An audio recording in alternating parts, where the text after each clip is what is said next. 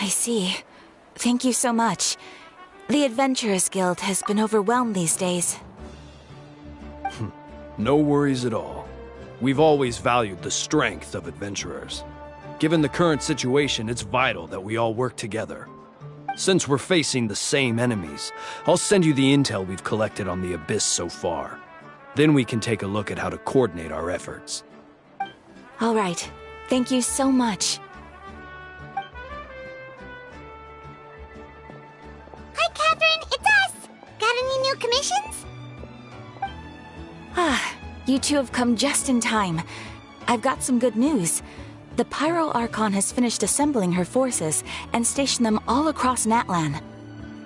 Given how the Abyss has ramped up its activities lately, we can no longer afford to act only after receiving news of an invasion.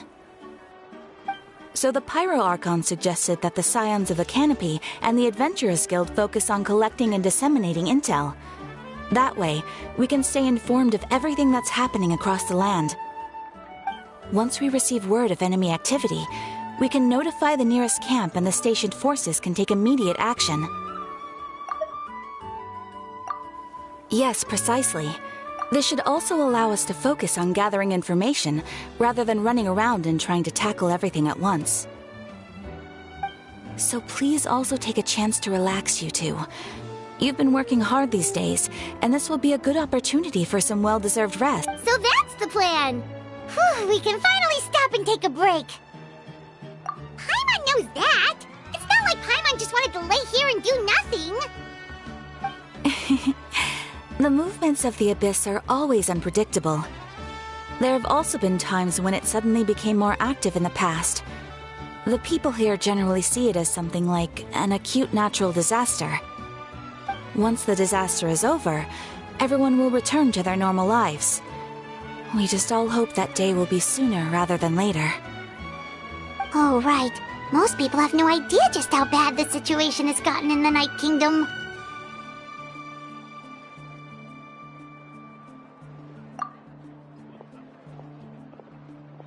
Oh, hey, Kachina! Are you feeling better now?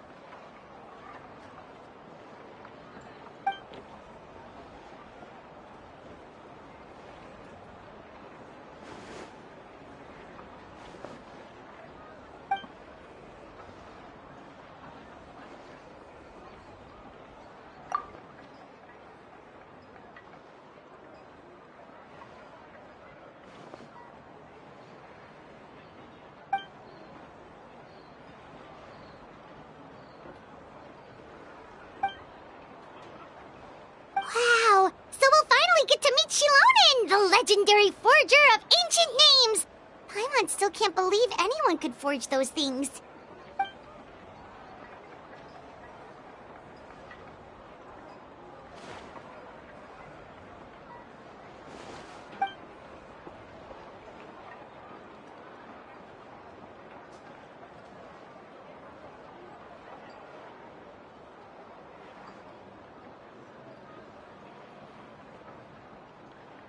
There is an issue with Kachina's voice line's pensive face.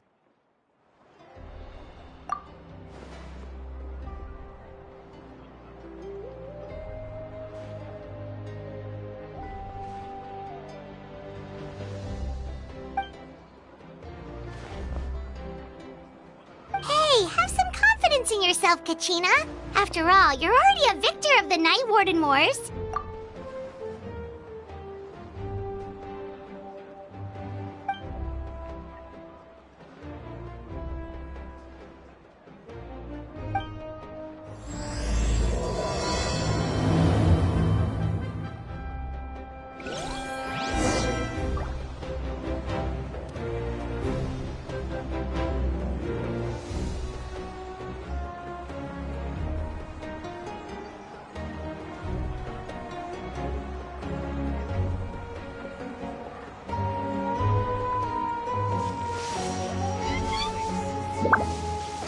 You might want to get a guide if you're not familiar with the area. Interfere with the mixing process if you don't want your voice to.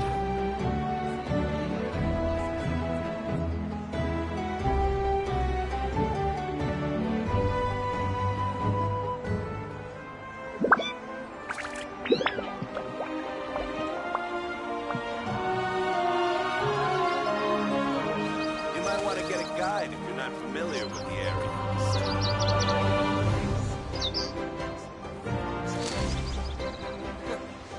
The ability to not get lost some sort of talent?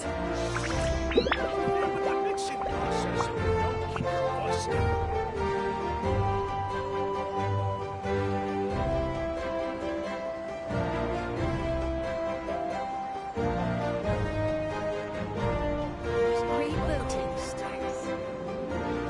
You might want to get a guide if you're not familiar with the area.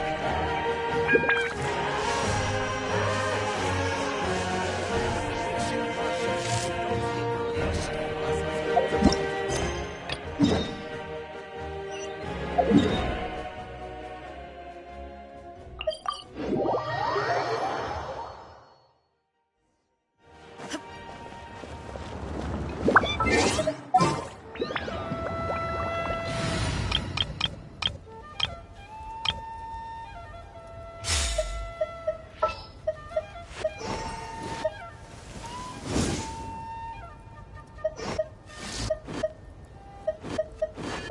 Sounds good to me.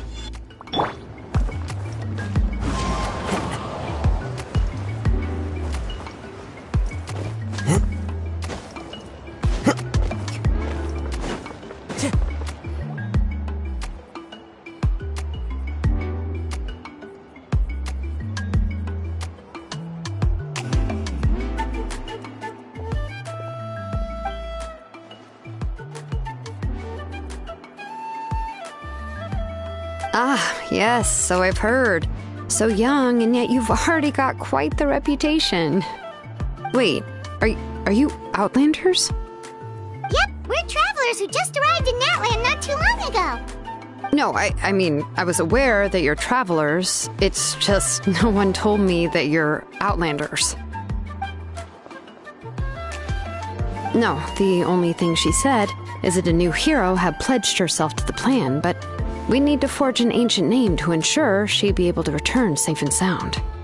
And she did mention that it would be quite difficult to forge an ancient name for them, but at the time, I thought she was just commenting on my skills.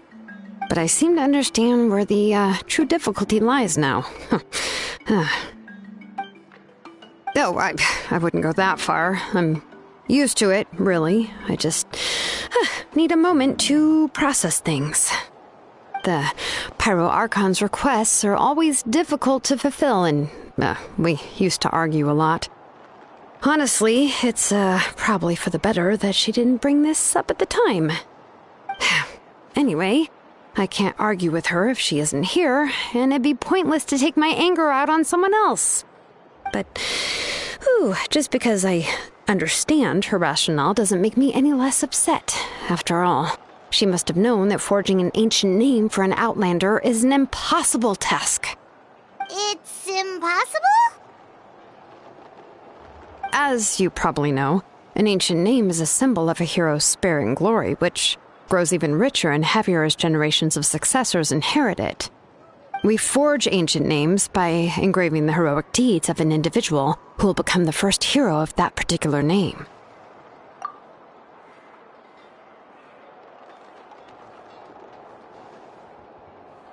But they were all performed outside of Natlan, correct? Yeah, that's right. then those deeds haven't been recorded by the Night Kingdom. To take it one step further, even if you had performed heroic deeds in Natlan, as an Outlander, your actions still wouldn't have been recorded by our lands. Only memories and experiences that have been acknowledged by the Wyab can be used as a basis for an ancient name. Even the greatest of craftsmen cannot create something out of thin air, you know. That's just how it is. Seems the Wyab don't want just anyone to get a name, huh? Mawika, of all people, should know better than anyone, yet she's still entrusted the task of forging the ancient name to me. Oh, Paimon gets it. Nobody's happy being asked to do the impossible.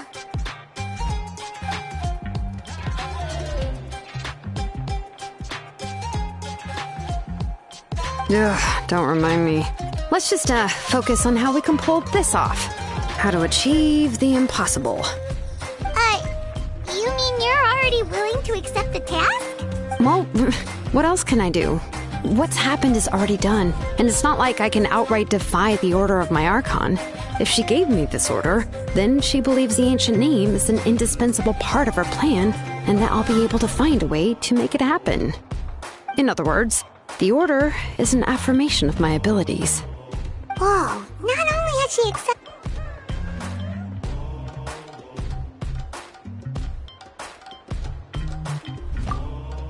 The key is getting the Wyab to somehow acknowledge the traveler's existence and record her heroic deeds. We heard the voice of a Wyab when we were in the Night Kingdom before. We even had a whole conversation with her. If we can talk to her again, maybe we can figure something out together. Well, every tribe has their own Wyab. How do we know if the one you met is indeed the best one for us to talk to? Plus, considering the unprecedented nature of this situation, I have a feeling that the acknowledgement of one Wyab alone would probably not be enough. I don't know. That requires a level of knowledge that I do not possess. We need to find a consultant who's an expert on all things Night Kingdom and Wyab. The first person who comes to mind is Lali at the Masters of the Nightwind, the one we call Granny Eatstali. Oh, we've heard that name before.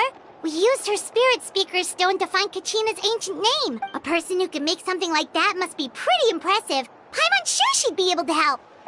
Still, she's older now and quite eccentric. It's hard to even book a meeting with her, given that she's constantly holed up in her room and doesn't like to be disturbed. I've heard that to get her help, you have to be extremely patient with her and know how to keep her spirit up. I hate to break it to you, but... Huh. Why is that? I mean, didn't she already help you before?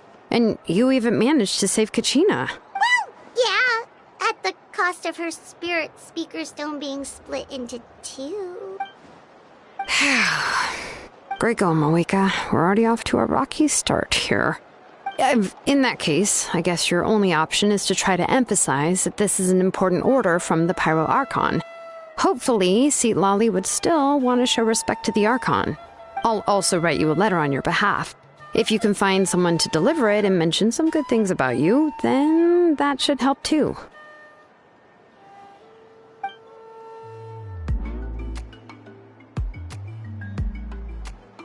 Paimon sure hopes a Hal won't interrupt when he's talking, though. All right, Kanich is a seasoned negotiator. I trust that he'll know the best things to say. Please just give me a moment to write the letter, and we can meet up near the Statue of the Seven later. Sounds good. We'll take a stroll in the meantime.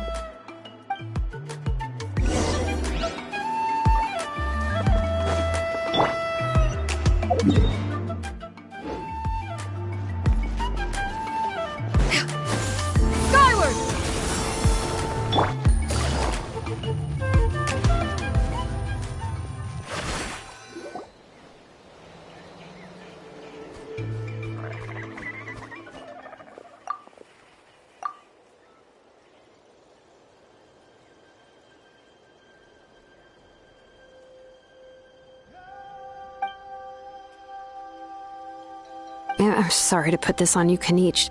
It's just that you're probably the only person who knows how to deal with her.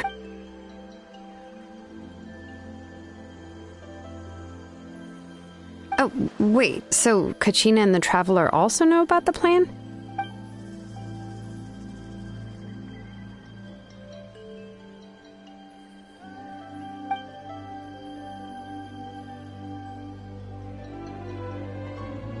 Right. She mentioned there are 6 heroes and that Shilonen is one of 4 that have already been acknowledged. Oh, well, then I suppose there's no need to keep any secrets between us.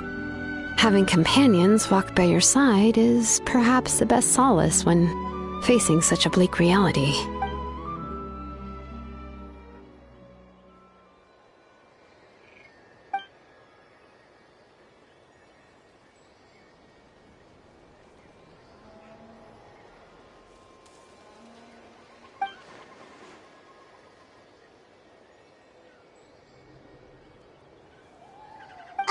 See, Lolly knows him too?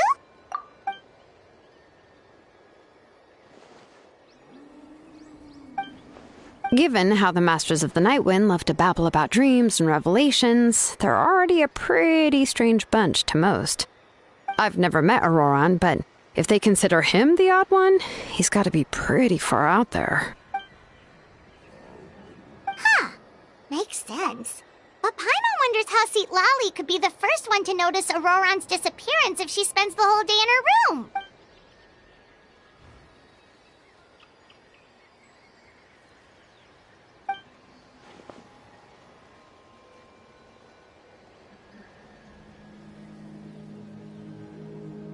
Oh, so if I'm following, you mean we'll help her investigate Auroran and the captain's whereabouts?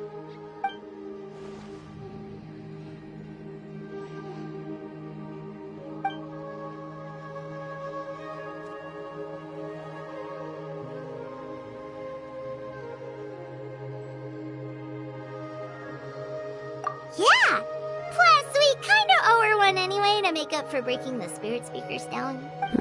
This is a pretty well thought out plan. As expected of Molly Poke Nietzsche. Then, yeah, I'll leave my letter to you. Let's hope Seat Lolly can meet at the stadium in 2 days.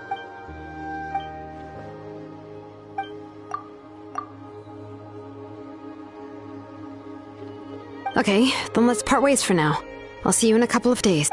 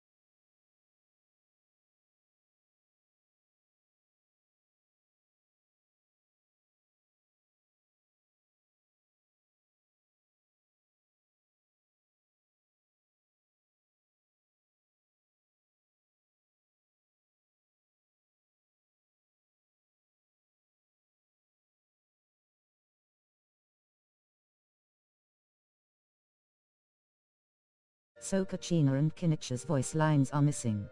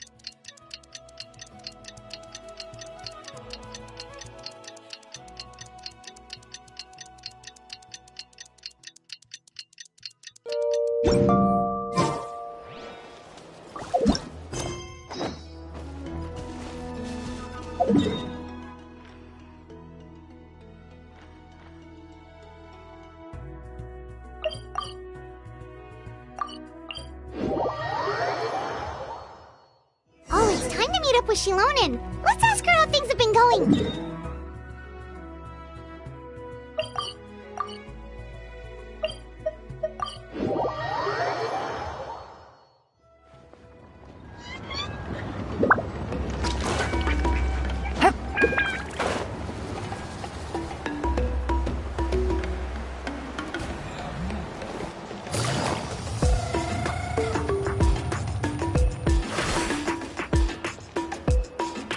Shilonen, how's everything going? Oh, hi, Traveler and Paimon. I have bad news. Seat Lolly did not reply to our request. Although, I suppose I'm not too surprised. Huh? You mean she didn't even bother to give Kenichi a response? Guess she really does have quite the ego then. Yeah, well, she can be also quite eccentric, though she's one of the most gifted people around. Even the Masters of the Night Wind often struggle to work with her. My guess is that she probably has other reasons for not deigning us with a response. But let's go to the stadium and see if we can meet her there. If we do get a chance to talk to her in person, we can still try to work something out. That's true. Let's go!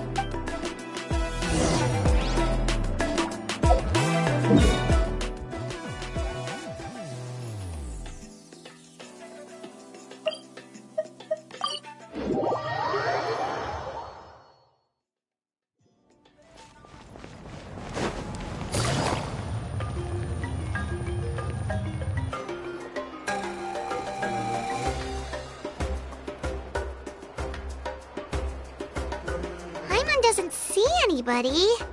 Seems she's just not gonna show up, huh?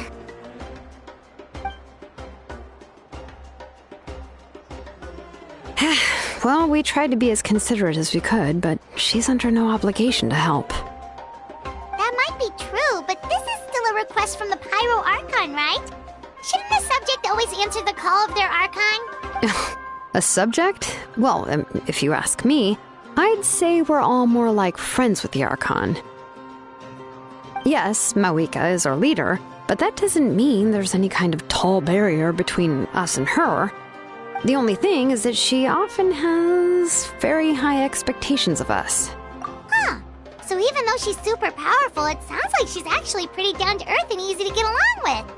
Unlike that old hag Granny Eatstily, right? Does she think she can ignore us just because she's famous? You all talk about her like she's some kind of huge deal, but she didn't even bother to reply to our letter! Seriously, if she didn't want to come, she could at least let us know. If that's what aging does to you, Paimon never wants to get old. Oh, really? So, that's how you see me? Huh? Who's there? Who's talking next to Paimon? Oh, don't mind me. I'm just a disgruntled old hag, right? Come on, relax. I'm sure my bark's worse than my bite. Huh? See, Lolly. Wait, you're Seat Lolly? You're Granny Eatstily? Yes, Granny Eatstly.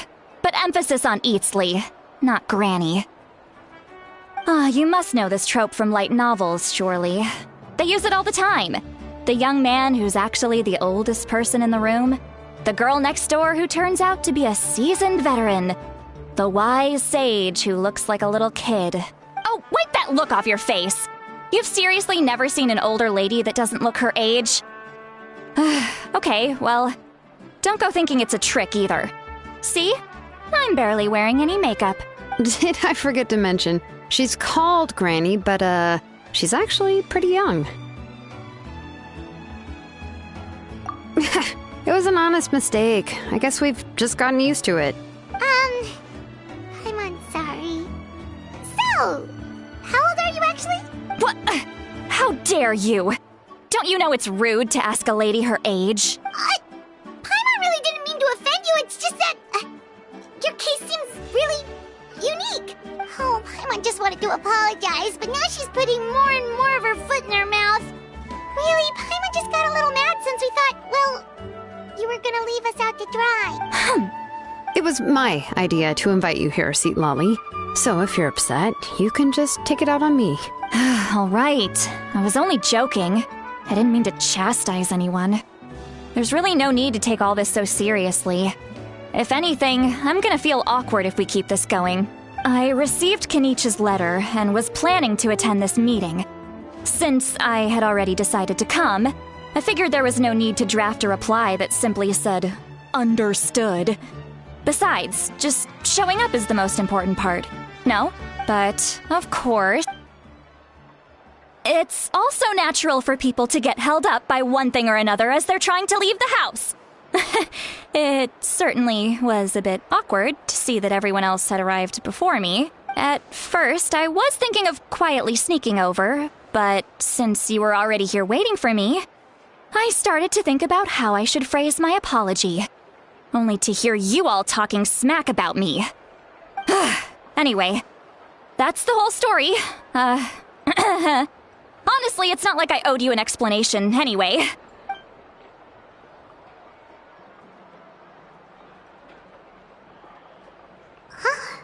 What's with that expression? Was she feeling embarrassed just now?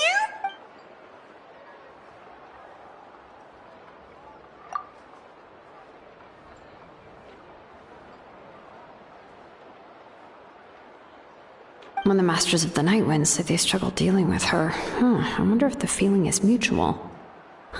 She seems to be pretty awkward herself. Everything she does and says seems a little forced.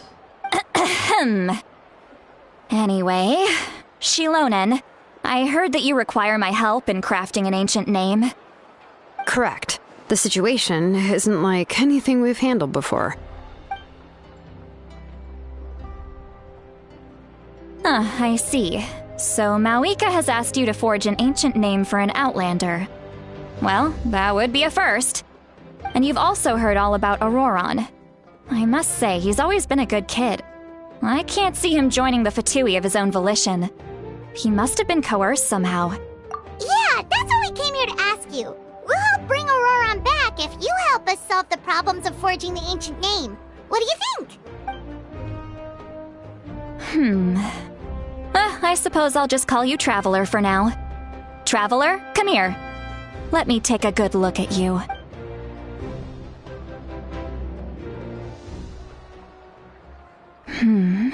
Wealth leads to unending conflicts between people. Yet you alone transcend the value of gold. Baleful thunder and wrathful waves bring terror to mortal hearts. Yet again and again, you've braved them to find new worlds. O weary yet free soul, even the most verdant leaf in the forest will pray for your happiness and safe passage. Those are all the things that I could see in you. You've experienced far more than even most mortals could dream of. You possess the heart of a sincere hero, along with the conviction to lift a torch above your head and walk headlong into the night. Huh?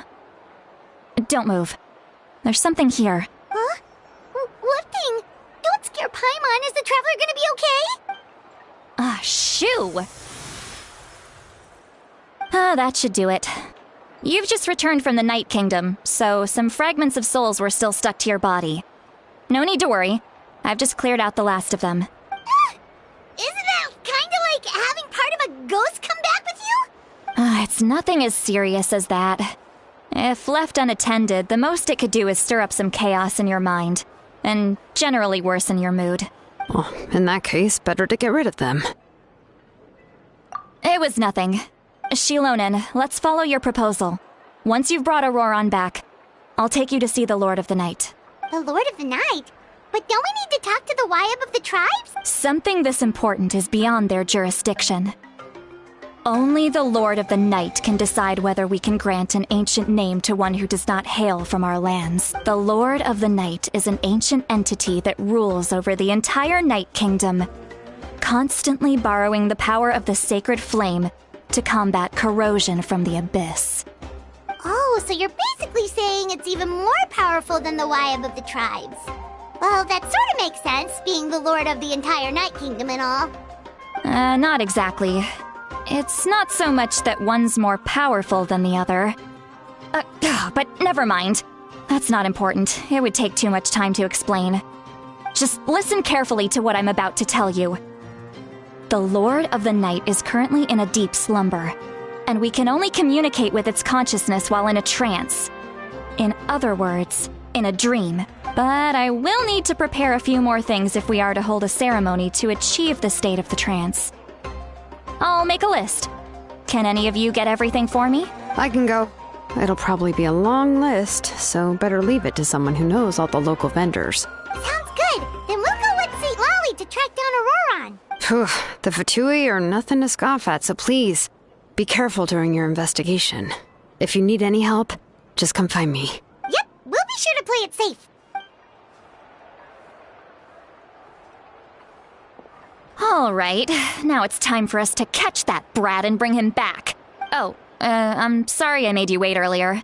It was actually because I decided to swing by Auroron's place to look for clues. He has always lived alone, and I found a broken jar in his house. There was also something off about his phlogiston aphids, which I assume is because their keeper has been gone for quite some time. And interestingly enough, I saw some slash marks in the house that did not match any of our local weapons. My guess is they were left by Snezhnayan arms. Oh, sounds like the Fatui broke into his house and took him hostage. But why would they kidnap a kid who just spends his days living in the country and raising aphids? He's only in his 20s. What would they want with him? That's not to say that I believe he's totally innocent, of course. Since he's the only one who was kidnapped out of everyone in Natlan, he must have done something to attract their attention. In any case, we'll get to the bottom of this once we manage to get him back here. I'm truly sorry to put you two through all this trouble with me. But please help me get him back. You can count on us! All right, then let's start by heading to where Auroron was seen last.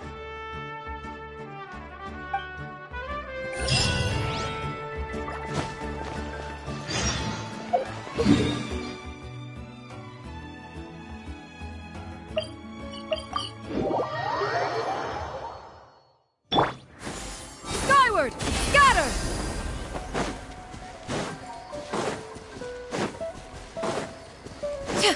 Yeah! Skyward! Scatter!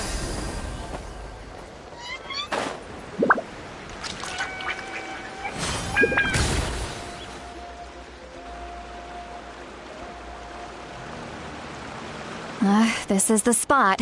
An eyewitness claimed to have seen Auroron speaking to some Fatui soldiers here. I don't know how much you're willing to believe me, but Auroron really is a good kid. I see no reason why he'd suddenly get involved with a Fatui. I'm convinced that what the witnesses saw was actually the Fatui coercing him. Or perhaps trying to extract information. However, I doubt anyone would believe me, given there are no signs of a fight. Didn't Kanich say that she's a big name in Natlan?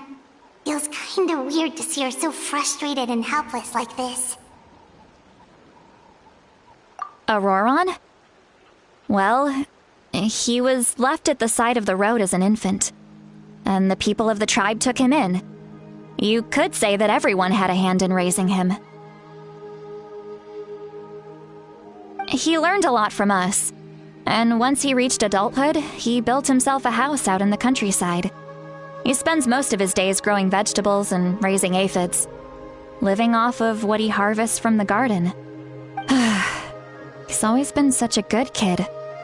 He would even get his friends to deliver whole bags of fresh produce to my place.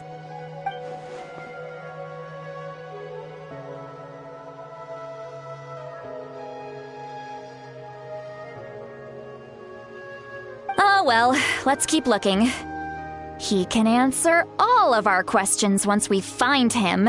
He's been raising phlogiston aphids for a long time, and since they were disturbed, they secreted a special type of phlogiston. We can use that substance to track his movements. Let's follow the phlogiston trail. Huh? What trail? Paimon doesn't see anything. Oh, right. I forgot your eyes don't naturally perceive such things. Here, give me your hand.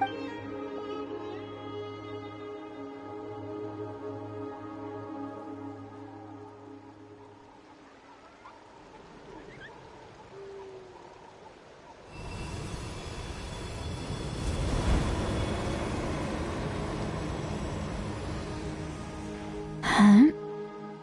How about now? What do you see?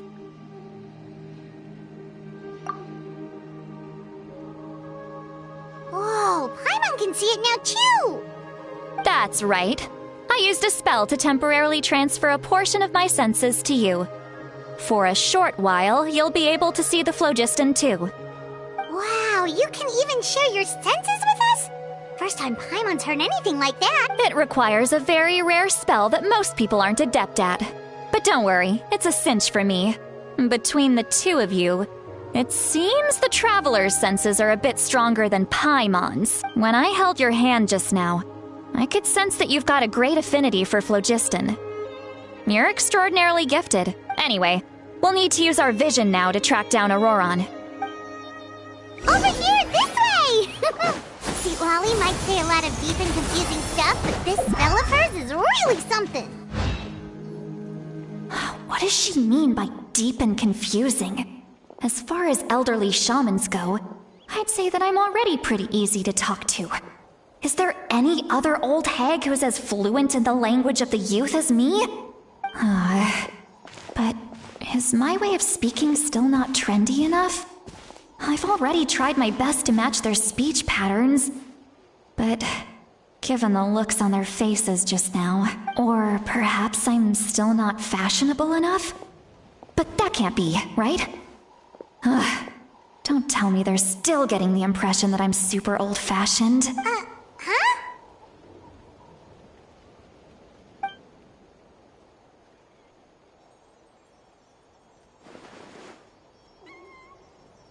Was that Seat Lolly's voice?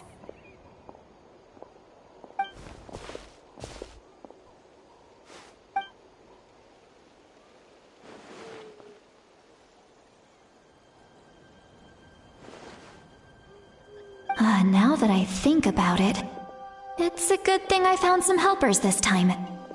Some things are best done with the help of friends.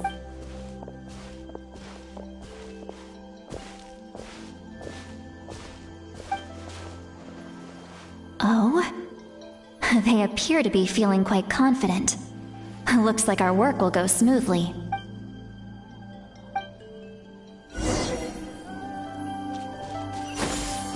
Hey, looks like there's a new key. Yep. Judging by Paimon's experience as a guide, it definitely looks like people set up camp here. Wait. The phlogiston here is a bit odd. Let me see. Paimon sees a small shape here. Could it be some sort of symbol? This is a distress signal for the Masters of the Night Wind. Only someone from our tribe would recognize it. So Auroron was indeed being threatened. We've got to find... leaving such a subtle mark implies that he was trying to be discreet. In other words, he was probably under the Fatui's watch. If they notice us, we can just charge in and fight them to the death. But what if my darling grandson is also there? I can't have him caught in the crossfire. No, I've got to be careful. Otherwise he'd get hit as well. How annoying. No, I've got to stay calm and keep my composure.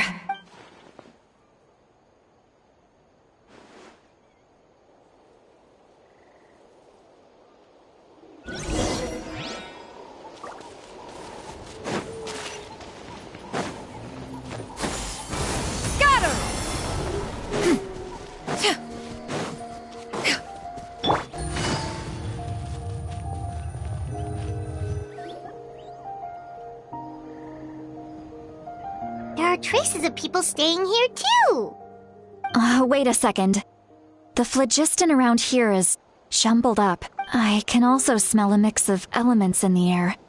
Pyro, electro, and some other elements as well. Kanich told us that you were super amazing. No wonder you can sense so many more things than us. It's about time that little brat said something nice about me. There are signs of a struggle here. Judging from what's left on the scene, there must have been a fight. But after that, the factions seem to have gone their separate ways. Both the phlogiston and the elemental traces in the air support that. Do you still remember the little mark we found before? Paimon's thinking, what if Auroron wanted to leave another distress signal, but was caught by the Fatui?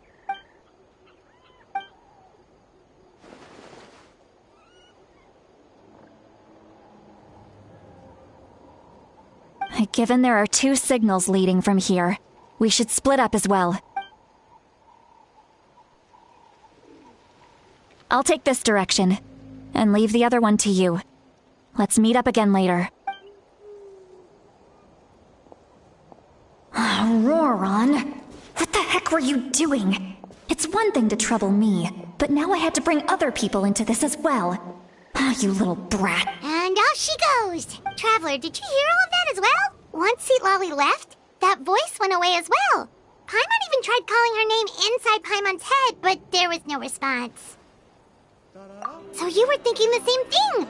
Paimon also thought that if we could hear what she was thinking, then she could probably also hear what we were thinking in our heads. She did say that she was quite adept at this spell, and it doesn't sound like she's had any trouble with it in the past. Maybe we're a special case and can hear her thoughts as a side effect. If you think about it, she's really got a lively inner world. It paints quite a different picture from Paimon's first impression of her.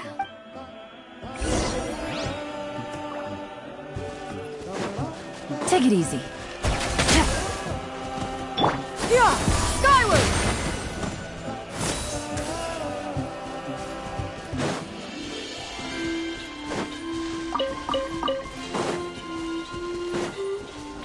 Paimon sees some traces here. Let's follow them and See if we can find anything up ahead!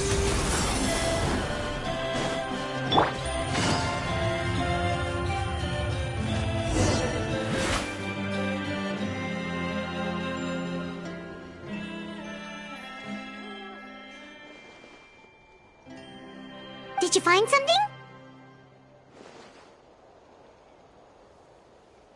Huh. So we can't tell where Auroron might have gone from here. That's weird. The phlogiston trail suddenly stops. We can't make anything of these footprints either. But he can't have just evaporated into thin air, right? We know he wasn't alone. He had all those Fatui with him. So, you can hear the sounds of the wind from beneath the earth.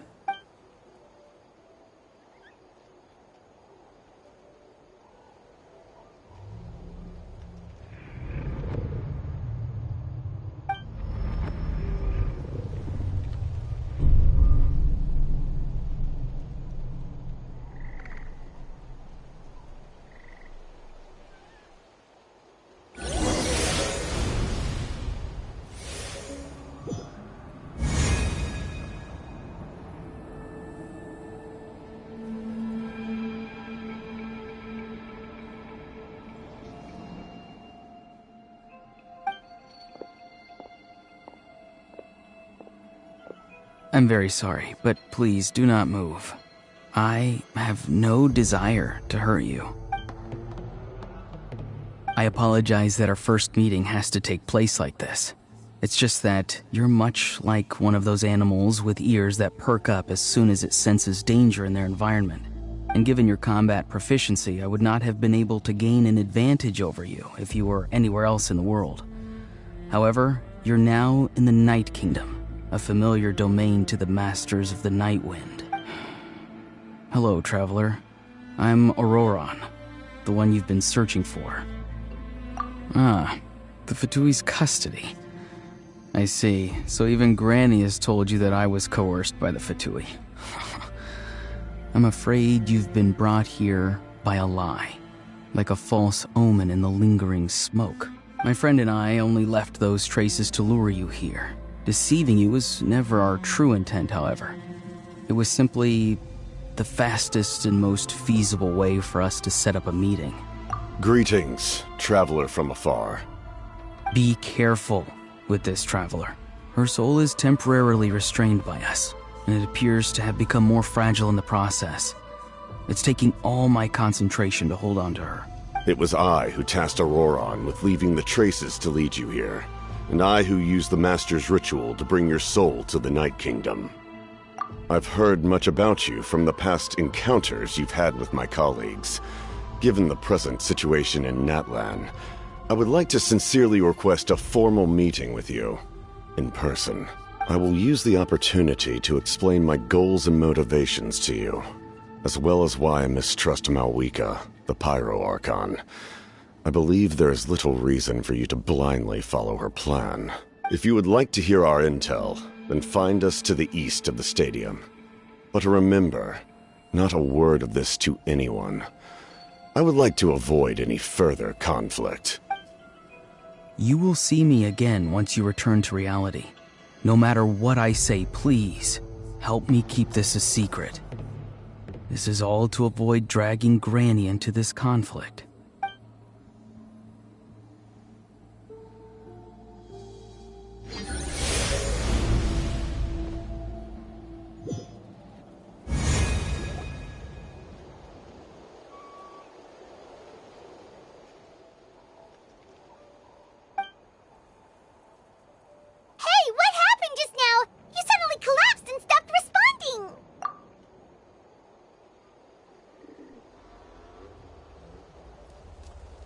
Hey, why are you sitting on the ground? See Lolly! She froze for a moment and then just collapsed to the ground! Could it have been those leftover remnants from the Night Kingdom?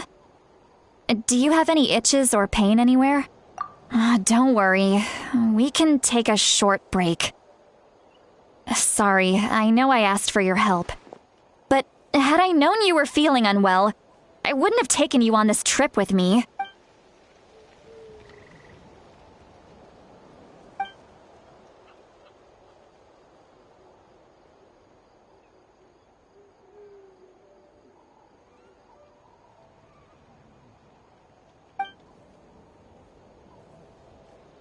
If you're feeling sick, you should just say so.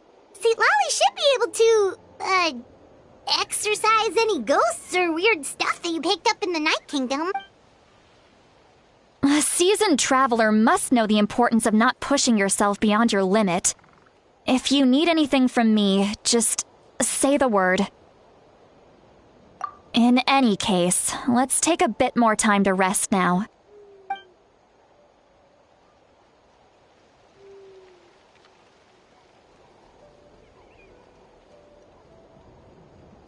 Need to be more careful next time. Feeling better yet, Traveler? All right, let's get ready. I followed my phlogiston trail earlier to a stronghold guarded by soldiers. I have a feeling that Auroron is probably being held inside. Oh, so it's close by. Then let's head over right away. Well, I recruited you to be my helper, which means we're in this together. Like the wind and the clouds. We either move as one or not at all. But if you want to make it up to me, then just be sure to fight extra hard when the time comes.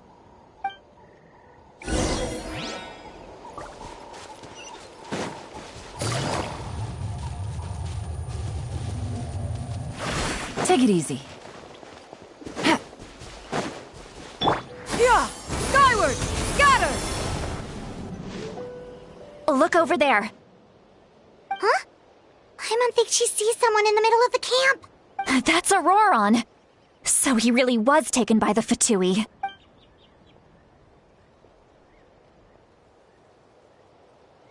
All right, we'll take the lead.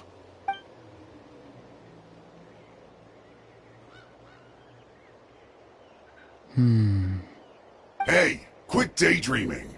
Don't you have work to do? I cannot see the sun.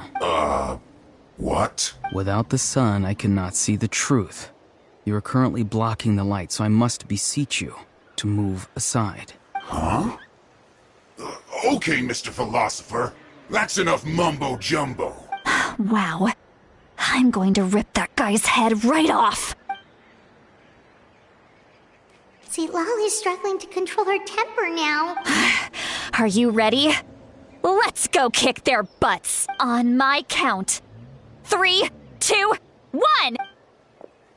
Still trying to resist? You've got no idea who you're up against! Make way for the opportunity! It isn't time for a break!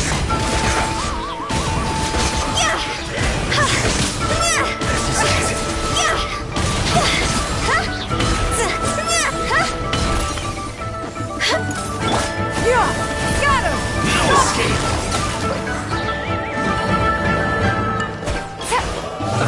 Let's move on.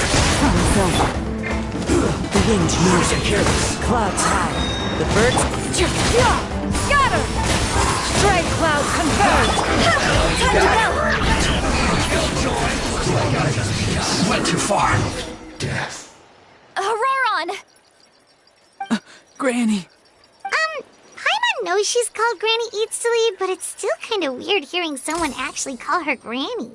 And greetings to you too, other Granny. What did you just call her? Granny. Is that not right? You are Granny's friend, are you not? You seem to be approximately the same age as her, so I figured you're also a Granny. How many times have I told you? It doesn't work like that. There are a lot of people who look about the same age as me. You can't go around calling everyone Gramps or Granny. Oh, wait. He's not a child, is he? Don't tell Paimon he's one of those people who look like an adult but are actually only 8 or 9 years old. Oh, your words have pierced my heart like a thorn vine. Given how hard those thorns are to remove, I may just need to find a pair of tweezers. Why are you so upset? You can just say yes or no. Of course I'm not a child. It's just, Granny always taught me to show gratitude where it's due. And since the Masters of the Night Wind raised me collectively, I basically see everyone above a certain age as an elder I should look up to.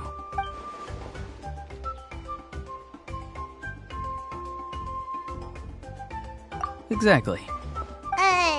But if you keep that up, then everyone's going to be your senior. And And do you think saying all of this is gonna save you from a scolding, Auroron? Haven't I told you 100 times since you were a kid? Heed the 3 warnings. Be wary of beasts prowling around, scammers looking for their next victim, and strange people who appear out of nowhere. Oh, so you do remember, and you just chose to ignore them. I always knew that living on your own was going to get you into trouble sooner or later. But getting kidnapped? That really takes the cake. You won't always be able to rely on other people coming to your rescue, you know. You're just lucky we got here when we did. Or we might be launching another search and rescue operation to find out where they put your severed head. I'm sorry, Granny. I'll be more careful next time. Next time? Oh, good one. You think there'll be a next time after this? Not a chance. They didn't hurt you, did they? No, they just asked me a lot of questions about Natlan's terrain and made me draw a map of the ley line distribution. Okay, now answer me honestly. Were you the one who helped the captain escape after his battle with the Pyro Archon? Yes. So why did you do it? Because they said they would need my help from there on out. They also said that if I refused, they'd just come to you, Granny, and they'd already figured out a way to make you do their bidding. Hey! I'm no ordinary Granny! Would they really dare to come after me? And you! Did the gods give you a brain just for you to not use it? Did you really believe everything they said at face value? And not stop to think? Thankfully, the Pyro Archon only asked that we find the mysterious individual from the Masters of the Nightwind, and didn't slap your name on a wanted poster. Don't think for a second that she doesn't know what's happening. Even if the truth that you see will soon manifest into reality, there is still no need to preemptively panic. Have you forgotten the words that I've taught you? I'm sorry. Forget it. We can submit the details of this camp and the defeated Fatui as evidence of your innocence. Let's clean this place up and get back to the city. Auroron, you better remember this lesson well and seriously reflect on your actions. Also, once we return to the city, come to the speaker's chamber with me. I'll need you to explain everything. Sounds good. Should I bring some of my homegrown vegetables as well? Your vegetables? Yes. I grow a lot of fresh produce in my garden. I hope the Pyro Archon won't be too picky about the selection. Now's not the time to be thinking about that. If you do come face to face with the Pyro Archon, the first thing you should do is... recite the 3 warnings. Huh? No! You should emphasize that you were not in cahoots with the Fatui! How exactly did the Masters raise this guy? Oh, right.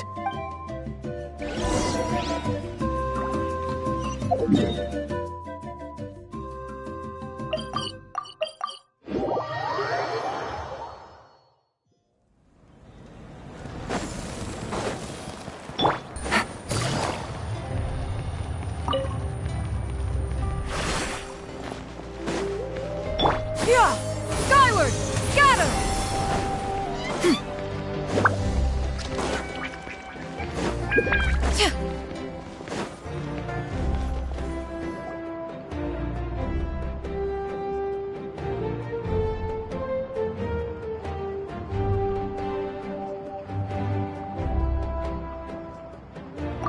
I see. So Auroron came to the captain's rescue because he promised to help him in exchange for Citlali's safety. That's right. I'm sorry. Now that you know Auroron was only trying to protect another member of his tribe, could I ask you to petition the Pyro Archon for her forgiveness? We'll give her a full report. We'll let you know once she's reached a decision. Will I need to stay here? Technically, yes. But if Miss Citlali is willing to serve as your guarantor, then we can release you from custody. Sure. I'd be happy to do that. I don't have any more time to waste here. I still have other things to do. Understood. Thank you very much. Mr. Auroron, please report back to the Speaker's chamber as soon as you've received notice of the Archon's decision. I understand. Thank you. And thank you too, Granny. Whew. Well, at least you won't need to hide your face anymore. Traveler, Paimon, thank you very much for your help. And don't worry, I haven't forgotten about my side of the deal. Once Auroron is settled, I'll go talk to Shilonen and get started on forging an ancient name for you. Oh, thank you! You scratch my back, I scratch yours. It's as good as done. You can just go twiddle your thumbs or something while you wait for the good news. Bye for now. Come with me, Auroron. We've got to find you a place to stay for the night. Goodbye, Mother Granny.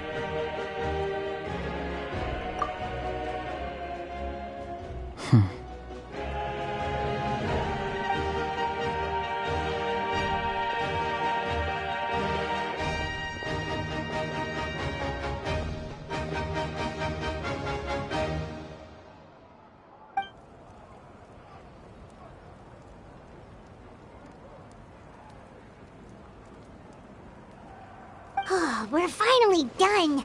Alright, it's time to find some grub. Huh? What is it, Traveler? What? That captain? Sorry. Paimon just didn't see that coming. So you really saw him in the Night Kingdom? And he didn't attack you? Oh, that Auroron, what is he up to? He sounded earnest enough just now. Paimon would have never guessed anything was happening.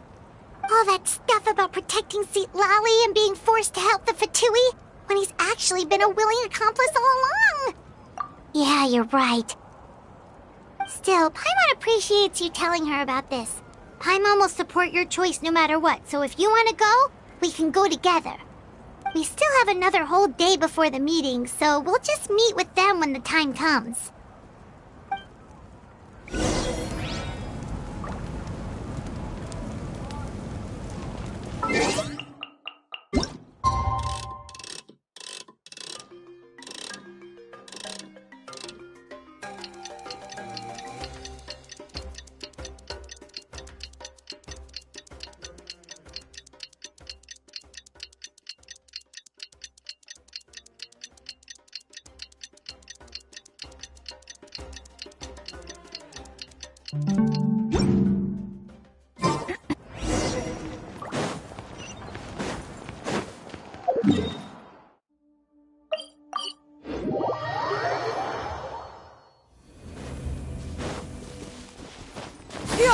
Skyward! Scatter!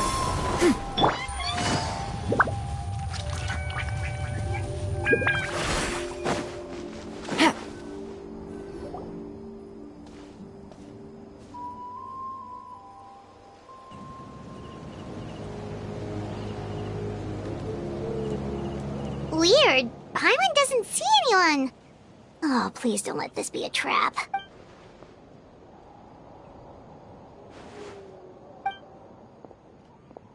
What was that?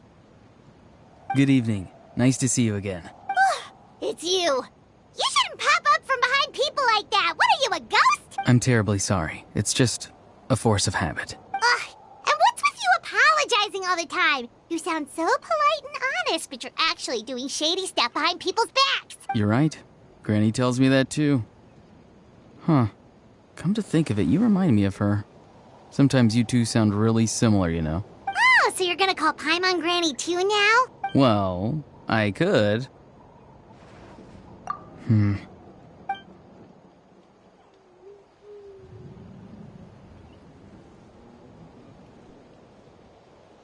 It's all clear.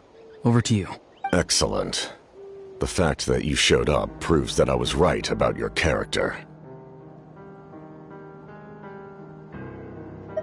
Yet, there's been a lot of talk about you.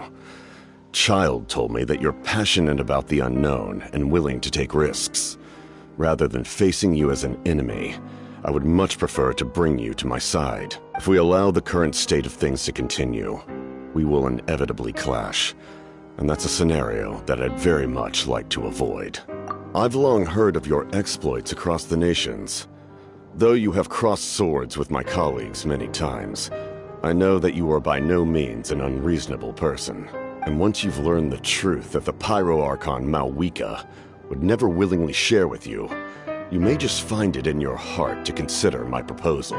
I assume you've already been informed of the Pyro Archon's plan. In order to defeat the Abyss and save Natlan, she still needs 2 more heroes to appear. Wait, how did you know that?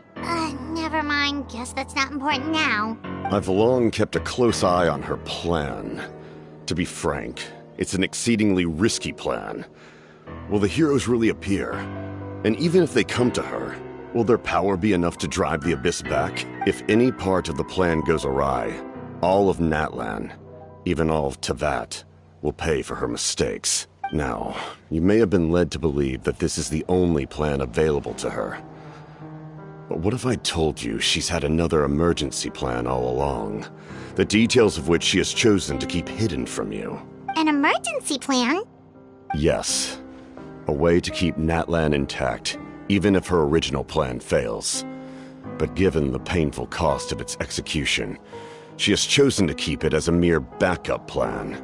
Whether this stems from hesitation, fear, or even naivete, I cannot say. But Natlan cannot afford to wait until she comes to her senses. My fear is that given the enormity of the decision, she will be reluctant to confront the dire reality we face until it is too late. There will be no time left to execute the backup plan, and all of Natlan will be lost to the Abyss. We have to make the decision for her, here and now. Yeah, do you have any evidence for all this? Just telling us a bunch of scary stuff isn't enough, you know. Besides, wasn't it you who tried to seize the Gnosis for the Tsaritsa's plan?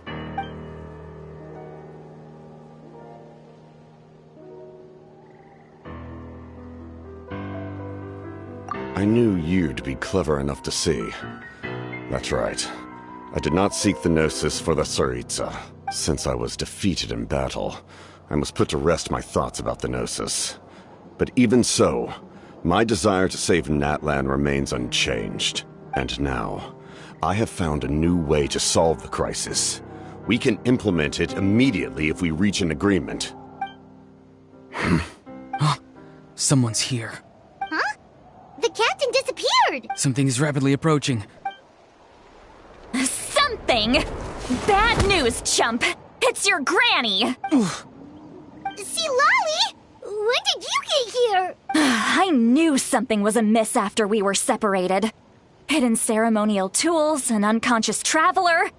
I must say, I'm very curious about what you're up to. How dare you go behind our backs like this, Auroron? Colluding with the Fatui? Really? Oh, here we go again. Cat got your tongue, huh? You really think you can avoid a scolding just by staying quiet? I'm not trying to avoid anything. Oh, and now you're talking back. Well, go on then. Explain yourself. What the heck are you up to? I'm sorry, Granny. I feel so guilty. You! That's it! Where are my tools? I swear if I don't teach you a lesson right here and now, I'll... Wait, Lolly! Please, calm down. We, still learned a lot of info, didn't we? Like the fact that the captain isn't trying to seize the Gnosis anymore. So maybe just save the scolding for later, okay? Listen well, Auroron. You're only getting out of this now because of the Traveler's plea. This isn't over. You hear me? You're right, Traveler. Let's go. We can discuss this more back in the city. You two keep an eye on Auroron for me.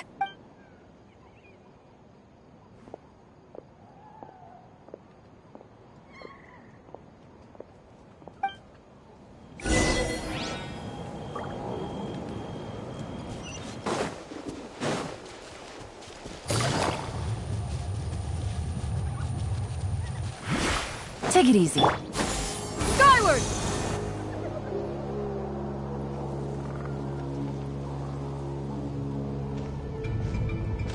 In all my years, I've never had a child cause me so much grief. Do you seriously not see what's at stake here? You've got a head on your shoulders, Auroron. Why did you help the captain? And I want the truth this time. No answer? Think you're being smart? Then let me ask a different question. What does the captain want? What is his purpose in Natlan? Really? You're just going to stonewall me? Just use your brain for a second. What do you possibly stand to gain by helping the captain? Only endless trouble awaits you and everyone in the tribe. You've always been a good kid. Why would you throw that all away now? If you're worried about something, just talk to me. Granny would much rather we had a conversation instead of constantly clashing like this. Why is he staring at us all of a sudden? I'm sorry that you have to hear all this. Indeed. It's like going to visit a friend at his house, only to suddenly hear your friend berating a naughty Saurian. Well, that's an oddly specific analogy. Wait, did one of your friends really do that? Yes. And every time my friend scolded his Saurians, they would look at me the same way you're looking at me now. Helpless and embarrassed. Wait, but you're the one getting your head chewed off. Stop making this about us! Indeed, you've got a point. Then please just hang in there for a little while longer. Granny should be done with her scolding session soon. Oh? You dare gossip between yourselves instead of listening to me? Sorry. Sorry, Granny. Sorry, Granny. You know what? Fine. I'm perfectly aware that everything I say goes in one ear and out the other. You're all grown up now, so why would you listen to an old hag like me? You say all the right things, but then you go and completely ignore me. Well, if that's how you're going to treat me, you can stop sending Aoife over to my place to deliver your stupid vegetables! I don't need anything from you! Who's Aoife? A delivery person? That's irrelevant. The point is, he hangs out with this kid, so he must be no good. You kids get to a certain age and suddenly act like you know it all. There's nothing I can say to get through to you. Auroron, if you're still thinking about that so-called duty, then please, just forget about it. The ley lines did not fall to this state because of you. And we've long closed the book on that incident. Seems they've started talking about some kind of tribal history. I'm starting to get lost. That's not it, Granny. I know you tend to get down on yourself when you're upset, but I can tell I really hurt you this time. All I can say is I'm sorry. His voice. Auroron! Where have you gone? It sounds like he's somewhere super far away, but isn't he right here in front of us? I'm really sorry. It's up to all of us to do everything we can to save Natlan. So I've got to go. Get back here this instant! Auroron! What is this? Powder from plant spores? What just happened? How was he able to suddenly get so far away like that? It's a trick of his. If you grind spores into a powder and spray it in the air, it can be manipulated to create an illusion. He pulled it off flawlessly. He must have put a lot of time into perfecting it. Don't tell me that's how he's been hunting in the fields these days. Couldn't he have picked up something more useful? Little brat. That's it. The next time we meet, I'm definitely going to break his legs. Whoa, that's a little extreme. But still, why does he feel like he needs to run from us? If his goal is also to protect Natlan, then can't we work together? I'm sorry for interrupting your conversation with them earlier. But even if you'd been able to hear them out, there's no guarantee you would have gained anything substantial. Auroron probably did everything he could to get away because he knew I'd get the truth out of him sooner or later. That brat. I swear.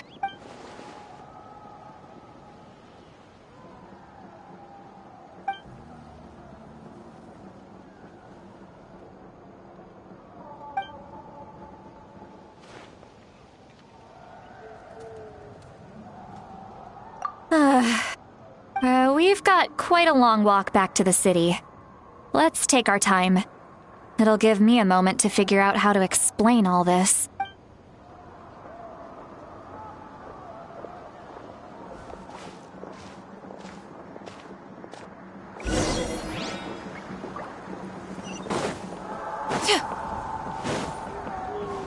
Yeah! Skyward! Scatter!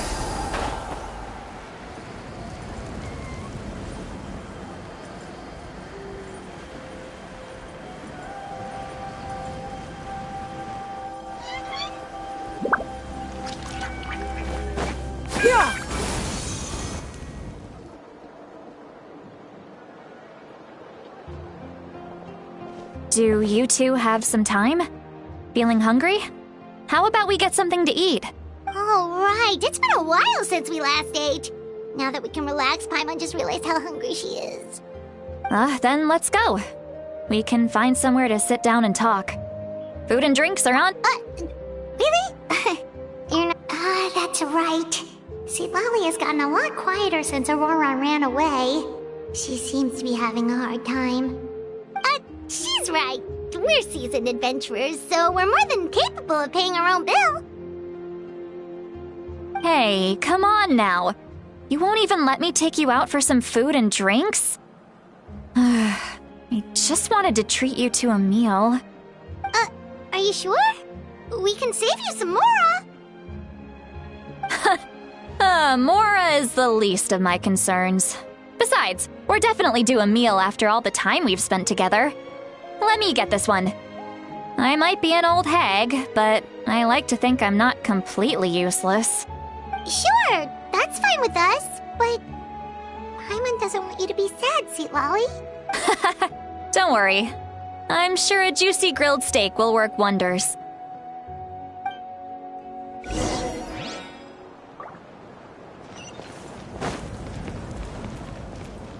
Yeah! Got him!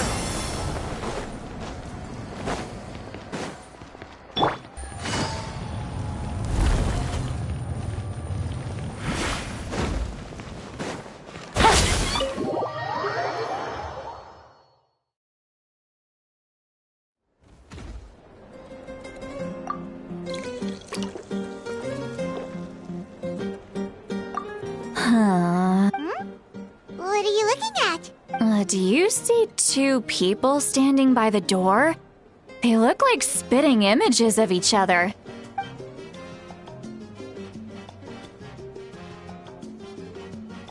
But Paimon only sees one person there. Huh? How could that be? I guess my mind isn't as sharp as it used to be. Give me another bottle, boss!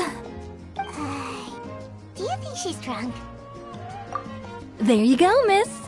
Oh my, it's not every day you get to see Granny Itzley here with some friends.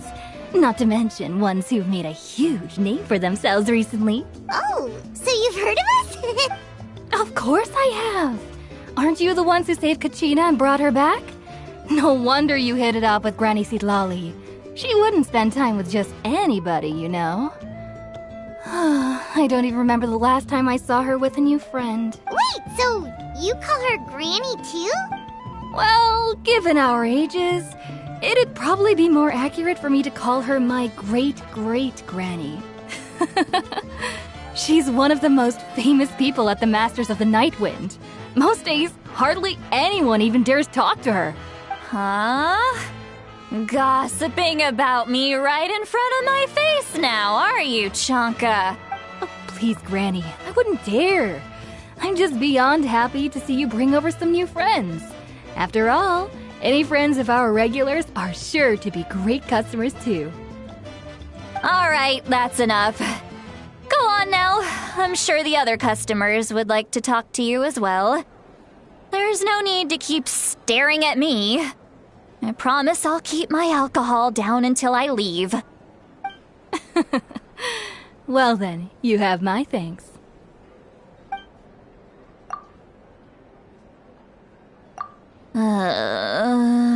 Seat Lolly?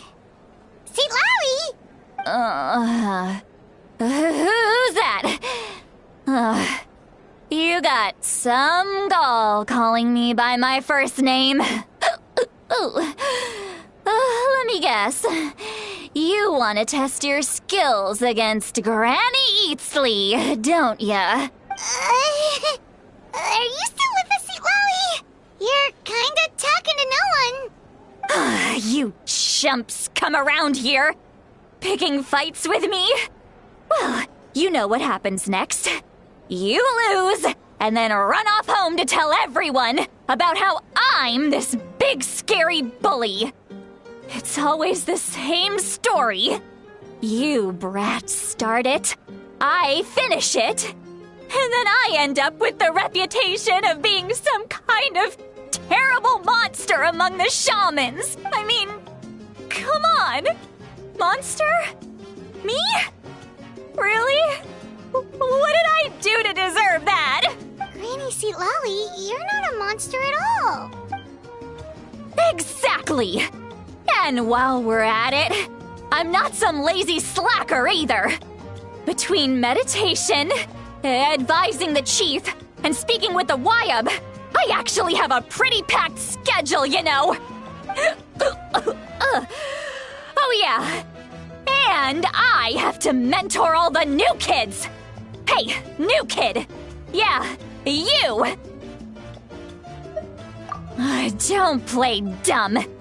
Didn't I teach you how to find phlogiston? You see? I know my stuff. I'm a good teacher. You tell him. That's more like it. About dang time someone showed me a little respect. Yeah, Granny's a hard worker, all right. You can always rely on old Granny.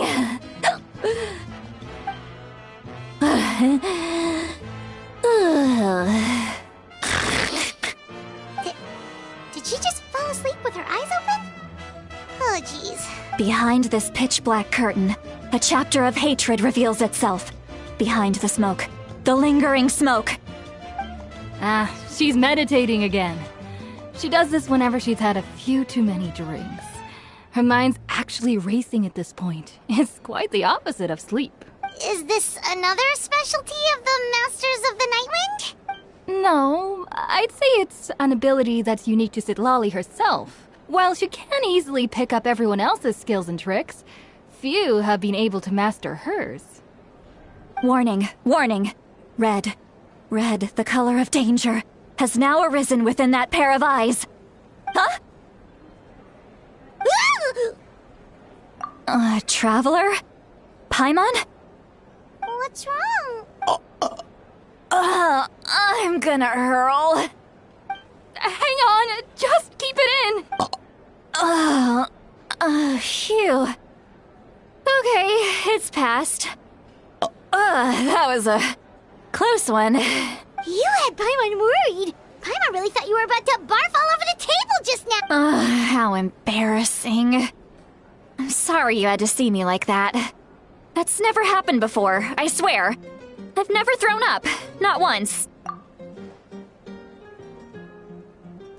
you feeling okay? Wanna take a quick walk and get some fresh air?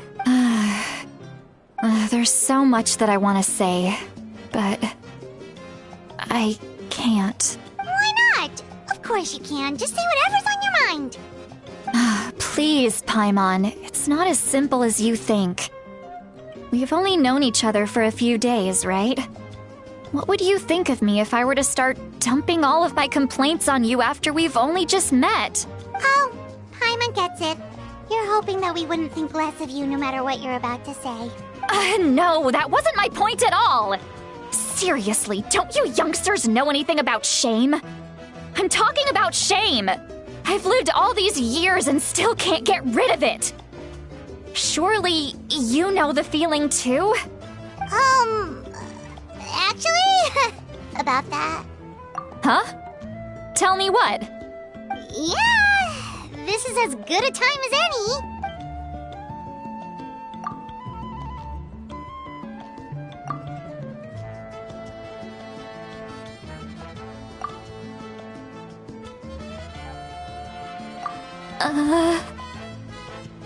So, you heard... You heard... It's okay, Seat Lolly. You had every right to complain about those things. I can't take it anymore! Why do these things happen to me? Hearing me mumble under my breath is one thing, but hearing what I mumble in my own head?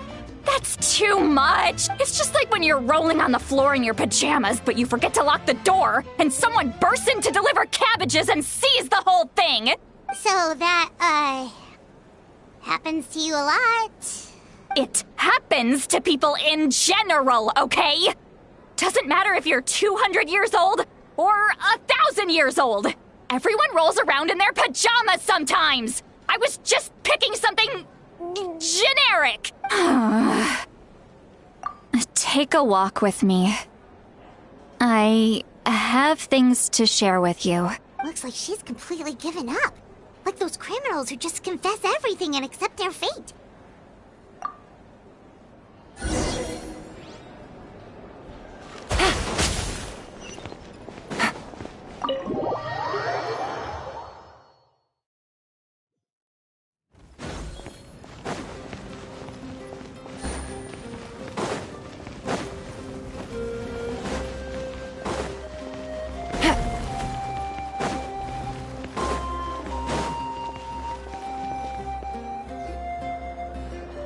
Well, great view, right? Wow, it's beautiful! You're making me want to cry. Oh no, what do we do? Please don't cry! I was an expression, okay? A figure of speech. I'm just... embarrassed. Here you are thanking me. Even after you helped me all this time. Let's just have a casual conversation. It's easiest that way. Really? You don't seem like the kind of person who keeps things casual. Well, I guess I used to be more of a stickler for the rules. And you're right. I don't usually open up to the people of my tribe like this. I'm just an eccentric old hag to them. That story's been passed down so long. It might as well be true. But you're just a regular person. The kids of my tribe would have a heart attack if they heard you say that. Granny Eatsley is a powerful figure. Be careful around her. That's what they'd say. Well, you are powerful. Are they afraid of you? Some are. Others are mad I always come out on top. A few decades like that, and people stop knowing how to deal with you. What about you? Are you scared of me? We don't find you scary at all. Huh. That's because you're not from my tribe. You don't know how many delusions of grandeur I've destroyed just by existing. I make people realize that no matter how hard they work, they'll never become a living legend like me. Oh, not to brag or anything. Maybe it's hard to believe. Just pretend I never said anything. We believe you. Shilonen has full faith in your abilities, and Auroran didn't seem scared of you. He thinks of you as his granny, right? Yes, but Auroran's a special case. Mawika already told you about her plan. And you've given so much help to Auroran and me. You deserve to learn the full truth. Auroran's not like other people. As I mentioned, he was abandoned as a child. The reason being, his soul is incomplete. The Masters of the Nightwind view this as a bad omen, capable of bringing about illness and misfortune. No one knows who his parents were. He was just left on a rock in the wilderness. It's a miracle he wasn't devoured by some wild beast. The Masters of the Nightwind believe they can see human souls. And in Auroran's incomplete soul, they saw a possibility for Natlan. A possibility to turn Auroran into a vessel for lost souls. The ceremony would allow lost souls to gather within him. Auroran would then be sent to the Night Kingdom to return the souls to their rightful place, strengthening the ley lines and completing the ceremony. Wait, that doesn't sound right. Now, you see the problem. When damage occurs to the Night Kingdom, the souls held within disperse and remain adrift, unable to find a way back to the ley lines. This loss of souls damages the Night Kingdom even further. The ceremony can send back countless souls at once, which would benefit the Night Kingdom and the souls themselves. Of course, the vessel, Auroran, would be sacrificed in the process. I wasn't surprised the chief at the time came up with the plan. The ley lines were already in a terrible state. A suitable candidate for the ceremony appears, and now you have the chance to make things better.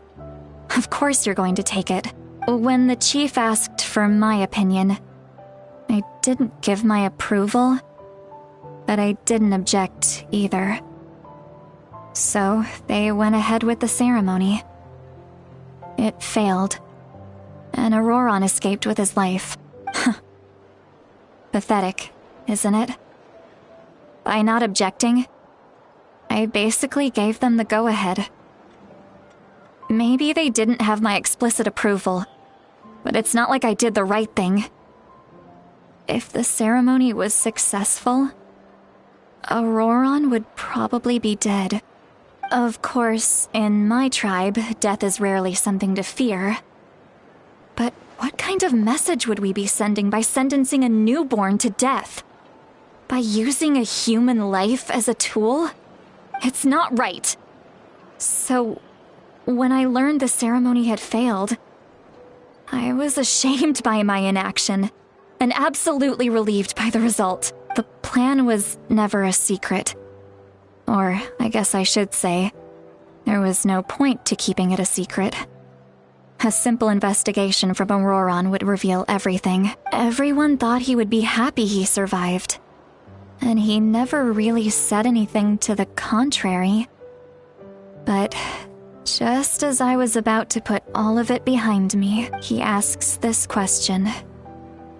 Would Natlan have been saved if the ceremony succeeded? Wait, but it's not his fault! He knows that, but he still feels guilty. Auroron has a strong ability to perceive souls, more than any of us. He understands just how dire the situation with ley lines has become. Maybe he chose to work with the Fatui because he still thinks he owes a debt to Natlan. I can only imagine what they told him. Traveler, didn't the captain say he found a way to solve the crisis? Maybe that's what brought Auroron into this. Anyway, we can't just let things go on like this. We have to convince him to come back! You don't look so good, Sweet Lolly. Maybe you should head back and get some sleep. Probably drank too much. It's okay. The fresh air is doing me good. Okay. Forget that. I need to go home. I hit it a little too hard. You've helped me so much already. How do I even begin to thank you? Hey, we're friends, aren't we? Besides, you already said you owe us a favor, so you don't need to worry about us. Good point. Well, I'll go home and get some sleep. We can figure out our next move in the morning.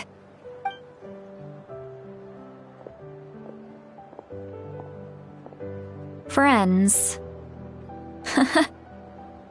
I like the sound of that. Auroron's probably back with the captain, don't you think? You mean about the backup plan? Do you really believe what the captain told us?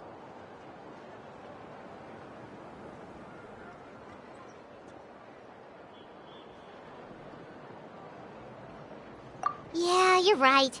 We should just go to her directly. But she's probably asleep. We can find her first thing in the morning. For now, let's...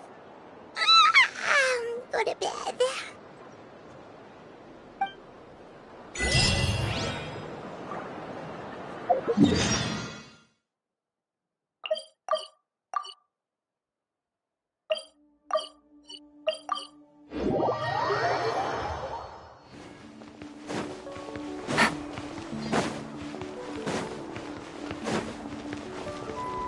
Take it easy.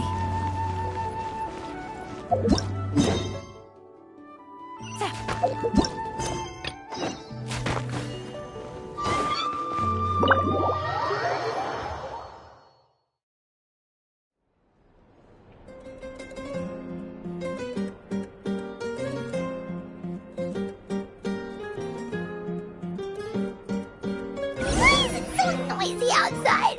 Paimon still hasn't sleep. Well, guess we should see what's going on.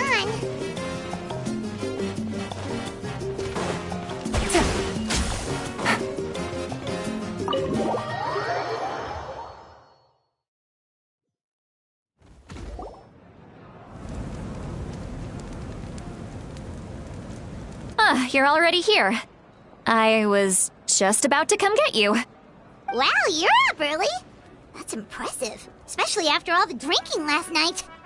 Let's not bring up last night. I'm embarrassed about the whole thing. Anyway, I was also woken up by the commotion. Looks like all the warriors from the stadium are on the move. I heard many areas have been attacked by the Abyss, including the Masters of the Nightwind. I need to head back right away. The Abyss attacked again? Are you sure you can handle it on your own? Do you need our help? I'll be fine. We also have the support of the warriors stationed at the various outposts. Given the quick response, things shouldn't get too serious. The stadium could always use more manpower, so you should join the forces here. I'm done making excuses for him. He's not a child anymore. He needs to take responsibility for his actions. I was the one who vouched for him, so I need to report back to the Speaker's chamber. I'll accept however they choose to handle the situation. But I should be able to convince them to let me go back to my tribe first to deal with the attack. As for the ancient name, once we handle this crisis, I'll talk to Shilonen right away. Don't worry. I never forget a promise to a friend. Thank you. All right, I need to start heading back. She left in a hurry. The situation must be really serious. Oh, looks like a lot of people are heading to the stadium. Let's see what's going on.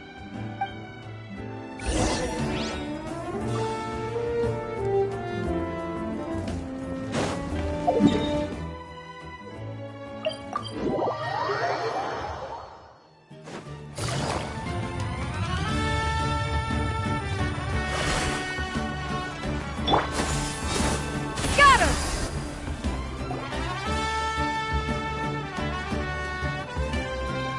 Traveler, over here! Perfect. Our star Outlander has appeared. Oh, you're all here! But, what's with the whole Star Outlander thing? Just my way of saying how awesome you are. We've got a real emergency on our hands, so this is the perfect time for you to show off your skills. Alright, but can we get a quick rundown of the situation first? The Abyss suddenly attacked the Collective of Plenty, the Masters of the Nightwind, the Children of Echoes, and a number of our camps and outposts in the wild. Yes, and the attacks are increasing in frequency. The tribes have plenty of defenses, so they're safe for now, but I can't say the same for the adventurers and merchants stuck in the wild. Chaska and I have been searching for survivors and treating the wounded. We just got back, but we need to head out again soon. I plan on heading back to the Collective of Plenty, just in case my tribe needs me. What about you, Mualani? Where are you gonna go? I'll go help the Children of Echoes. They're the closest, so I can start fighting right away. What about you guys? We could go together. Yeah, that does sound important. No worries. Just leave the Children of Echoes to us. Who knows? Maybe yours truly will have the Abyss on the run by the time you're finished. That would be pretty great, actually. I hope my tribe gets through okay. It'll be fine. Your tribe doesn't do all that bodybuilding for nothing. Let's part ways here for now. And most importantly, be careful, everyone. Oh, and some of us need to avoid getting contaminated by dangerous-looking substances. That will make my job a lot easier. Koichi, do we really have to do this now? It's alright. She's just looking out for everyone. Alright, let's hurry up and talk to the Pyro Archon so we can help the others.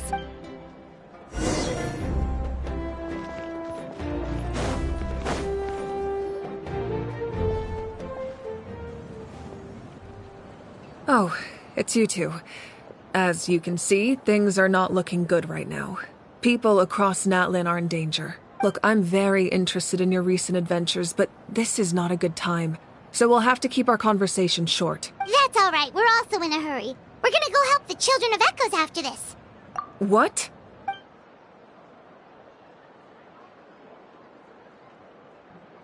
So he thinks my plan is too risky. He thinks I'm being stubborn. I shouldn't underestimate the Fatui's ability to gather intelligence. The Gnosis does have that function. But there's more to the story. I will answer you honestly, but you must help me keep this a secret. I can use the power of the Gnosis to save Natlan, but it comes at a heavy price. The Gnosis would drain all the souls and memories from the Night Kingdom and weave them into a giant net, which would surround the ley lines and protect them against abyssal corrosion. Wait, you can use souls to weave a net? But does that mean... Yes. It means sacrificing those souls in the process. Souls are just another form of life. The cruelty of this method is self-evident. The Night Kingdom not only houses the souls of the dead, but also our memories and legends. Using the Gnosis means converting all three into material for the net, erasing our history and culture. Even then, the net can still become corroded. If we cannot find a way to repair the damaged ley lines before that happens, then all those sacrifices are for nothing. Given the enormity of the price, it's a solution I refuse to consider right now.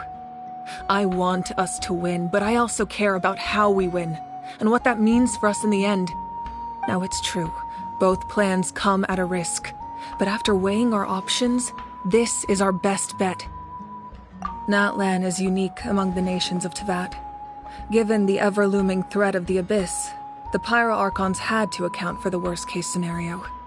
Having a contingency plan is our duty, not just to the people of Natlan, but to all who live on this continent. Still, this has always been a well-kept secret. I'm very curious how the captain learned this information. Oh, one more thing? The captain said he found another way to solve the problem. Could be equally as extreme, though. Without the Gnosis, he should have no other option. Seems like our only path forward is to track him down, so he can answer that question for us.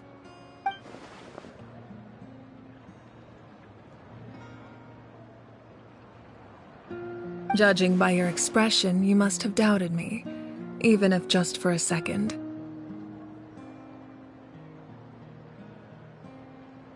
Not even a little! We would never... Wait, what are you talking about, Traveler? Just as expected. I appreciate your sincerity. Maybe it was out of caution, anxiety, or simple curiosity, but know this. No matter what, our goal remains the same. We both want to save the people of this land. So now that you have your answer, do you still doubt me? You scared Paimon. You've really got a lot of guts, Traveler. That's a good thing. Oh, and feel free to call me Mawika. It's what all my friends call me, and I like it that way. As for the captain, the intelligence officers we assigned to the Fatui should be back soon. We'll get our answer then. That's great! Sounds like we just have to wait a little longer. Not just yet. Even though the Abyss is attacking several locations at once, I'm confident the warriors stationed in those areas can handle it. Don't worry. I just need to finish coordinating our available manpower, then I'll take a small team to handle the difficult locations. Wait, you're going to fight in person? Didn't you give up your power? That's true. I'm far less powerful than a god in my current state. But don't forget, I was an experienced and powerful warrior before I ever became the Pyro Archon. No matter how you look at it, my duty is on the front lines. I just think there's strength in numbers. If the people feel emboldened, that's just a bonus. Anyway, even if we respond to these threats in time, it's not a permanent solution in the long run. I've considered moving my people to other nations, but given their close connection to the Night Kingdom, a forced evacuation would have devastating consequences. I've told the chiefs of each tribe to strengthen their defenses and advise people against leaving their settlements. Now, I just need to find the right time to disclose the true nature of the crisis to the people of Natlan.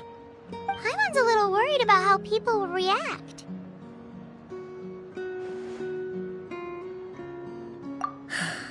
Yes, but that won't be the only response. In any case, that's for me to worry about. I'll let you know when we have more information on the captain. All right, we should head out. Maybe we can join up with Moani. She can't be too far ahead. No need to worry about me.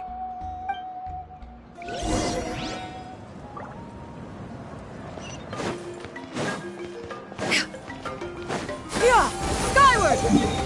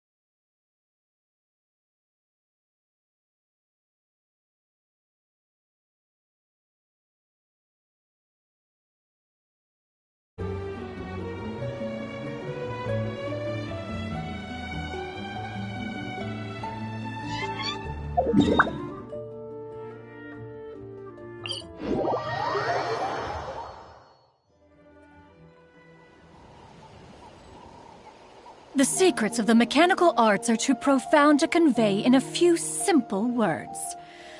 Oh, but why must the listener grow weary whenever I begin to divulge them?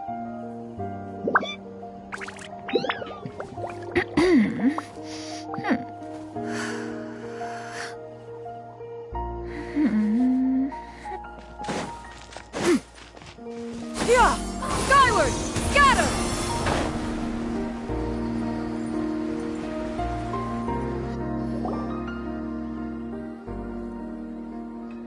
Quick, over here! To safety!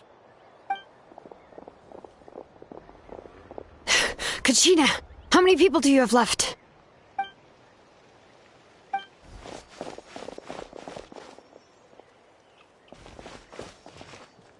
What's the situation?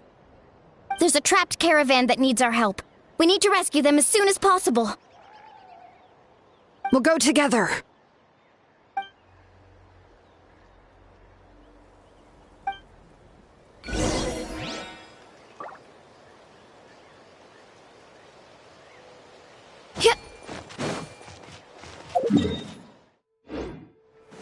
Yeah! Skyward! Scatter!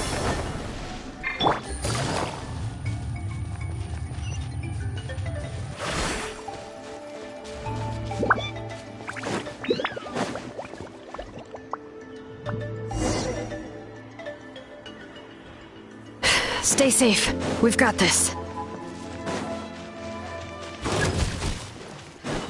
Bring it! Let engraved names echo! Spring forth! Right here! Get there! Let's shred, Sharky! Let's ride!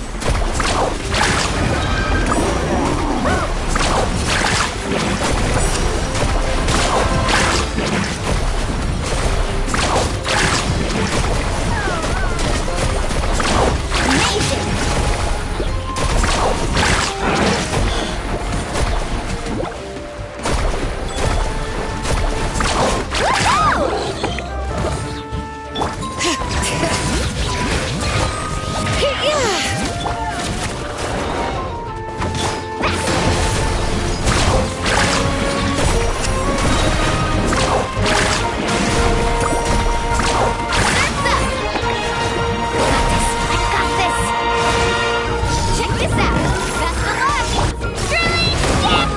Hear the echoes of the valley! Bring it! Let's ride!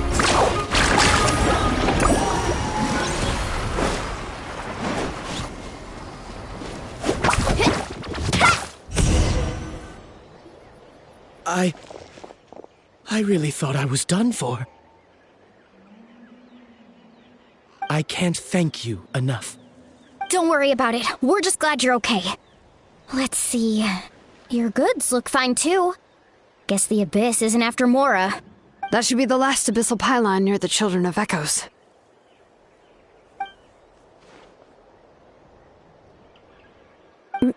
By the way, where's Lolly?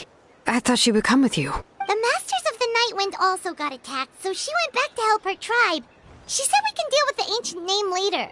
Yeah, that makes sense. The attacks are more urgent. Alright, this isn't a good place to talk. Let's head back to the tribe.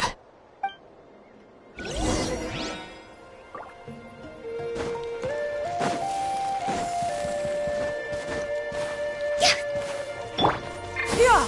Skyward! Scatter!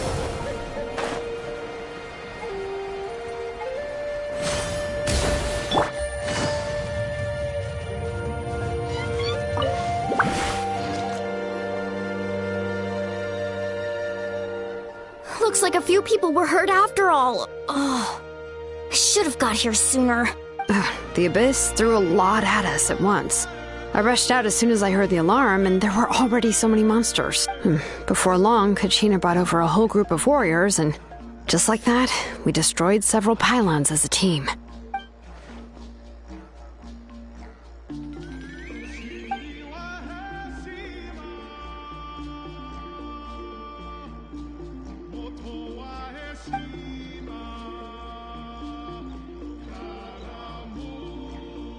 You mean the situation in the Night Kingdom, right? Yeah, I feel the same way. We've managed to keep it a secret all this time, but more and more people are realizing something's wrong. It's impossible not to feel anxious when things are getting worse by the second, and all we can do is wait. That just means we need to buy the Pyro Archon more time. Keep pushing, everyone. Every battle is worth something. You really are an eternal optimist, Mualani. You always find a way to cheer people up. Why, thank you. I guess it's one of my better qualities.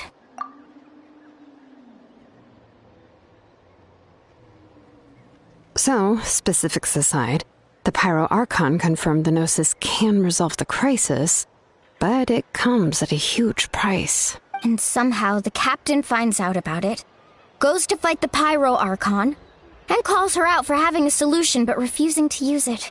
Honestly, if he has the same information as us, I can't really blame him.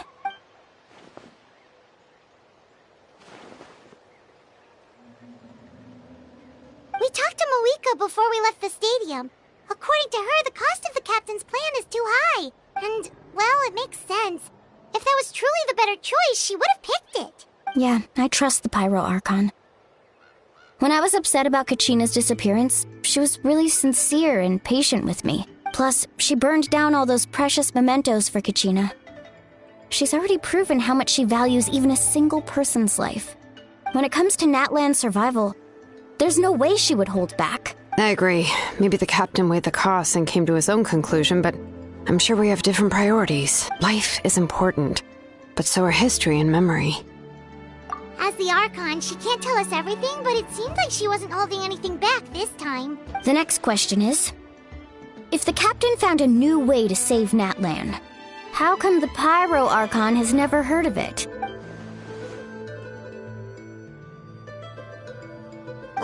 This is all super confusing. We still don't have enough information.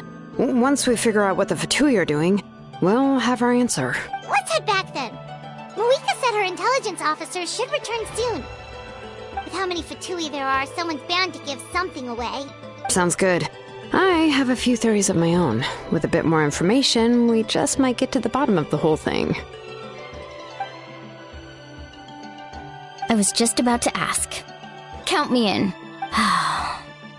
If I was just a bit faster, we could have prevented a few people from getting hurt.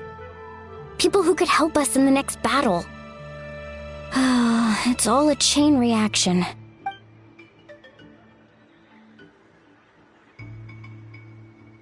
Register?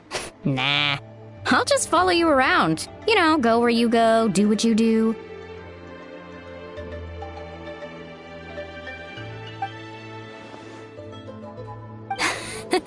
You got it. I just don't want to make the trip back. It's so far. All right. See you all later. Let's get together and celebrate once this is over. Oh, you betcha!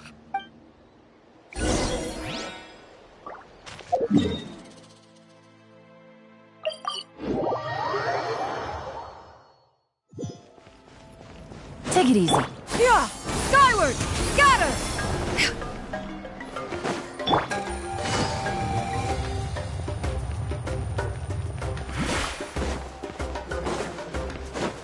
Yeah! Skyward!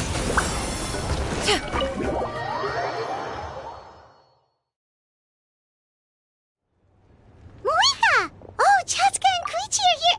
Wait, are you okay, Koichi? I'm fine. No need to worry. They ran into the Fatui while out on a mission and decided to follow them. The Fatui? Calm down and let me explain. Here's what happened.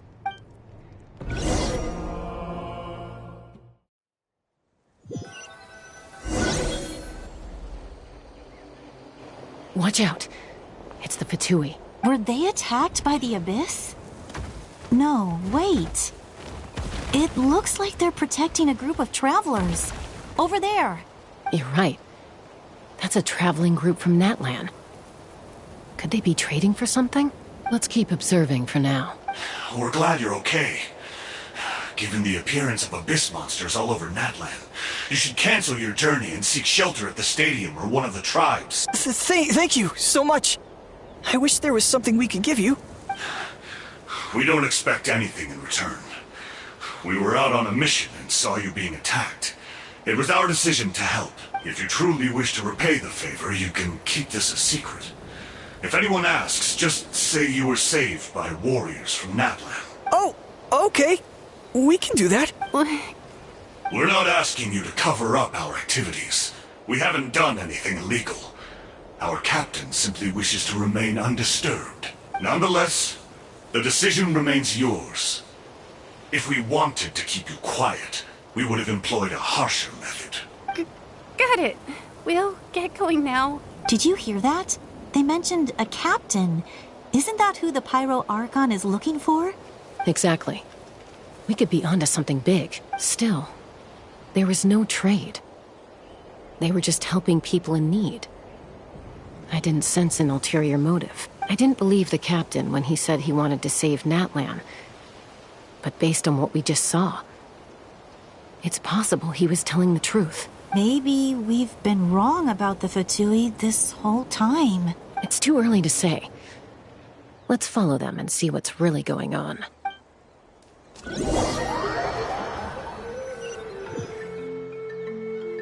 So this is where they were headed. Looks tricky. It's heavily guarded on all sides. Koichi, wait for me here. I'll go in and check it out. Oh, no you don't. How are you planning to get through all the guards? Look, I can use this terrain to my advantage. With our tribe's special way of getting around, I doubt they'll see me coming. We still can't see anything on the inside. What if you can't find cover? You won't have anyone to watch your back if you go in alone. The more heavily guarded the location, the more valuable the secrets. Even if the captain isn't here, we can still figure out what the Fatui are planning. That intel is worth the risk. Fine. You're not gonna listen to me anyway, so let me come with you. That's even more risky. You've been running around saving people for days. You're already at your limit. I'm confident I can protect myself. I'm not sure you can say the same. At least right now. I can. You really believe that? Fine, don't believe me. But you can't honestly tell me infiltrating a heavily guarded Fatui hideout all on your own sounds more reasonable. You know, growing up, even if I insisted on doing something, it never gave you any trouble. I'm not sure you can say the same. All right. If we start arguing, this will never end. We can't let this opportunity go to waste. Guess that means I win. Don't worry, you're not the only capable young person from our tribe. I can handle this. All right, same plan as usual.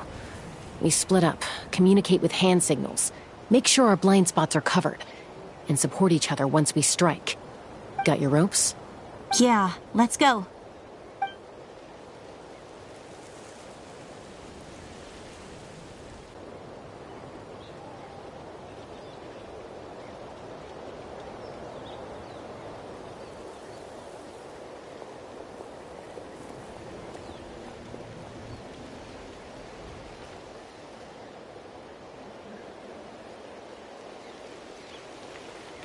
The Fatui have eyes all over this place. I should wait for Koichi's signal.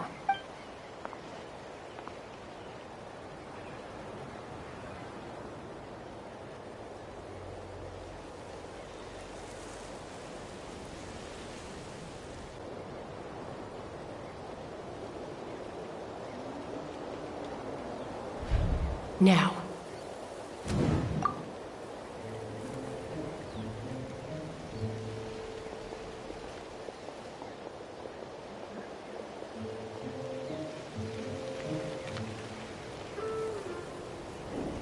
Not sure how many chances I'm gonna get. I need to act.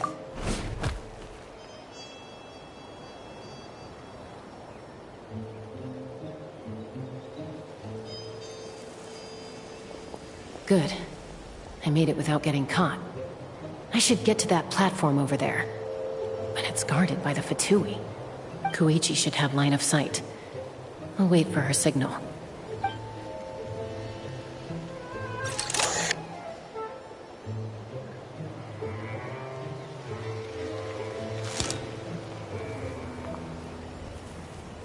That's it. Now's my chance.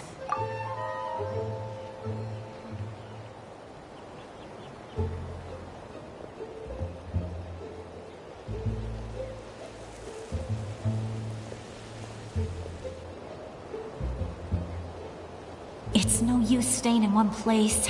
I should keep moving. Looks like Chaska is helping me by keeping an eye on the Fatui movements. I'll wait for her signal.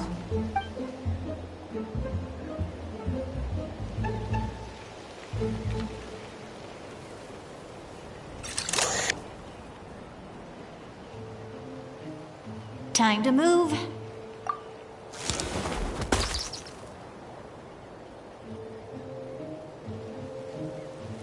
Whew, that was close. Almost got caught. Probably can't make it over in one go. I'll wait for my next chance. Now's my chance.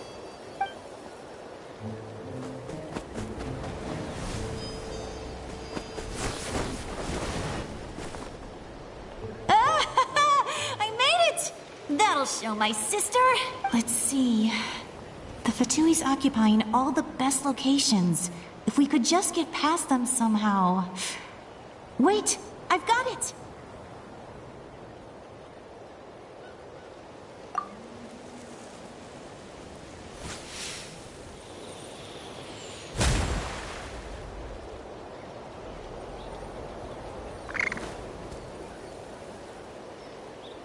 Huh? What's that noise? Did something explode? Oh! It stings! What the heck is that? What do you think you're doing? I could ask you the same thing! Good, they're arguing. Looks like they just needed an excuse. They've probably had enough of this job already. The people on the hill over there left to help their comrades. This is our chance.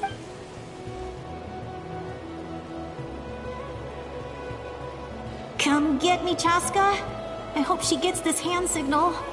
That's Koichi's signal. Smart idea. Alright, time to move. Give me your hand, quick. Coming!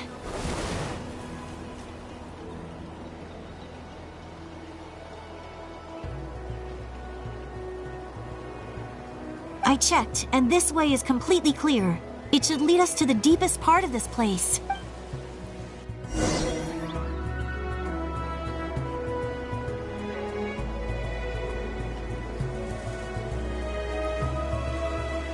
Well, I was pretty helpful, right? You know, everyone usually jumps at the chance to work with me. Not my own sister, though. No, she avoids me like her life depends on it. I was wrong, Koichi. You've done well. Wait, you're just gonna admit it? Now I look like the mean one. Let's focus on the task at hand. We're in the heart of enemy territory.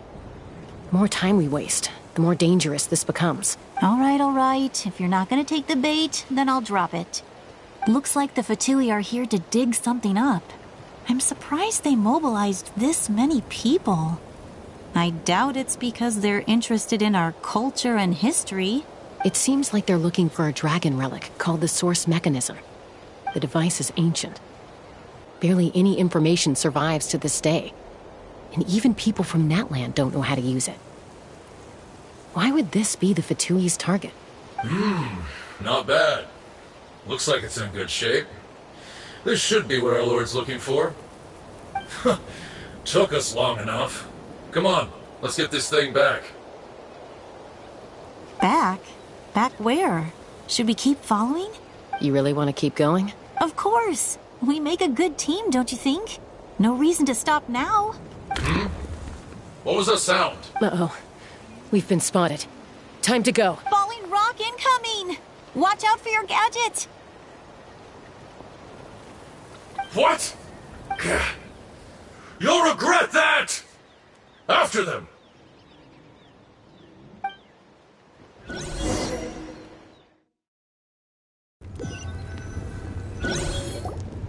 Once we got them off our tail, we went back to observe some more. They'd collected several identical pieces of something. It looked like they were waiting, though. So we decided to come back. So, Koichi got injured trying to get them off your tail? She pushed herself too hard and collapsed on the way back to the stadium. Well, I didn't cause you any trouble while we were fighting, right? So my perfect record remains. You've done very well. I could make a comment on knowing your limits, but it's not my place. I know. I'm already reflecting on my actions. So, our current intel suggests the Fatui is after the source mechanism. The device is a complete mystery, even to us. What does the captain want with it? I have no idea. But it's safe to assume the device could serve a similar purpose to the Gnosis. Shilonen, I need you to gather every scholar in Natlan familiar with the secret source. I'll get right on it. Thank you both for your hard work. Koichi, it's time for you to get some rest.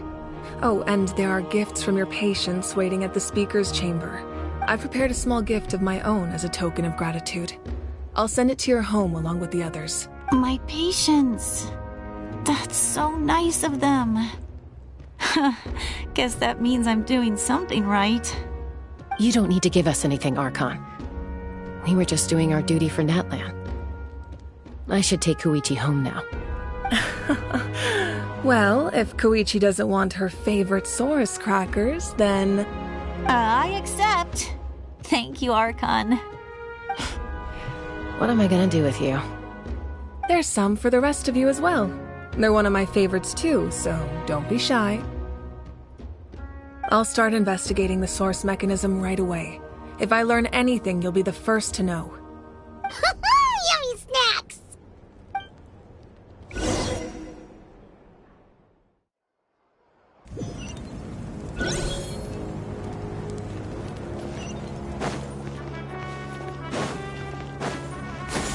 Skyward!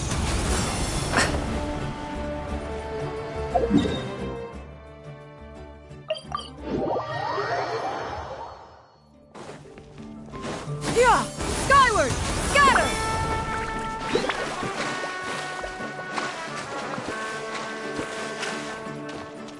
Skyward! Scatter!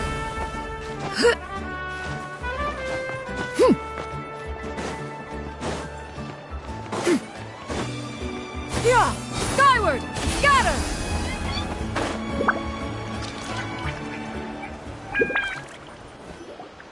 What's next for you two? I'm taking Koichi home, with our parents there to keep an eye on her. I can make sure she actually rests. Hey, it's not like I'm some kind of prisoner. I'll be fine in a day or two. There's no need to go all the way home. That's what you always say. Everything's no big deal until you collapse. What if the Abyss attacks again? You're saying if I let you rest in a hotel, you're not gonna rush out the minute you hear the alarm? I won't. Triple promise I won't. Mm-hmm. Fine. On the off chance something like that were to happen, I might. But I'm a doctor.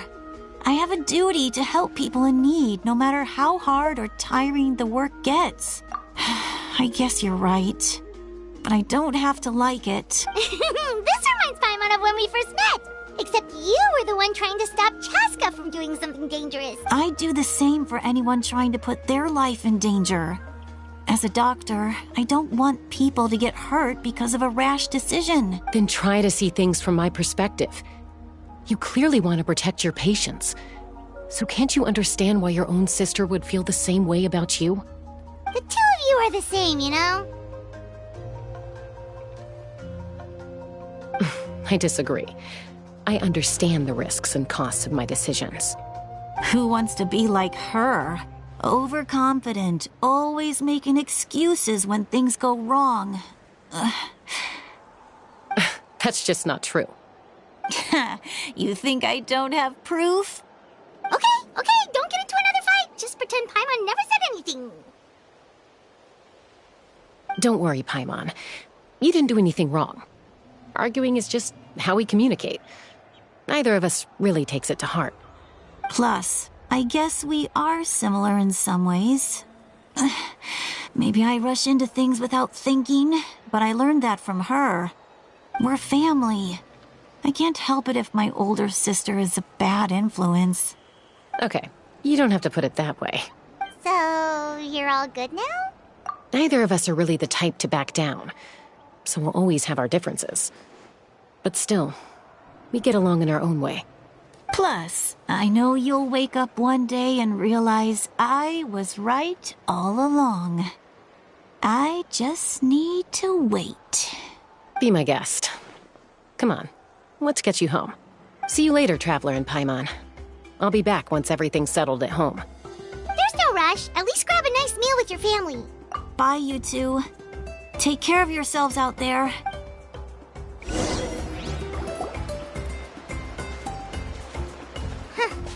Those two will probably make up for real at some point, right? Well, we've learned a lot. Let's go over everything that we know so far.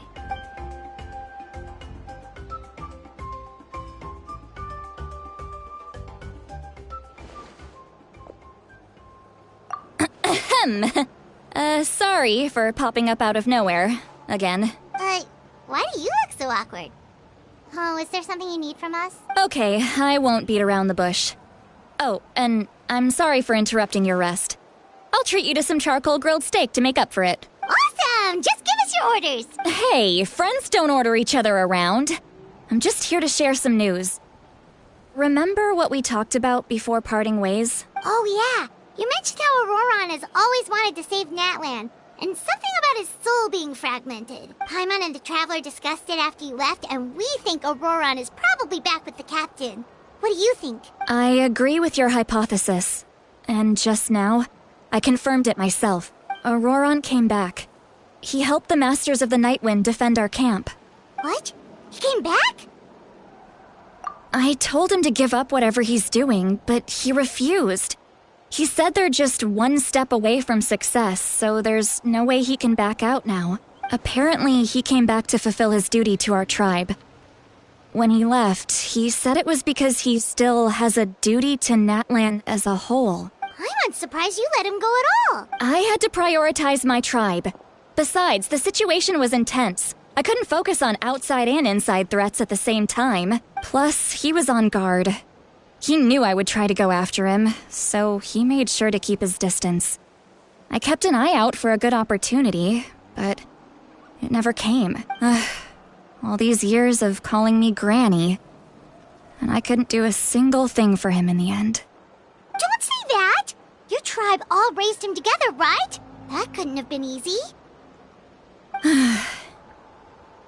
You're right. Seeing him come back reminded me of when he was little. Running around the tribe, dropping by random houses right and left. He's not only a child of the Masters of the Nightwind, but a child of Natlan. It's only natural for a child to want to do something for their family. Besides, Auroron is my apprentice. He might have a few tricks up his sleeve, but I guarantee I know every single one. Wait, what are you saying? Look. Remember how I said Auroron's soul is fragmented? This is the talisman I created to keep it stable. And this gem is what makes the talisman work. It just so happens that Auroron is due for a gem replacement. Since I can't get close to him, I put the new gem in a supply bag and asked Aoife to bring it to him. You guys know Aoife, right? No? Well, he's a pretty famous vet around these parts. He's always bringing me all sorts of things, and he happens to be very good friends with Auroron. Aoife doesn't know what's going on, so he agreed, no questions asked. Auroron would find the gem as soon as he opened the bag. He knows how important it is, so I knew he would make the switch. He probably suspected that I tampered with it. But here's the catch. The trick is on the bag. The moment he touched it, a portion of his memories were copied onto the old gem, which he no longer needed. That's amazing. You can do something like that? Most people can't, but I can. That trick he used to bring you to the Night Kingdom isn't anything special, by the way. My technique is much more subtle. He won't notice anything. So in other words, we have a whole backup of Auroron's memories in this gem. The kid thinks he can take me on? Like I wasn't the one who taught him everything he knows? That's amazing, Seat Lolly. Let's take a look right away. Once we get to the bottom of this, we can finally track him down.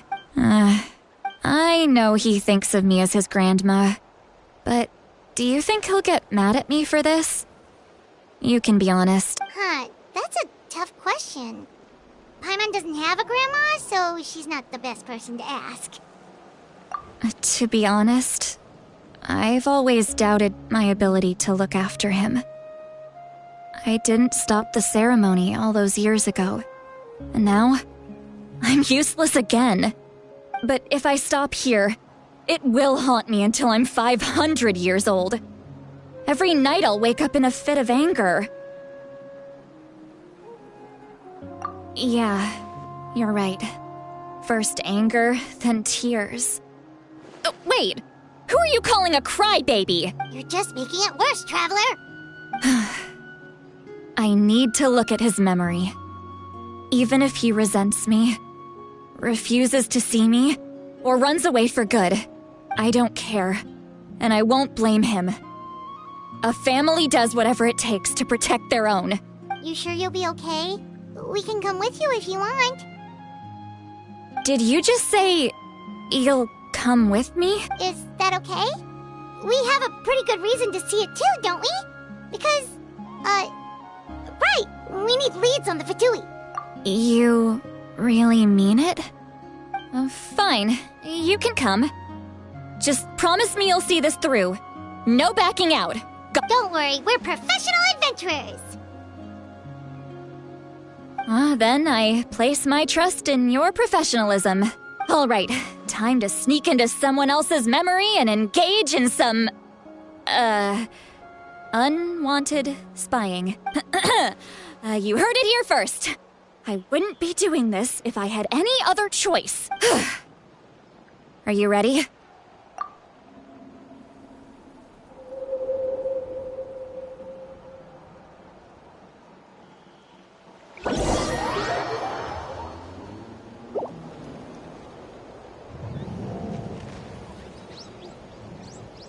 Look how good you're doing. You'll grow into nice big radishes in the future. And you? Aoife says you're taking up too much space, but I think you're a good tree. What do you think? Hey! How's it going, Auroron? Good. How are you, Uncle Okanbi?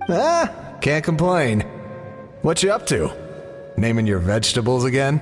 No, just some idle conversation. Sounds fascinating. What did they say? They told me you were coming and that you would take some produce with you. Ha! Only if you're offering. By the way, I ran into Aoife yesterday. He told me Chaska's fostering a saurian at his place. Said the thing trampled over a part of your radish garden. I hope you two didn't get into a huge fight. No, don't worry. I'll find a way for him to make it up to me. I've already wrapped your share of the produce. Here you go. You really knew I was coming. That's pretty amazing. Light up the smoke and you can see the path through the shadows. That's what everyone says. Hey, have you seen that strange group of people that just appeared out of nowhere? Appeared out of nowhere? I don't think so. It's the Fatui. Their leader seems like a big deal. He didn't bring many men with him, but they're all elite warriors. It seems like they're looking for someone, but I wouldn't go around asking too many questions. If you run into them, be careful.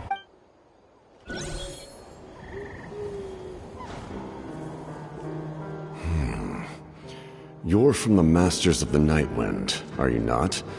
Why do you live here alone? I enjoy living by myself out in the wild. I guess you're from the Fatui, the one everyone's calling a big deal. Not an inaccurate description. I'm looking for someone who may be known to you. Citlali is her name. Granny? What does an Outlander want with her? I've heard the name. You have business with her? There's no point to further questioning if you insist on hiding things from me. I shall seek answers elsewhere. Oh, he could tell I was lying and now he's leaving? He gave up just like that? Hey! At least tell me why you're looking for Citlali. It's none of your concern. I have my own means of tracking her down. Why are the Fatui looking for her? What does she have to do with them? I can't just let them go like this. I have to figure out what they're planning.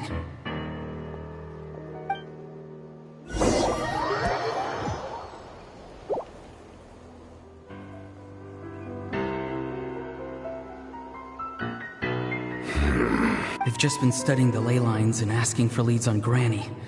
I can definitely rule out some sort of invasion. The situation has seen no true improvement. The Pyro Archon did not fulfill her promise. My lord! Ignore him. He is no threat. He knows I'm following him, but he doesn't seem to care. He's strong, I can tell. But there's something unusual about him and also familiar in some way. I can't describe it. What is it? My lord, I feel dizzy. A ley line disturbance. Certain presences have been forced to wander outside their rightful realm.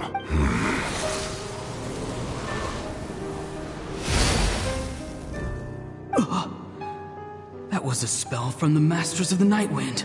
How did he know that? Is he sending those escaped souls back into the ley lines? How did he do that so easily? Soulfaring is supposed to be extremely difficult. This could be related to why he's searching for Granny. I feel much better. Thank you, my lord. Think nothing of it. Stay vigilant, and continue to gather information. The Abyss could attack at any moment. If you notice any irregularities, assume drill formation and be prepared to fight. However, there is no reason to over-engage. Information is our first priority. Yes, sir. Why are the Fatui fighting against the Abyss? Do they really mean us no harm?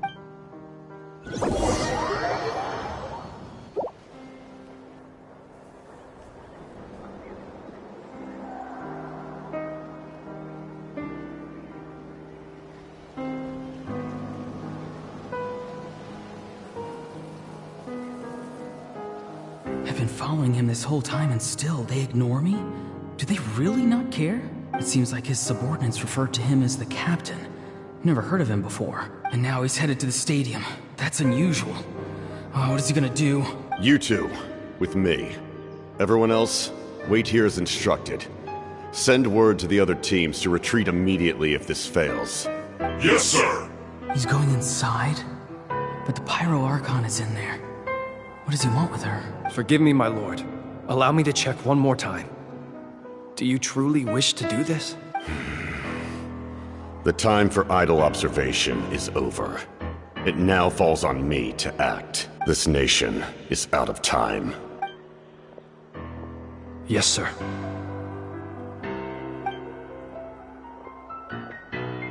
He just walked straight into the stadium. What is he gonna do? They're both incredibly strong. How long will they have to fight until someone comes out on top? Wait, this feeling. Just like the other day near the ley lines, it's faint, like a soul's trying to escape. Where is it coming from? Is that why he's looking for Granny? If he dies here, then all clues will be lost. I can't let that happen.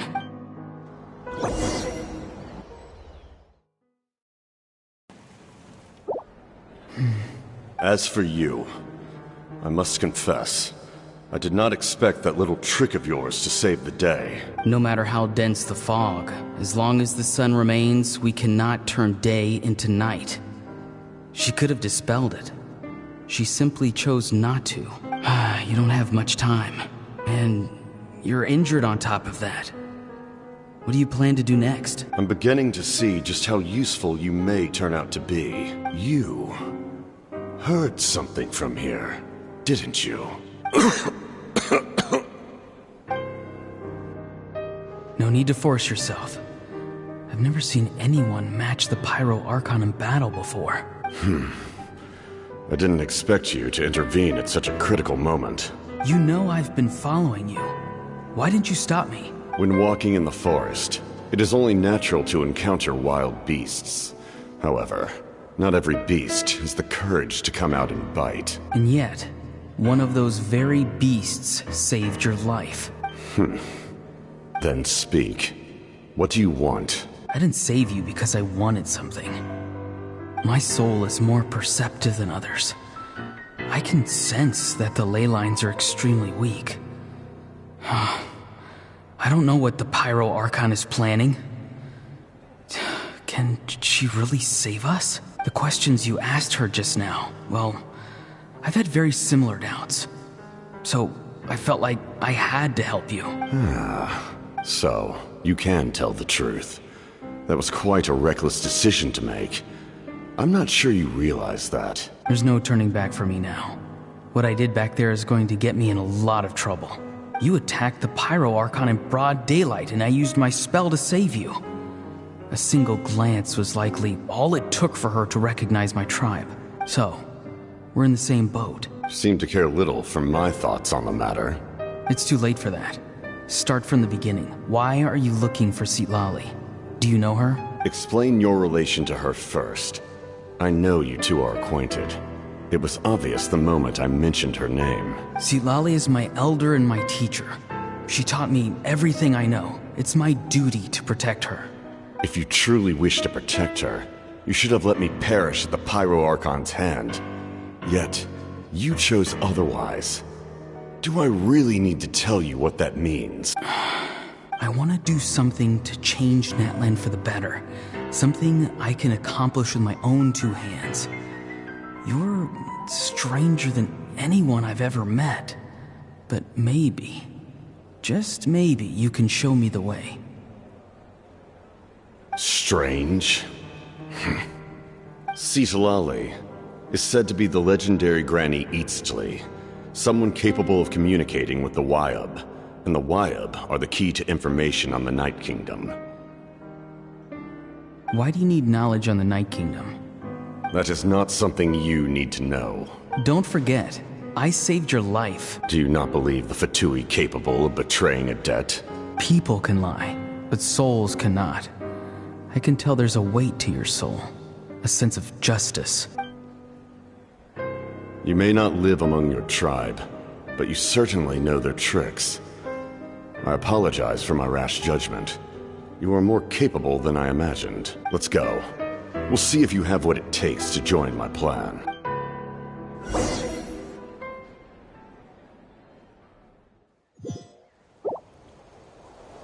I see.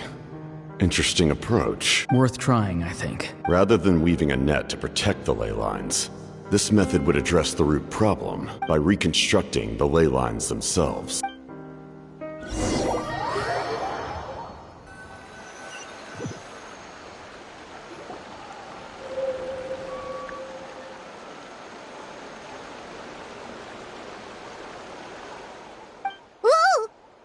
Traveler, Paimon. Are you two alright? Paimon's fine, just, a little dizzy. Of course. I'm so mad at him. After everything, he still can't let go of the past. For some reason, he thinks he owes something to the people who cared for him. Stubborn, self-righteous fool. Where's that gonna get him? Now that he's all grown up, he thinks no one can tell him what to do? He thinks he can just run away whenever he wants. I'll show him. If he tries to run one more time, he's got another thing coming. Maybe stubbornness runs in the family. Like grandmother, like grandson, as they say. Is that supposed to be a compliment? That kid's got nothing on me. Anyway, back to what we just saw. I don't even know what to make of it. Yeah, the captain seriously wants to reconstruct the ley lines? What does that even mean? Something like the loom of fate, maybe? But how does that help with the abyss? The loom of fate? Oh, it's kind of hard to explain. Basically, it's a device from Conrio that has unbelievable power. Anyway, if he really wants to manipulate the ley lines, everyone in Natlan will be affected. Oh, this is big. Which means the captain has been honest from the very beginning. Auroron's memory proves that. Why is he so obsessed with saving Natlan? Oh, we've got to tell Moeka about this right away. Yes, she needs to know about this. Now.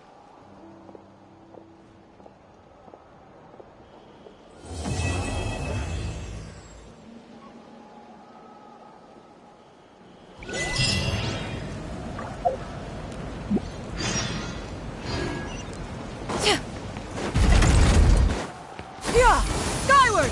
Scatter!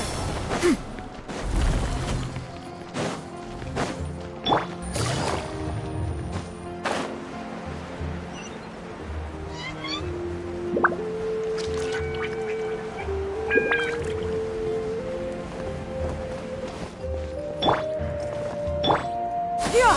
Scatter! Skyward!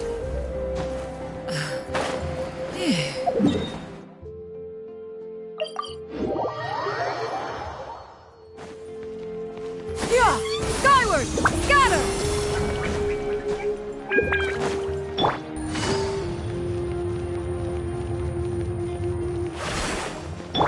Yeah!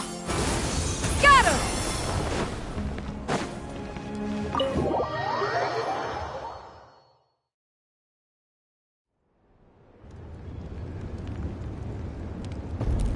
Malika!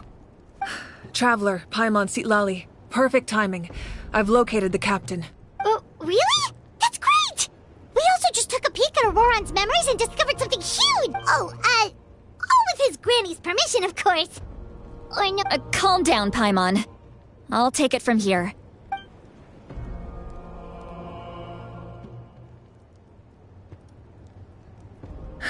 So the captain was searching for the source mechanism to reconstruct the ley lines. If his plan is already in motion, that means he knows exactly how to accomplish his goal. We have to stop him. Is reconstructing the ley lines a bad thing? Yes. It's not a simple fix. It would mean sacrificing nearly everything contained within the current ley lines, very similar to the price of using a gnosis. If he activates the mechanism, it's all over. We need to mobilize our forces as soon as possible. But what forces do we have? Kanich, Shilonen, you two, and myself. All other warriors are working to push back the Abyss on the front lines. But that's barely any people! Not to mention you lost your power, and they've got the captain on their side! Oh, maybe we really should get Sitlali to break Auroron's legs. That won't help us with the captain, I'm afraid. In any case, the Masters of the Nightwind are in urgent need of manpower. Sitlali, I was hoping you could head back and help defend the tribe. All right. I understand where I'm needed. I'll head out right away. Don't worry about your grandson. We'll figure something out for sure. I'll leave him to you all then. All right. Back to the matter at hand. I don't believe defeating the captain needs to be our ultimate goal. Let me grab Shilonen and Kanich, then I'll tell you my idea.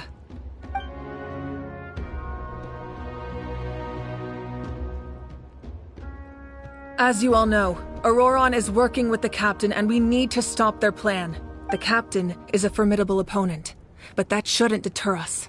In any case, a head-on confrontation isn't the best way to solve the issue. Their plan hinges entirely on a single element, the source mechanism. If we leverage our forces, we can destroy it, and then success is ours. We'll head out together. In the event that a confrontation becomes inevitable, I'll stall the captain while you advance.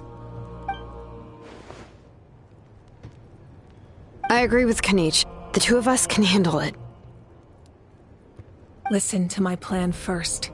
Kanich, I want you and Ahau to launch an assault from the front and break through the Fatui defenses. The captain won't be on the front lines. As a seasoned warrior, he'll be stationed in close proximity to the device to ensure its protection. No.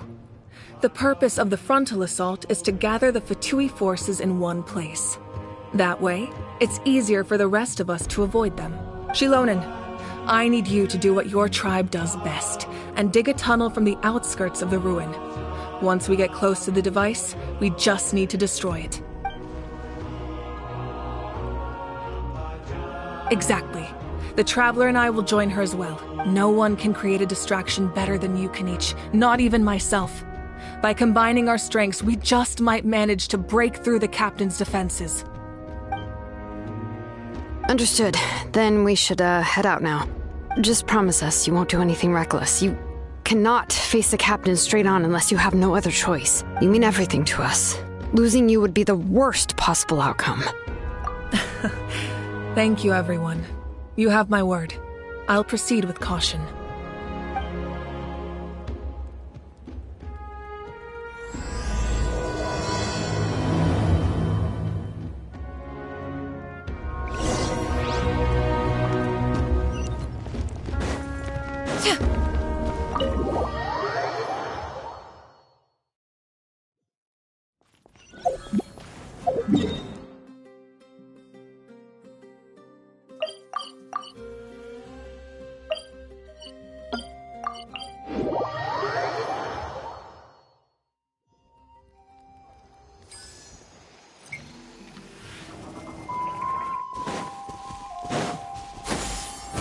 Skyward! Scatter!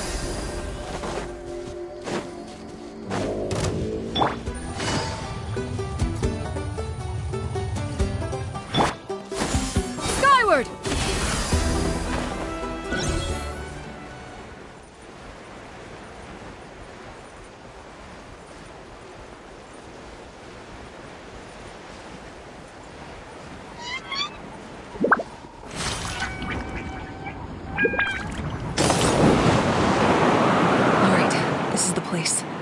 Tunnel must be behind that gathering of Fatui guards. Any of the nearby mountains could be a good infiltration point, but if we want to stay under the radar, we should approach from the side. There are only a few Fatui stationed around the perimeter. We should take care of them first so they can't alert anyone.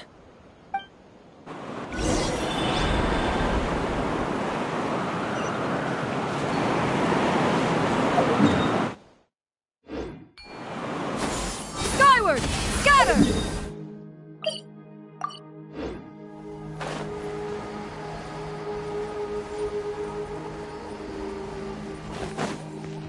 Yeah! Skyward!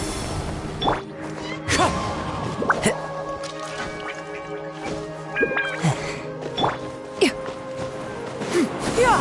Skyward!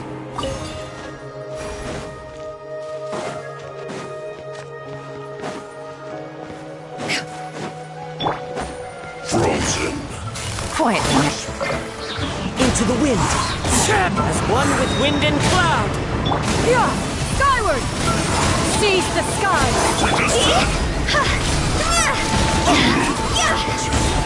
All right, that's done. Let's head to the foot of the mountain.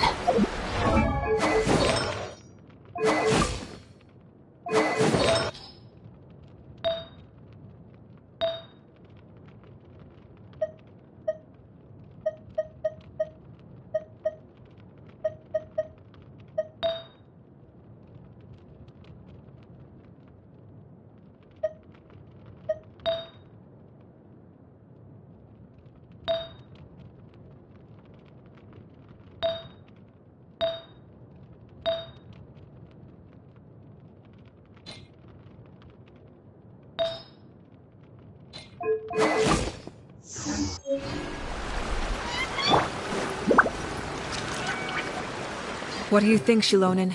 Is this a good spot? Yeah, looks good. We'll take it from here.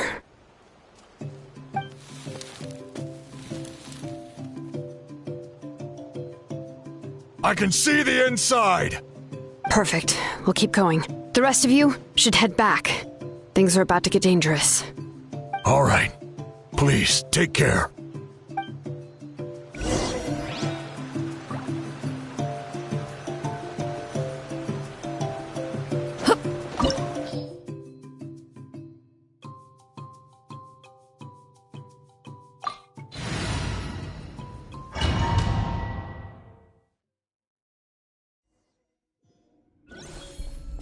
Fatui wouldn't concentrate all their forces in one place.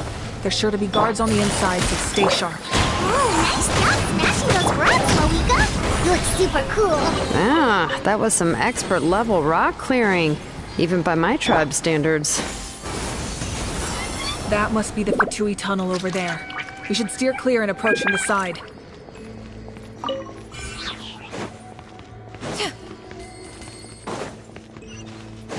Yeah! Skyward! Scatter!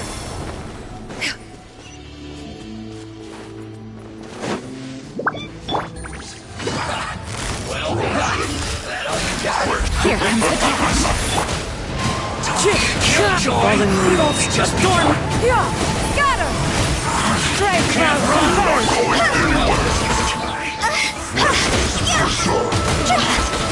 Looks like I went too far.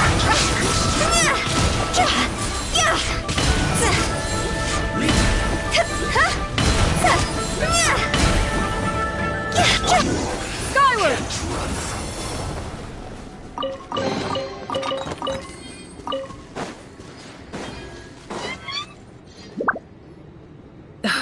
This spell is from the Masters of the Night Wind. It's Auroron's doing. They're probably trying to buy time.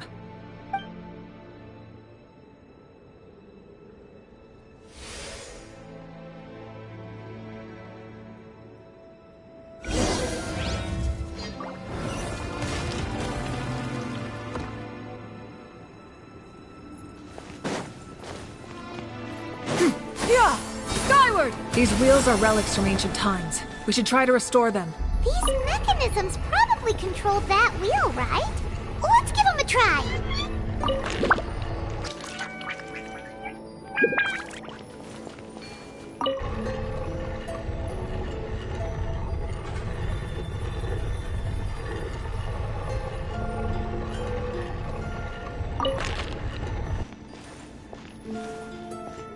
Yeah!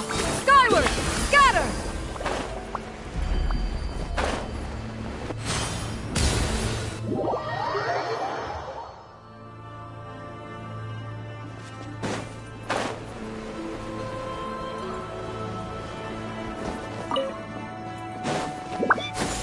Skyward! Scatter!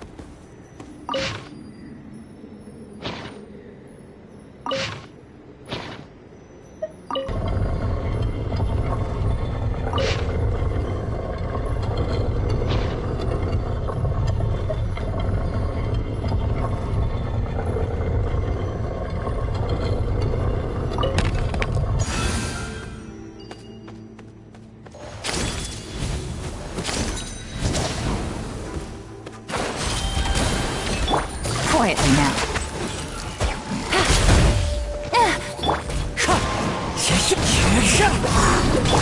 Skyward!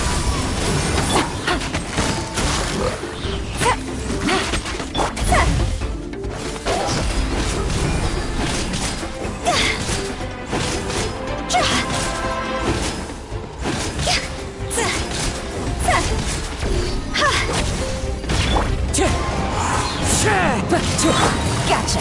Game's up. Time's over. Skyward! Scatter!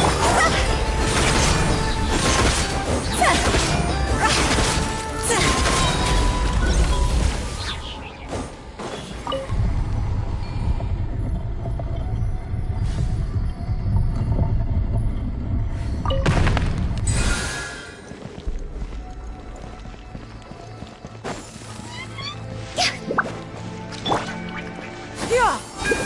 Scatter!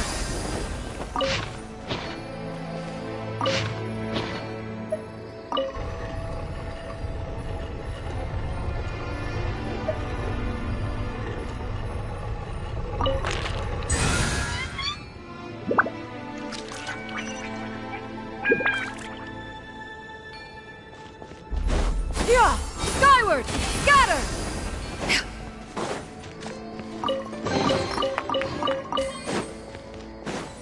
Yeah! Skyward!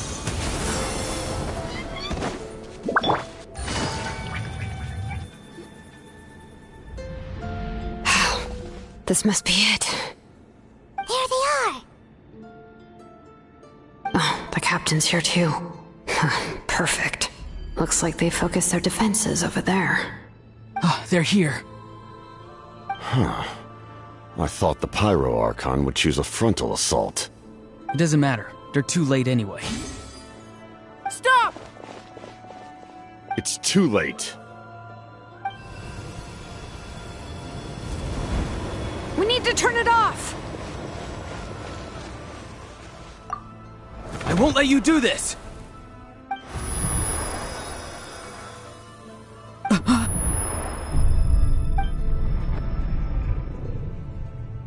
The sound of lament? What was that sound? It was like a piercing cry.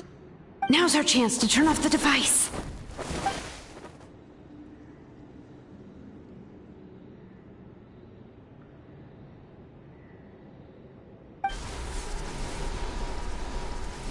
Oh, Auroran? How did he just... His movements have gotten a lot faster. Was Auroran always this good in battle?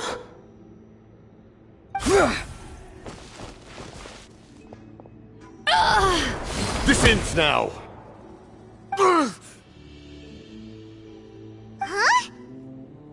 Something's wrong.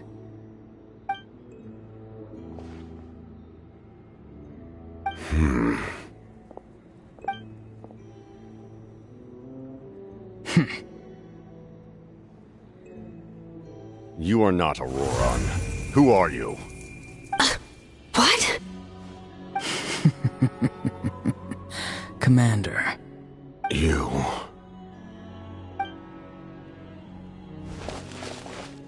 So, you still recognize me, Commander? I'm glad. Although, I believe you have some more pressing concerns at the moment.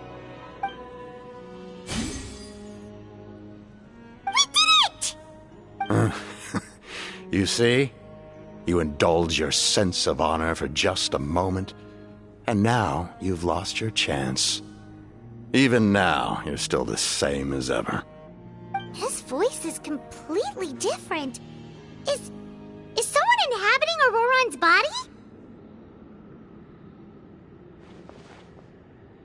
Stop worrying about other people's survival, about their losses and sacrifices. You just need to win. That must be why I've returned. For this moment. Please finish what you set out to do, Commander. I didn't expect to see you here, but I have to disagree.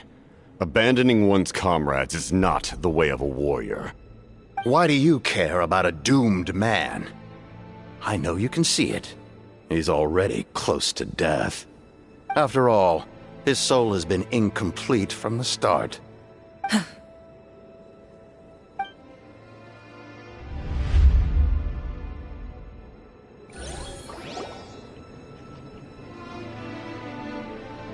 Oh, someone said I'm close to death. Is it because of that noise just now? The piercing cry came from underground when I activated the device. What's down there? Natlan's ley lines must be hiding some kind of secret.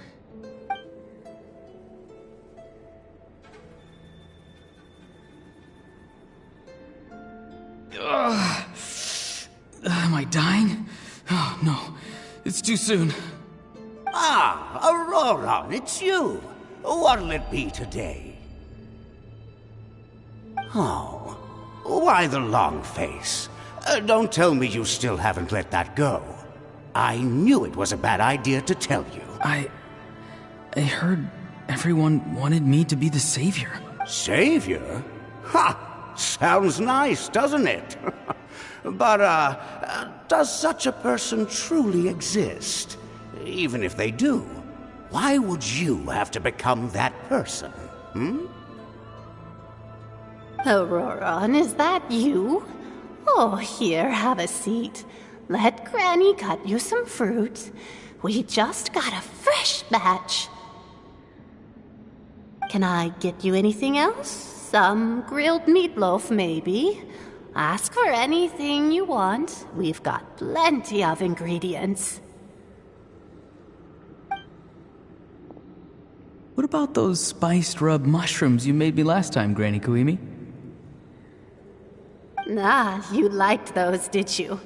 An outlander taught me that recipe, actually. A merchant, to be exact.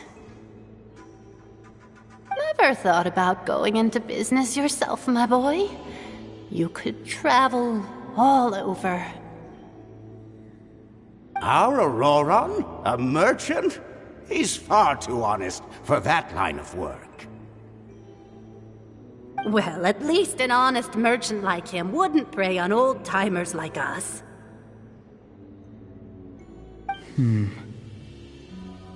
Everyone said a true savior does not really exist, but then why did my birth open the door to the possibility?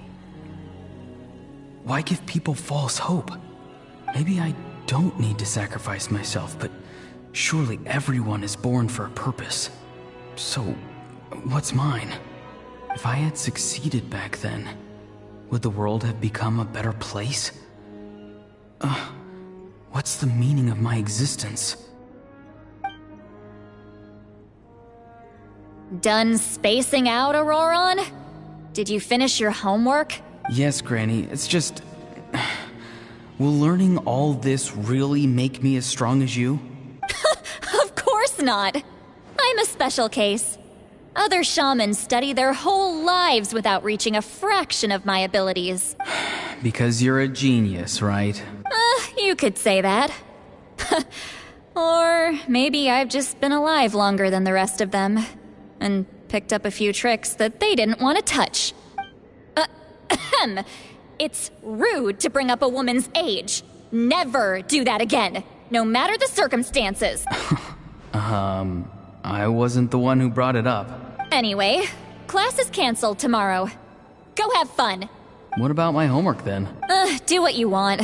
What use is it being as strong as me anyway? You've seen how the tribe treats me. They're all afraid. I try to go about my business, and they practically tremble in fear. Not the most fun way to go about living one's life, I'd say. Take it from me. The happiest people are the ones who do their own thing. So do what you want, Auroron. No matter what anyone else has to say. Granny didn't say it outright, but I think she was trying to comfort me. Don't force yourself. Don't beat yourself up over the past. That's what she always says. But I never forced myself. I never even got the chance to try before it was all over. Hey, you zoning out over here again? There's such a thing as overwatering the radishes, you know. I was just looking at the aphids. Something interesting about them today? I noticed some on the ground. Maybe it got too cold yesterday and they couldn't handle it. Bummer. Guess that means less honey this year. Aoife, do you think being a vet is fun? Fun? I'm not sure about that. Do you think planting vegetables is fun? Fun enough, I guess. I don't have anything else to do. Exactly. Most people live like that. No special purpose or calling. That's just how the world works. Oh, jeez. That troublemaker's at it again. Auroron, my man, come inside and give me a hand, would you? Why should I? I thought being a vet was no fun. Well, I guess there is a fun part. Trying to outsmart these rascals. Come on, give me a hand. Maybe Aoife was just too nice to tell me the truth. That attempting something above your capabilities will kill you. My soul is unstable. I only survived because I had people to help keep me in one piece. A part of me has always been missing.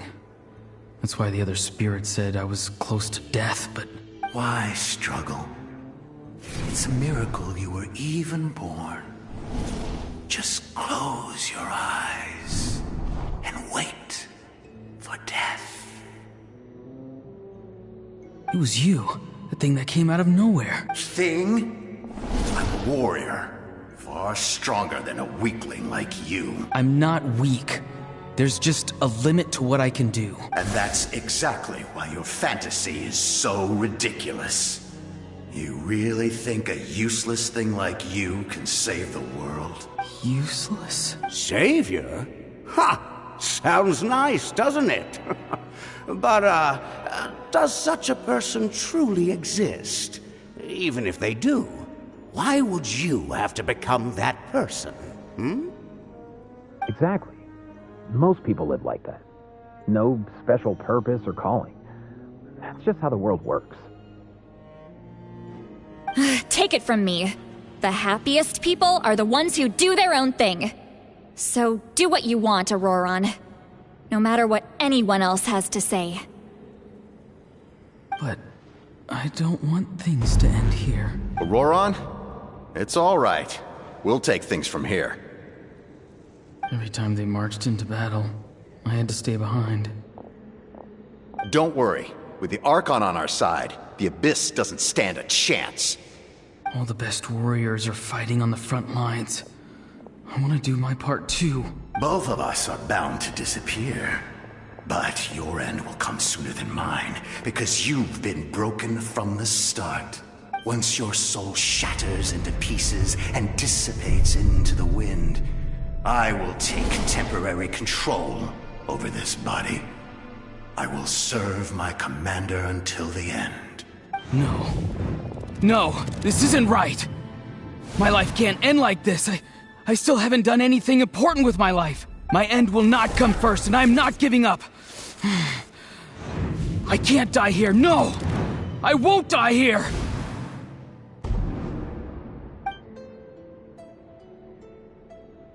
Auroran!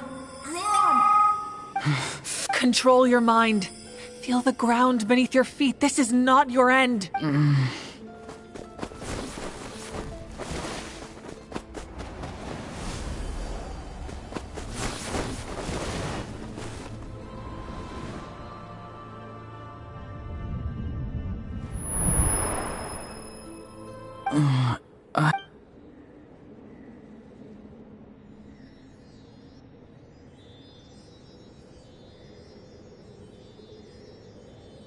His eyes are open! He's alive! Well done. You managed to do the impossible. Uh-huh. What do you mean? Don't try to talk. Focus on holding yourself together. I can't believe the captain did that. Maybe he thinks of Auroran as a comrade. He was helping to rein him in all this time. I'm fine now. Damage to the soul is a tricky thing. The pain almost consumed you for a moment, but you managed to hold on to yourself. That's no easy feat. The worst appears to be over. I'm sorry for causing so much trouble. We can talk about that later. Our plan. It failed, didn't it? I'm sorry. We were so close. You saved my life, and now the debt is repaid. Auroran, I never thought you actually wanted to sacrifice yourself in that ceremony. But you never gave up. Have you come to a conclusion on what it is that you truly want? I just want an answer. A reason why I exist and why everyone always did so much for me. No one is born a hero. And no one should be treated like one from birth. I had a chance to do something important back then, but I failed. All I want is to find some more ways to make up for that. The answer you seek now lies before you.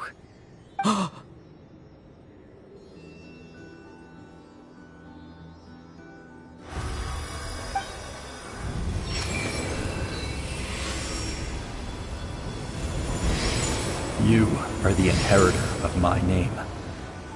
The hero from the Masters of the Nightwind, who shall fight for this generation. Fascinating. You're not the person that the others thought you were. And yet, you're also not the kind of person that you thought you were. It can take a lifetime to truly discover who we really are.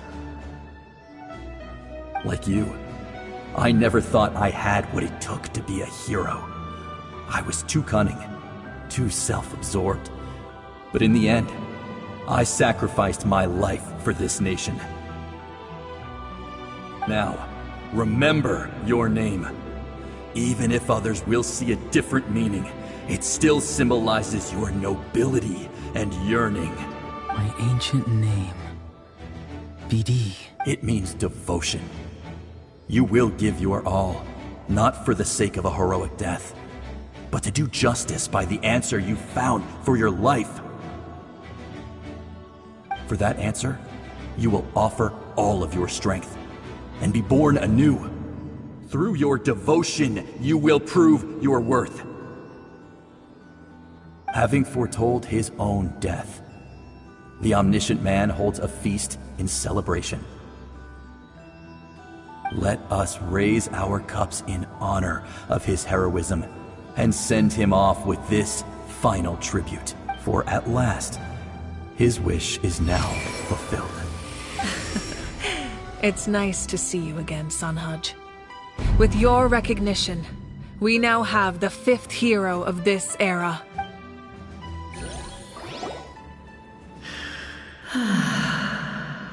I am happy to see your plan advance one step further. It seems that my cry did not cause irreversible damage. What is that voice? Just as I thought. The Lord of the Night has awakened.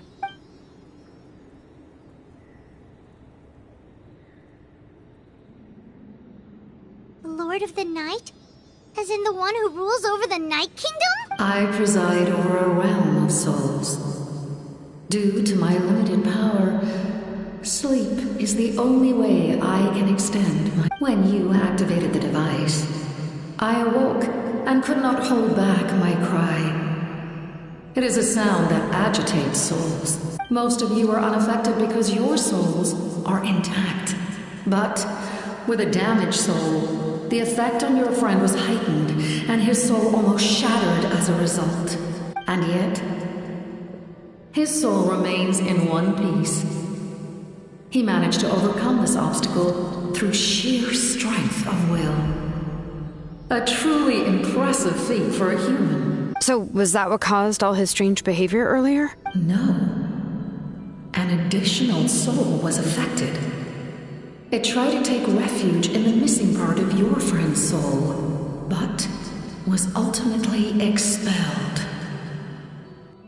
However, this soul does not hail from Natlan or the Night Kingdom. Its origins remain a mystery to me. Activating the source mechanism was supposed to reconstruct the ley lines. Why did it awaken you instead? Because I was the one who originally constructed Natlan's ley lines, otherwise known as the Night Kingdom. The ancient battle between the Descender and the dragons destroyed the corner of the world, allowing the Abyss to invade. Natlan's ley lines took the worst of the damage. To aid the people of Natlan, the Lord of the Night used the fragments of the old ley lines to reconstruct a similar network. That's how the Night Kingdom was born. The first Pyro Archon, Xbalanque, strengthened that realm and established the rules that aid our fight against the Abyss. The Ode of Resurrection and the Pilgrimage, both of which are practices that survive to this day. Oh, right! You said before it all came from the power of the heavens. The ancient dragons tried to use this device to strengthen the ley lines by imbuing them with power. Back then, this method was rather ineffective. They lacked the skills to navigate the intricate structure of the ley lines. And now, the structure of the ley lines has also completely changed. I am the only possible vehicle for the power generated by the device. It was an incredibly crude and painful method, but I managed to absorb some of that power. Now, I can speak to you like this and provide you with aid, such as rebuilding the ley lines once more, at the cost of my own existence. But why would you make that kind of sacrifice? The people of Natlan worship me and call me their lord. In the ancient past, before we died out, we were also known by a different name. Angels. But adventurers like you are probably more familiar with our devolved form. Seelies.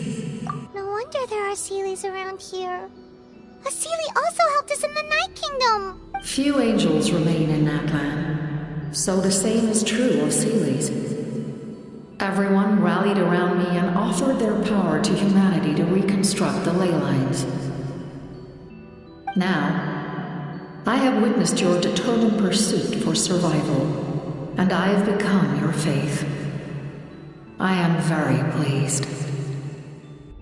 Moika, inheritor of Xbalanque's will, and leader of Natlan. Despite all the obstacles and misunderstandings, I have awoken, and the efforts of this harbinger and the young hero have imbued me with power. Say the word, and I will once again work to fulfill my mandate, just as I did thousands of years ago. You need only nod your head. For the sake of your people and your nation, for the sake of overcoming the invasion from the Abyss, give me your orders. I will not. After reconstructing new ley lines, you will cease to exist. The rules of Natlan are founded in the Night Kingdom. If you disappear, so do they. Not to mention, all the memories and legends recorded within the old ley lines will disappear along with you. The people of Natlan will face memory loss, mental disorders, and cognitive issues. Just like the consequences of using the Gnosis, that is a price I refuse to accept. Humanity's survival is worth any price. Once the Abyss runs rampant, all that remains will be a land of corpses and ruin. And when the new ley lines are invaded again by the Abyss? What then? How are future generations supposed to survive? A land without the Lord of the Night, without the protection of the rules, is doomed from the start. You presume too much. If you cannot ensure survival in the present, you have no right to think about the future. What will it take for you to realize that? How many hundreds or thousands will have to die? The situation hasn't gotten that dire yet. Why? Because I am a survivor of Conria. I've witnessed the devastation and terror of the Abyss with my own eyes. Conria? That's right. My family, my comrades, my homeland, were all lost to the Abyss. It is an unforgettable pain. One that no amount of time could ever dull. Not even 500 years. You've experienced something similar, Mawika. You should know exactly what I mean. You're right. The pain, the regret, the catastrophe. They all haunt my dreams to this day. If I could go back, I would reject all false hope. I would do whatever it took to ensure their survival. You have that chance before you now. Why do you refuse to take it? Because we don't have the right to make that decision. We love this world because it contains everything we hold dear. Everything that has happened here has moved us, shaped us, and turned us into who we are today. Giving up our memories and history would mean rewriting everything. The people of this world would then become fundamentally different beings, their physical bodies the only connection to their former selves. Even so, given enough time, a new civilization would inevitably flourish. If you believe in humanity, you should trust in their ability to create a new future. Or, history could repeat itself. The Abyss could invade once more, and it would all be for nothing.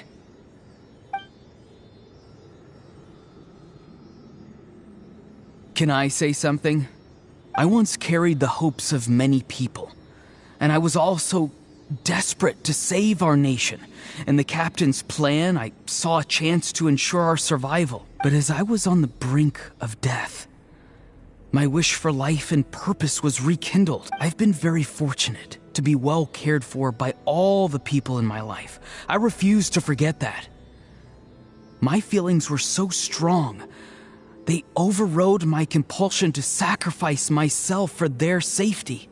No matter what path lies before us, we still have a destination. If we lose our way now, we will lose the meaning of our existence. That's right. Natlan's heroes gave their lives so we could have this chance against the Abyss. Their sacrifices are our blessings. Not only are their deeds and spirits exceptionally meaningful, they may also well be our path to victory. I don't want to give up just yet. Yeah, we're just one hero short. The power from the device will allow me to remain awake for some time. I stand at the ready should you change your mind. Even if you fail, you need only send someone my way. My offer still stands. Humanity is truly remarkable. Even the gods in the heavens hold you to be special. Even now, you stand before me, dazzling like the sun. You must have a profound connection to this land since you're so determined to save it. But what are you really trying to protect? The land or its people?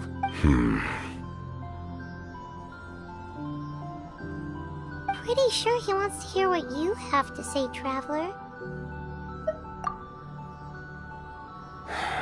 Fine. I suppose we can wait. Now that Auroron has inherited the memories of his forebearer, there's only one hero left. Your plan does have the potential to generate the best outcome. In the meantime, you shall have the aid of all the Fatui under my command. Thank you. Having such a powerful harbinger on my side is a big advantage. I know we may never completely see eye to eye on what it means to protect life. But for now, I'm willing to fight by your side.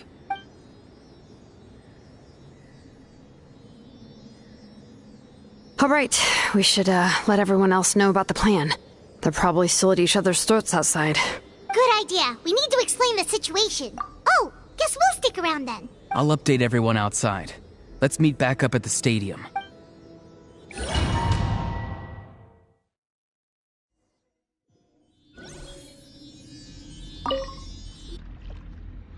You come to me with many questions, and you should be rewarded for your bravery. Ask, and you shall have the knowledge you seek. They do not like being mentioned by name by any living being, be it an ordinary human or one of the seven. They prefer to remain in the shadows as shades. The one you wish to know about? I call her the ruler of death. She helped Natlan establish the rules. It was also under her guidance that I created the Night Kingdom. It was an expression of love, as well as an act of reparation. She was seen as having significantly overstepped her authorities as a shade, which quite displeased the almighty heavenly principles. She succumbed to self-pity as a result, and no longer cared if others discussed her identity. Even so, her existence remains unknown to all but a select few. Self-pity? Please don't tell anyone I use that word. I'm just trying to speak plainly to conserve energy. You come to me with many questions. They do not like being mentioned by name by any living being, be it an ordinary human or one of the seven. They prefer to remain. The one you wish to know about? I call her the ruler of death. She helped Natlan establish the rules. It was also under her guidance that I created the Night Kingdom. It was an expression of love, as well as an act of reparation. She was seen as having significantly overstepped her authorities as a shade, which quite displeased the almighty She succumbed to self-pity as a result, and no longer cared if others discussed her identity. Even so, her existence remains unknown to all but a select few. Self-pity? Please don't tell anyone I use that word. I'm just trying to speak plainly to conserve energy. You come to me with many questions. I'm not familiar with that concept. The device is capable of weaving and creating ley lines, you say? Even I cannot create something from nothing. I can only reconstruct the ley lines by reassembling the yet intact components into a new structure. If that power were available to the people of Natlan, they might have a new option against the Abyss. You come to me with many questions, and you should. Phlogiston is Teyvat's primordial form of energy. The heavenly principles used phlogiston as a basis for the creation of elemental energy, to develop a power to better counter the Abyss. Have you heard of the concepts of the light realm and the human realm? That explanation might take too long. Light refracts into 7 different colors, which we collectively refer to as a rainbow. Elemental energy is a similar concept. It's essentially the modern counterpart of phlogiston. You come to me with many questions, and you should be rewarded for your bravery. Ah, yes, yes. The artisan from the Children of Echoes has yet to mention the matter to me. Probably because the young girl from the Masters of the Nightwind is absent. No matter. I'll reach out in a dream and tell them what needs to be done. Young girl? What? Did I say something wrong? You come to me with many questions, and you should be rewarded for your bravery. Ah, yes. No matter. Young girl? What? You come to me with many questions.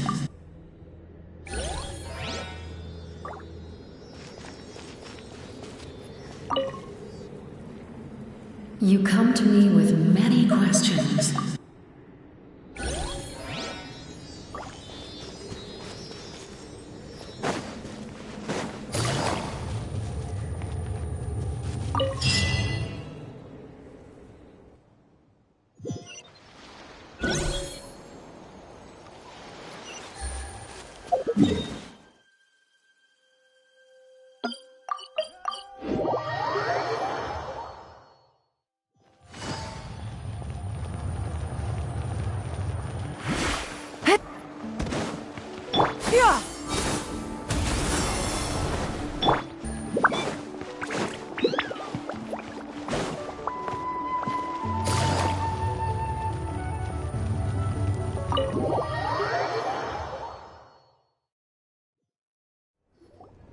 In that case, allow me to formally welcome the Fatui to our cause.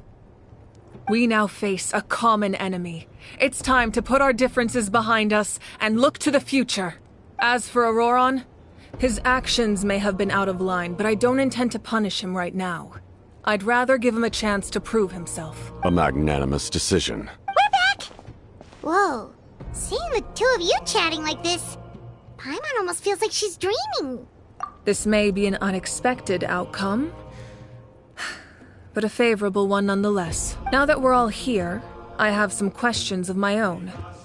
Tell me, how did you discover the source mechanism? We weren't getting any closer to obtaining the Gnosis, so I had my men scour Natlan for a different option. Auroron helped as well. We tracked down 3 scholars, Aberawa, Bosomtwe, and Kushtal, and combined the results of their research to locate this ancient device. I've never heard those names before. Seems like my own investigation failed to locate some critical personnel. I'm just not sure how I missed them. Strange. Perhaps they simply live in seclusion. In any case, their results speak for themselves. That's true. Now we have another option at our disposal. Compared to using the Gnosis, our current plan will buy us some time. And if all else fails, we still have this plan as a last resort. Even though executing it will come at a heavy cost. But that means making everyone forget their past! We should definitely try to avoid it if we can. Oh, actually, speaking of the Gnosis, how did you know what it could do? That story begins with the Cataclysm 500 years ago. I failed to save Conria from the rampage of the Abyss. When the situation became unsalvageable, I fled to Natlan with the remainder of my platoon, only to find that Natlan had fallen victim to the same tragedy. I defended this land for quite some time, and, in the process, met the chief of the Masters of the Nightwind, Aizu. I'm sure many people viewed Conria as the cause of the tragedy, but Aizu was kind to me all the same, and even helped me in my time of need. From that moment, I made it my mission to aid Natlan. In battle, a warrior fights to win. Even though my homeland was lost, I was already committed to this fight. Together, Aizu and I fought many battles and overcame countless hardships. However, he was unable to escape his fate, and, in his final moments, told me the secret of the Gnosis. So it was him. He recommended using the Gnosis on several occasions, even before the tragedy. But I turned him down each time. You knew him, and you fought for Natlan all those years ago. Why don't I recognize you? It must be the mask. Even without the mask, my past appearance is long gone. Even with the curse of immortality, the flesh still rots. Wait, do you know someone named Dainsleif? That problem doesn't seem quite so extreme for him. You've met him already? Yeah, a bunch of times. Sounds like you know him too. During the age of Conria, all I knew was his name. The last time I saw him in person, he was traveling with the prince. He carries a degree of pain and hatred that far surpasses my own. Yes, you're the sister of the prince. Given the role I held in Conria, I would prefer not to harm you. Although, this is likely a self-imposed burden. If the prince saw me now, I doubt he would even recognize me. As for your question, I don't know how Dane managed to slow the deterioration of his body. My appearance is much changed.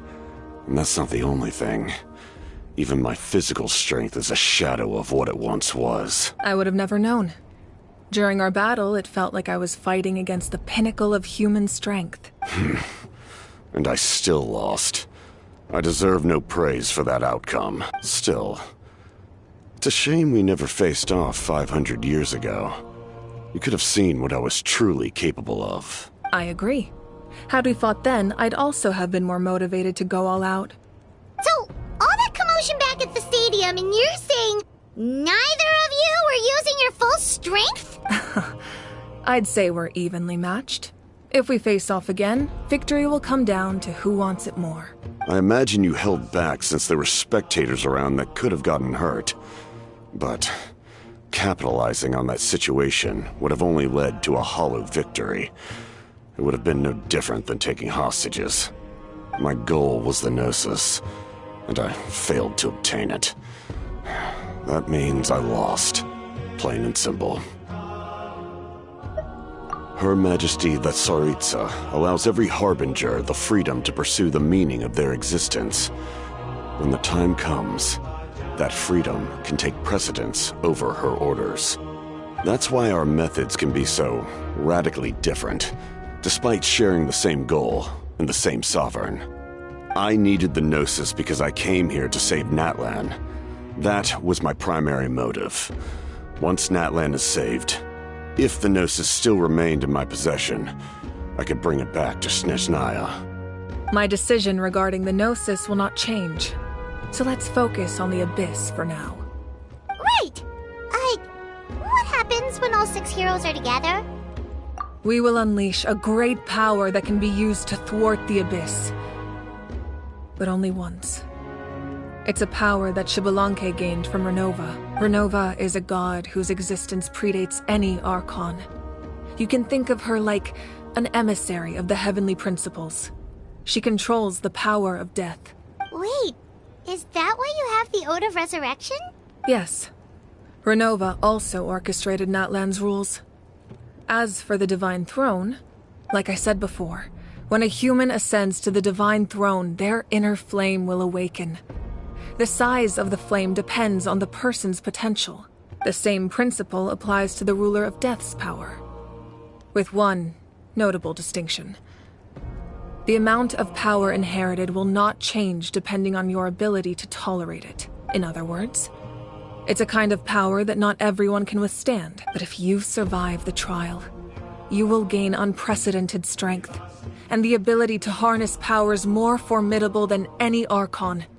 That still sounds really risky. We cannot walk this path without accepting risk. Mualani charged into the Night Kingdom despite the abyssal contamination. Auroron fought back from the brink of death. In the face of their bravery, I must respond in kind. That is my duty. Spoken like a true leader. All right, that's enough for one day. You should head back and get some rest. I'm sure you're exhausted. The Abyss will likely sense the change in Auroron. It's possible the frequency of the attacks will increase. There are many challenges to come, so we need to be prepared. When you put it that way, Paimon feels even more exhausted. All right, let's head back. Now that we're working together, we'll need to coordinate our efforts. I'll leave a portion of my forces for you to command. That will definitely help relieve some pressure. You're sure they won't object? It's an order. I will make that clear. Excellent. I appreciate your trust.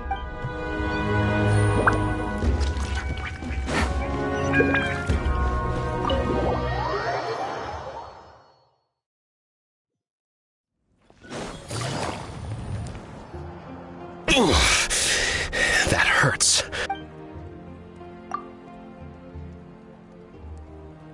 The monsters keep increasing in number. It's like something changed. It's definitely unusual, and we should all be careful. But don't worry too much. You have us by your side. If there's one thing the Abyss fears, it's strength. If they think we're easy prey, they've got another thing coming. Oh, someone's calling us.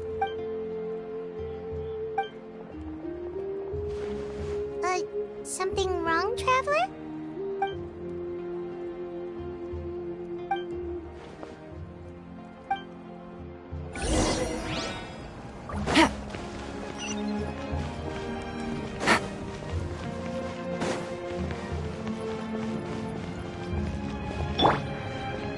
Yeah! Skyward! Scatter!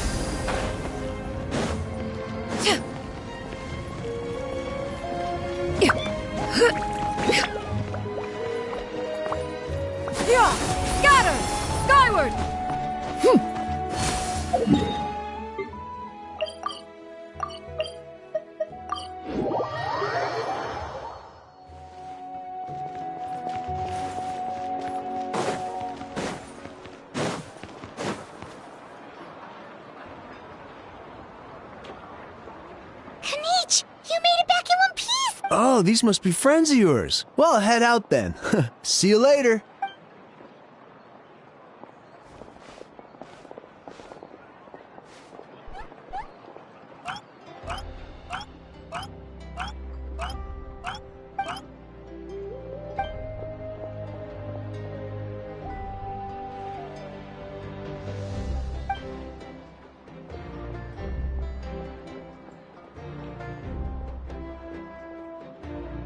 Yeah, a lot happened while we were in the ruin. We'll tell you about it some other time.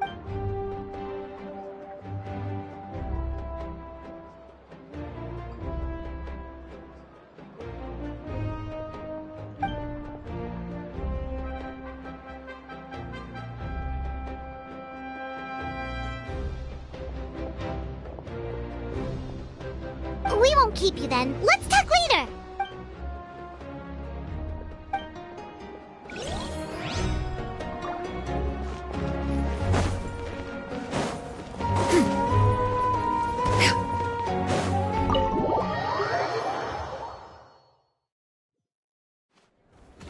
Auroron? Granny? What's wrong, Granny? It looks like you have something to say. You know exactly what you did. You need some sense knocked into you, that's what I think. Now, where do I even begin? I'm sorry. Now that you have nowhere to run, that's when you apologize? You couldn't wait to run off last time, and the time before that. Pretty sure I apologized those times too. What exactly were you thinking? Being a wanted criminal is one thing, but then you also tried to pull off that whole thing in the ancient ruin. I'm not the one who needs an apology. Apologize to yourself for risking your life. Okay. I'm sorry.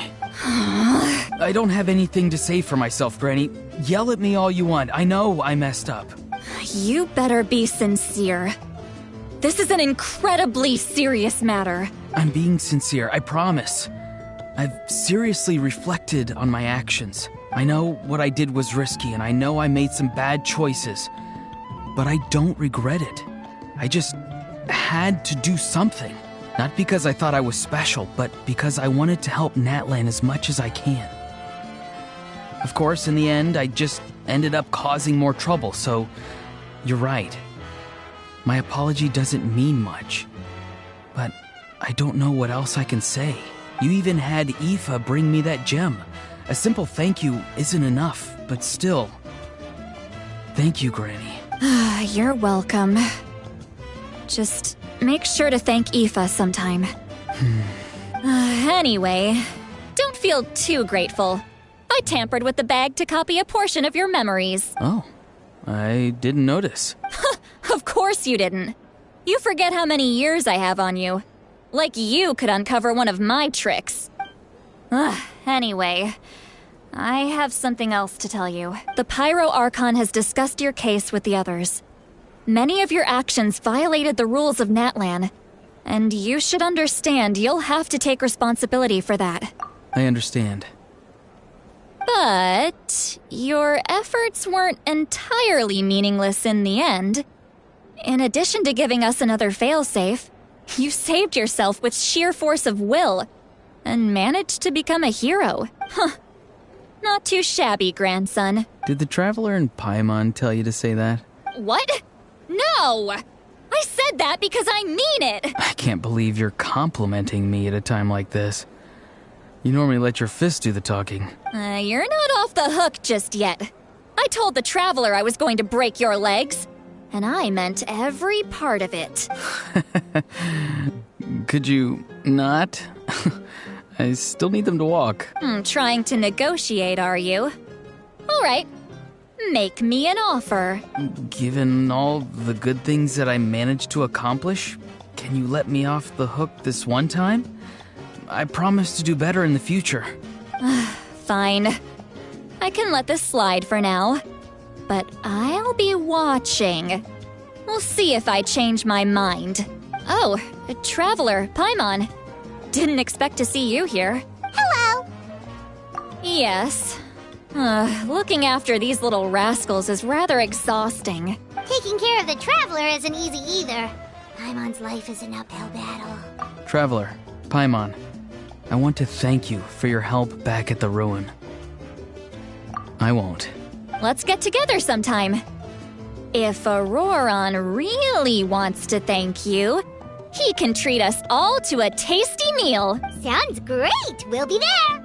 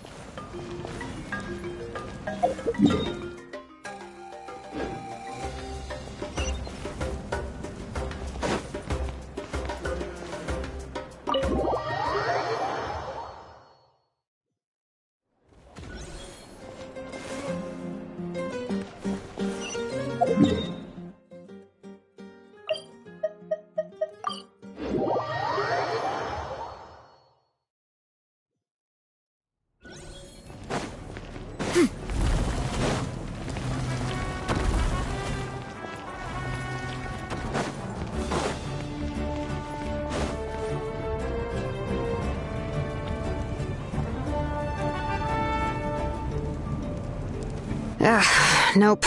We can't give any of these to our soldiers. They were not tempered correctly at the forge. Well-made weapons and shields are vital for the survival of our people.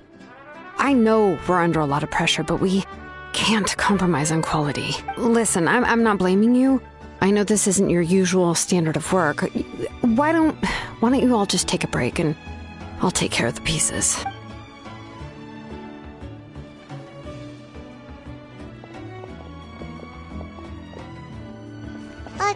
Hey, Shilonen? Is something wrong?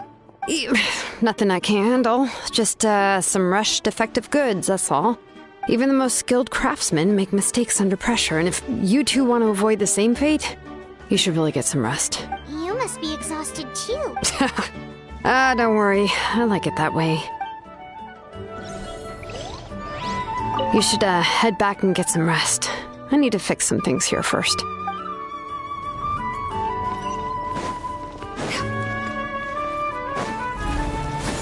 Skyward!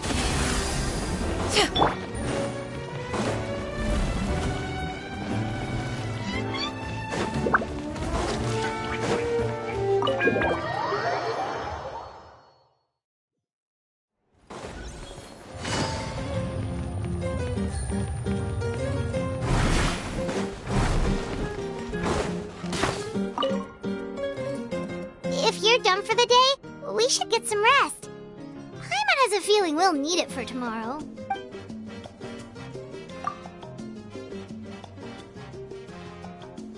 You ready? Yep. Let's go meet the Lord of the Night.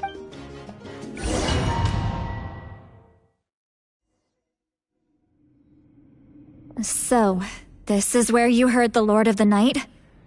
Guess that means she really has awakened. Hopefully we made it before she falls asleep again. Fret not. I'm still here. For a weak life form, falling asleep is no less taxing an exercise than staying awake. I'm sorry for disturbing your rest, but there's something we didn't have the chance to ask you earlier. We need to forge a new ancient name for the Traveler, but we ran into a problem. She's not from Natlan, so there are no records of her in the Night Kingdom. I see.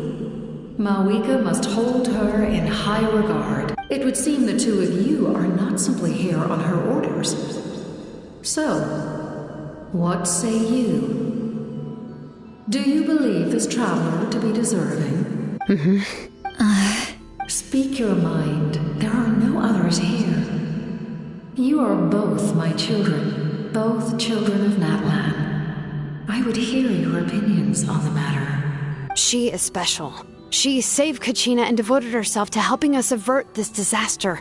Natlan owes her a debt, but that debt has not been repaid. And with an ancient name, we can at least guarantee her safety. Even though that guarantee will come at the cost of your own life? Yes. So, it's true. Forging an ancient name consumes the life of the craftsman. Forging an ancient name is an act of creation. It involves taking disparate concepts throughout the Night Kingdom and condensing them into a heroic epic. But it takes time for the new concept to be integrated into that realm. If the ancient name is like a seed, then the life of the craftsman is the outer shell, serving as its protection. Once that process is complete, the seed will sprout, and having served its purpose, the outer shell will gradually disappear. Forging an ancient name is no easy task, and creating one for an outlander makes it even more challenging. Still, if you're here, that means your mind is set. Yes, because I believe forging this name will be well worth it. We don't know how long we'll be able to hold back the abyss or what the final price of averting this disaster will be. If giving up my life means that all the people of Natlan can have a future, then the sacrifice is practically negligible. Even when I'm staring death in the face, I don't think I'll regret this decision. I bear the name Baraka. This is a part of my duty. I understand. The chance may be exceedingly slim, but you still want to seize it, because this could be the final step to victory. And you, Siglali, the anxiety you feel, it's because you saw something, yes? Something you were not meant to see. So, you know about that too. What is she talking about? I've had concerns for a long time. Malika's plan needs too much time, and too many things can go wrong. The Masters of the Nightwind have a ceremony that can be used to glimpse the future. It's just... using this power on the Pyro Archon has always been seen as a taboo. And you did it anyway? What did you see? Death. How? A key part of Malika's plan is using the 6 heroes to release the power Xbalanque obtained from the ruler of death. Considering its origins, the price of using that power is death. You're saying Malika is going to die in this war against the Abyss? Yes. I can't just ignore what I saw. That's why I need the Traveler's power. I need the power of a Descender. Don't forget, Siglali. Even if it may seem like someone is fated to die, the nature of death and fate are different. Fate indicates what will happen in the future. The time, manner, and place are all predetermined. But death is different. Death is a rule. The ruler of death's power will allow Malika to triumph over the Abyss. But she must offer her own life in the process. The ruler of death cares little for the time and manner of a death. She simply guarantees that it will occur. Fate may be able to influence the timing, but that is all the Traveler can change.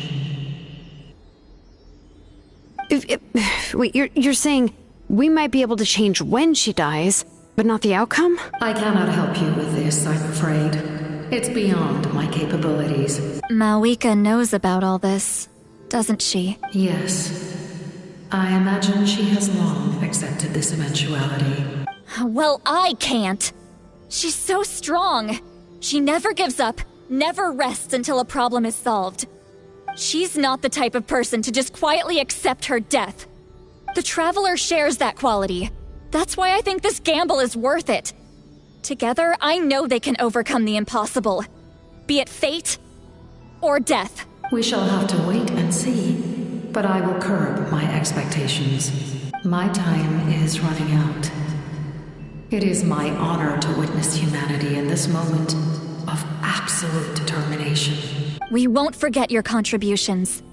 Once we deal with the Abyss, we'll find a way to keep you alive. Thank you for saying that. But there is nothing you can do. How many years of life are enough? 10? 100? 1,000? 10,000? The Night Kingdom will disappear.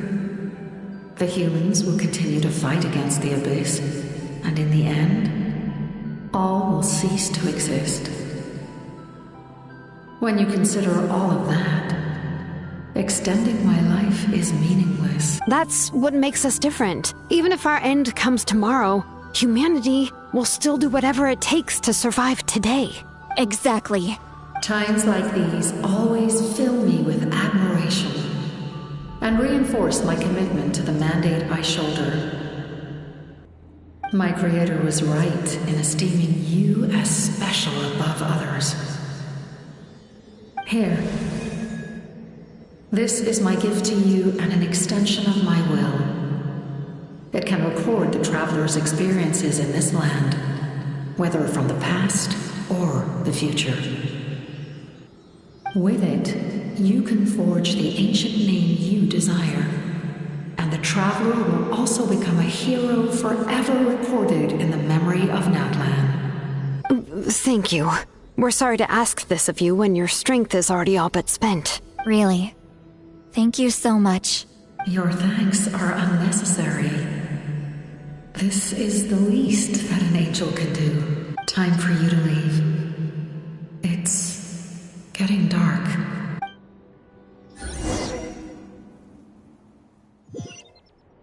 I can't sleep with all the noise outside! Forget it, let's go check it out.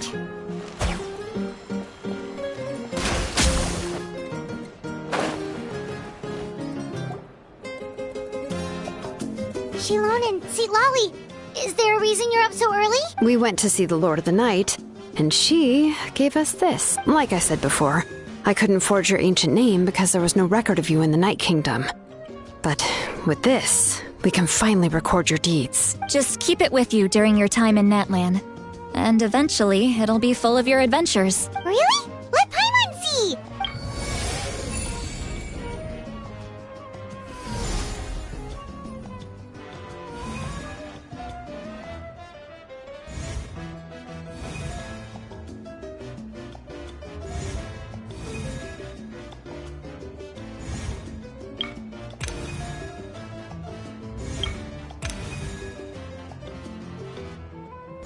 Whoa, it's the two of us! And a sun in the middle! Oh, and that must be...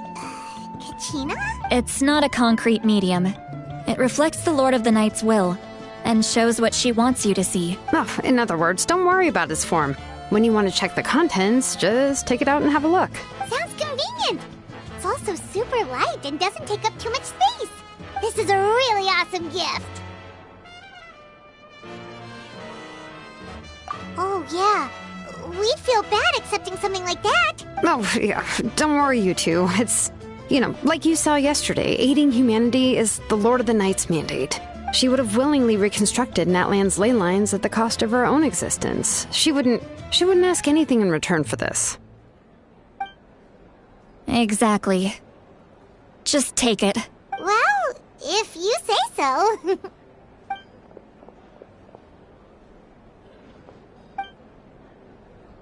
So soon? We just fought them off. We can figure that out later.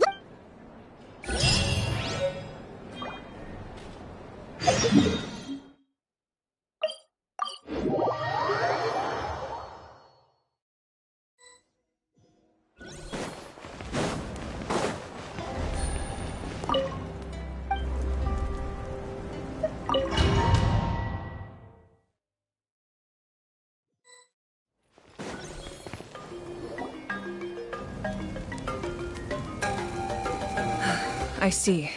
I'll send reinforcements to those two locations. The remaining locations are remote with no inhabitants. Let's bring our warriors back and make sure they're careful on the retreat. Understood. I'll spread the word. We're here. What's going on? Kachina said the Abyss attacked again? Yes, it's not looking good. Our forces have always been able to handle the sporadic attacks, but now there are more monsters than ever and the attacks are more frequent. What about the scale? What areas are they targeting? All of Natlan. Not just around the stadium, but even the remote areas of the Collective of Plenty are reporting attacks. Could this also be some kind of omen? If things continue like this, then...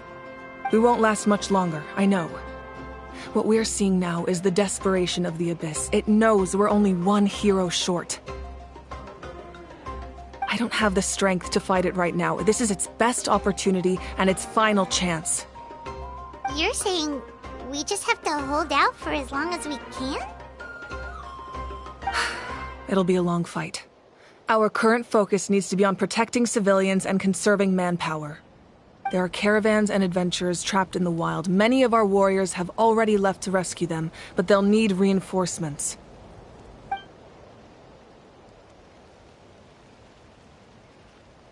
All right.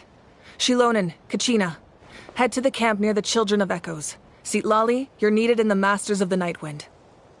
As an important figure in the plan, Auroron will stay here. Your tribe is too far from the stadium. Understood. I'll leave right away. I prepared a hot air balloon to take you where you're needed. Messengers from the Scions of the Canopy are traveling all around Natlan. Update them once you've completed your mission, and they'll compile the information into a battle report. As I receive intel from the various regions, I'll plan your next move. All right, no time to lose. Let's go!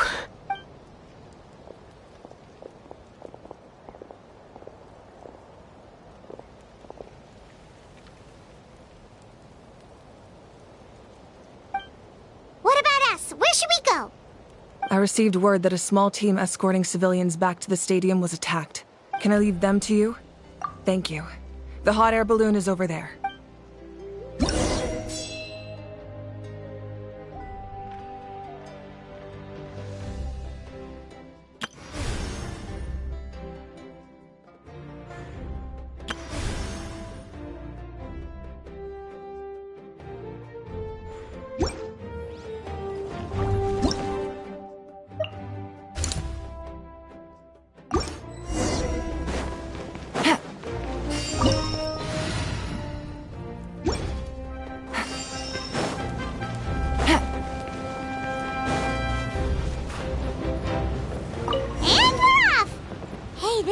Pretty convenient. It's not only fast, but also saves us a lot of energy.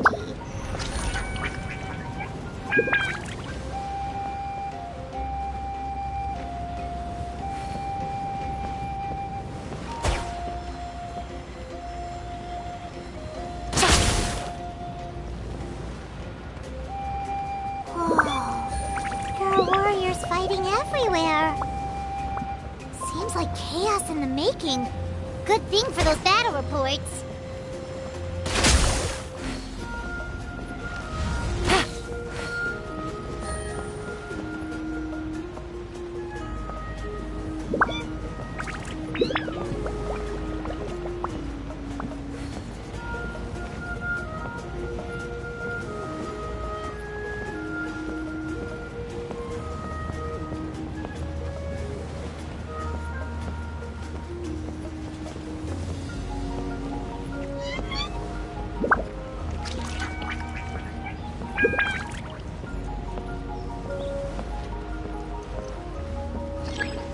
They must be trapped! Let's go help! Reinforcements! Thank goodness!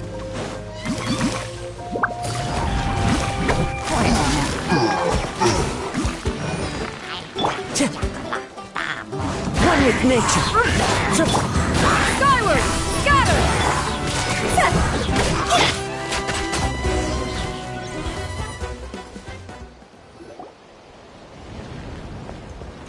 Thank you for coming. We were almost at the breaking point. There were just too many monsters. They just kept coming, wave after wave. I've never seen it this bad. At least we got here in time. You all should get going. I know, but it's not that easy. A lot of people were hurt in the battle just now. Our cart was also attacked, and now our supplies are scattered everywhere. That's not important right now. We need to focus on getting out of here alive. I know, but these were medical supplies. What if they need them back at the stadium? It's them! Over here!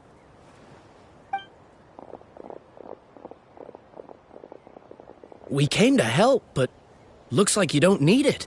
Now we can head straight to the next location. What other areas need help? Here, take a look at the latest battle report. Messengers from the Scions of the Canopy are traveling all around Natlan to pass along the latest intel.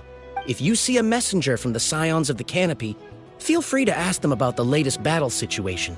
Thanks! Now where should we go go next? Seems like you can hold your own in a fight, so let's split up. Choose where you want to go and we'll take the rest. Still looks like they could use some help here, though.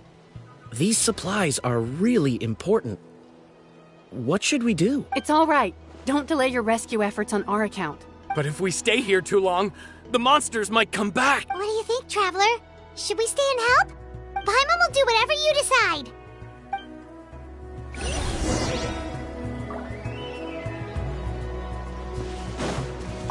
Traveler, my mother's a doc. I'm worried. Of course. Thank you.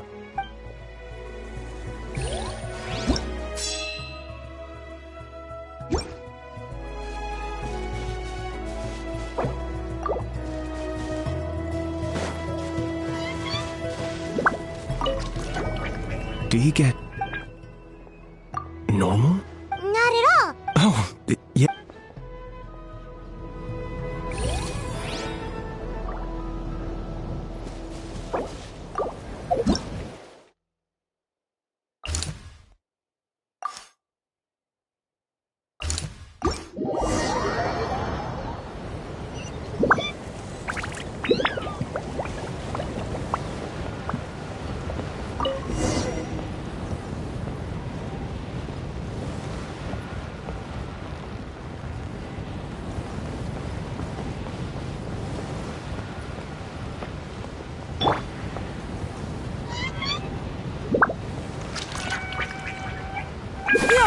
Scatter!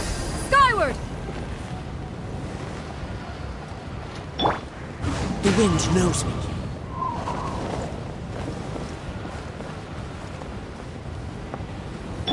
Yeah! Skyward! Hey, Kanish just ran past. He must be busy delivering messages. At least he didn't look hurt.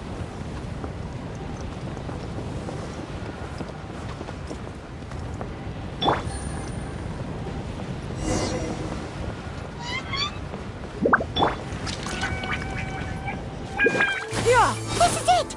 Looks like the battle is in progress. Let's go help them! How much longer are these things gonna keep coming? We're reaching the breaking point!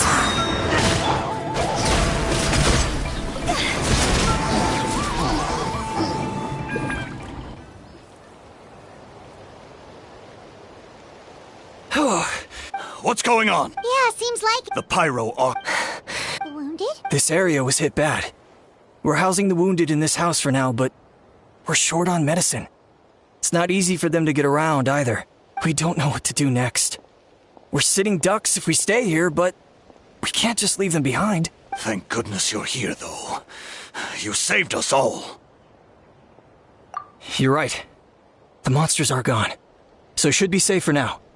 Some of my men can escort them. That will take time, though. And some of the wounded can't walk. They might have to stay here. Don't worry. Once we escort the first group, I'll call for reinforcements. That way, everyone can evacuate. Let's help them out here for now. Then we can head to the next area. Oh, there's a messenger over there. Don't forget, we can get the latest intel from them.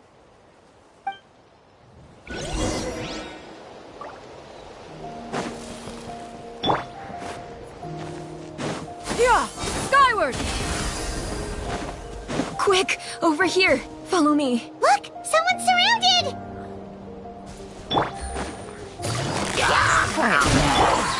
The wind knows me.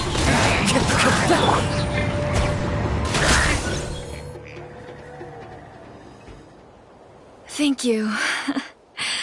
Yeah, that was close. Thank you for coming all this way to help us, Doctor. Just doing my part. Doctor? Wait, do you know Tapos? He's my son. Why? Did something happen to him? No, he's fine. He's just worried about you. He asked us to tell you to seek shelter. Ah, I see. I know it's dangerous to be out and about like this, but I just can't sit back and do nothing. How about this? I'll write to him and promise to team up with the next group of warriors I come across. I'll be safer that way. Sounds good. I'm sure he'll be relieved you're okay. Thank you for passing along his message.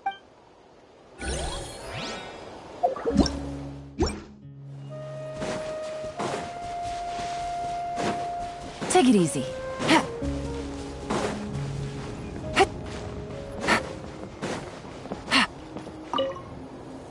Thanks for your help. I've updated the intel on this area. I'll start spreading the word. Hang in there, you two. A lot of places still need your help.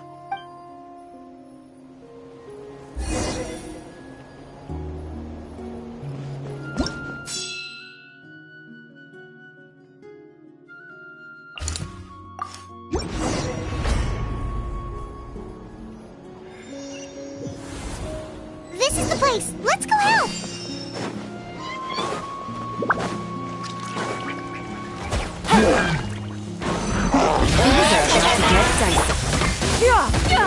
Skyward! Seize the sky! Fallen leaves.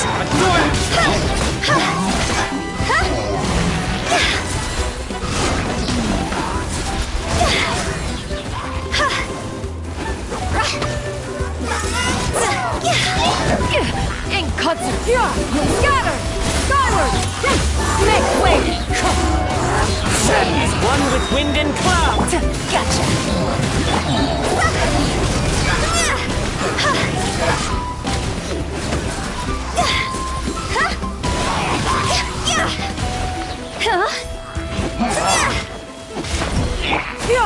Skyward!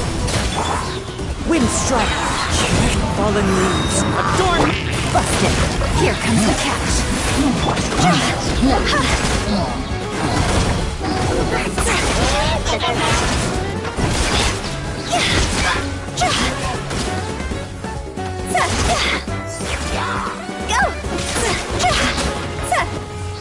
Take it easy, quietly now. Scatter!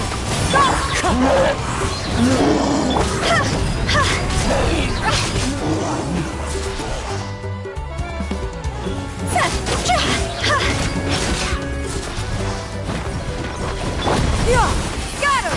Skyward! Wind strike.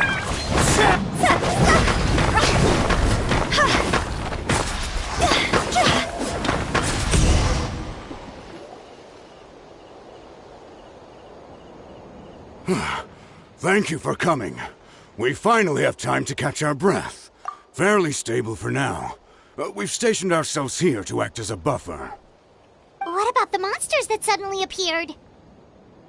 Based on my experience, the monsters are attracted to two things: the presence of living beings and combat. That's why we set up our front line of defense so far from the tribe.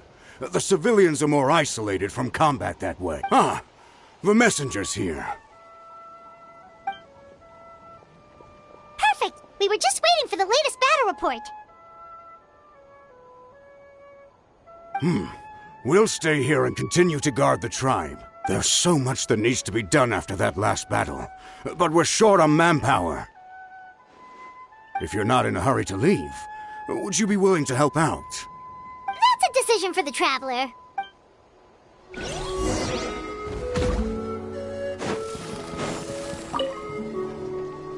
Ah, by the way, if you've got some time, I'd appreciate the back. All right, let's move out.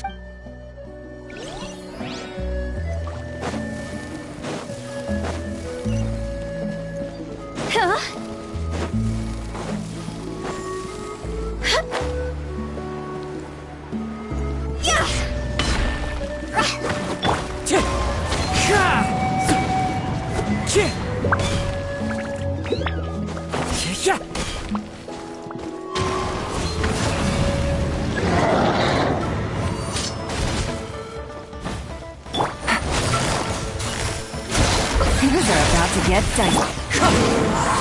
Sadness one with wind and cloud.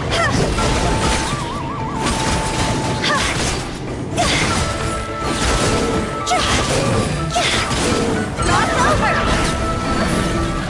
This isn't good! Scatter! Skyward! Fallen leaves. Adorn my... Gotcha. Here comes the catch.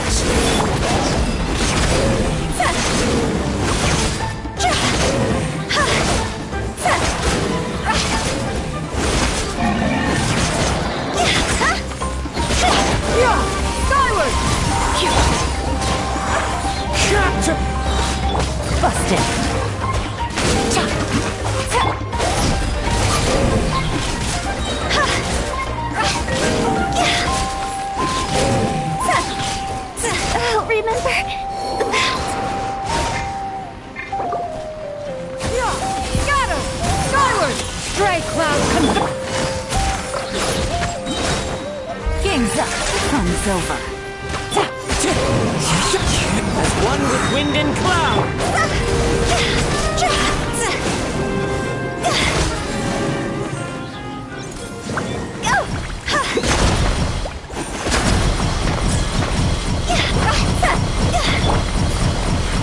Wind strike. Yeah, got her.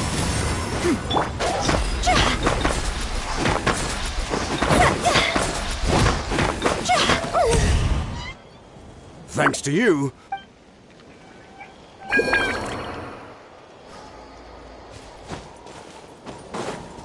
Yeah, got her.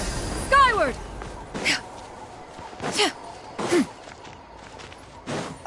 Here's the current situation. If you have the...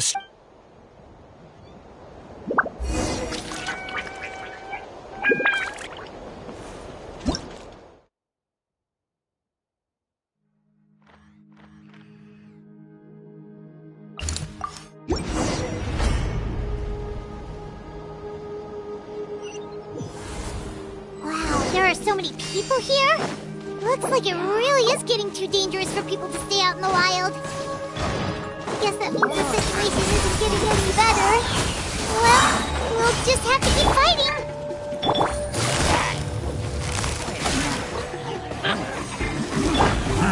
Into the wind. Clouds high. The birds call. Yeah, got her. Skyward. Gotcha.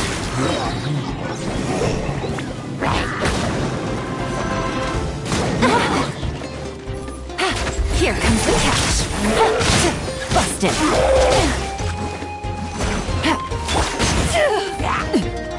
Skyward. Make way for the... As one with wind and cloud. Gotcha.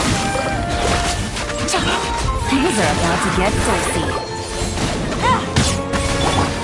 Wow, remember?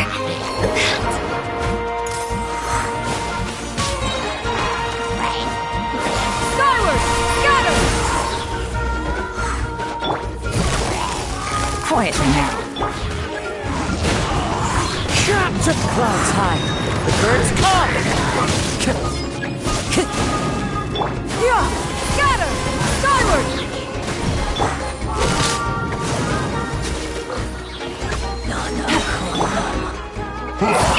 Inkatsu.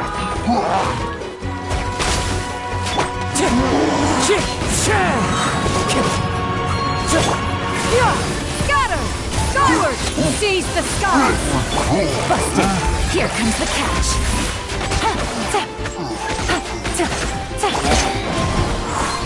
Fallen leaves, adorn my night!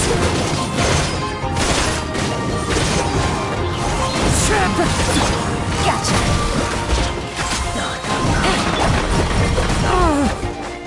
The wind knows me. As one with wind and cloud! Skyward. Got her. Things are about to get dicey.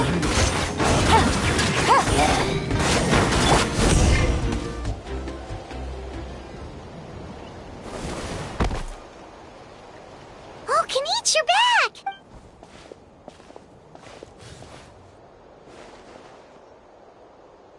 Yeah, it really feels like we're running short of... Not that Paimon's complaining, it's just... What if...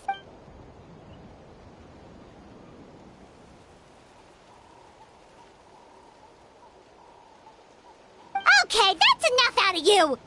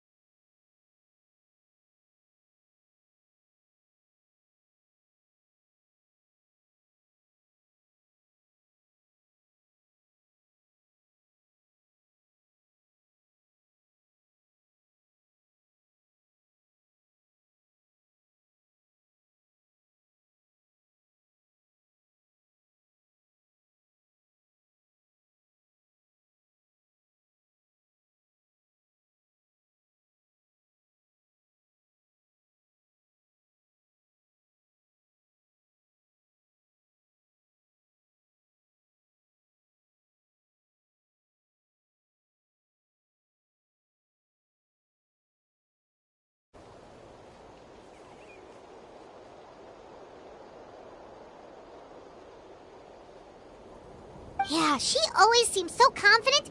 Plus, she told us you can only become the Archon by proving your strength.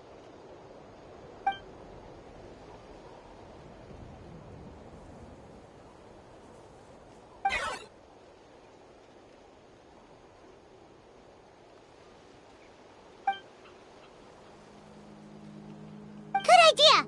Maybe we can see if the people around here need anything in the meantime. Looks like we're on the same page. There are a lot of people in here. Could they all be refugees? I've managed to accept my fear, but I still want to ask you one last thing. If I die, do you think anyone will remember me? Yeah, please do whatever you can to stay alive. Your life is super important. My life is super important. Got it. Thank you again for leading me to the answer.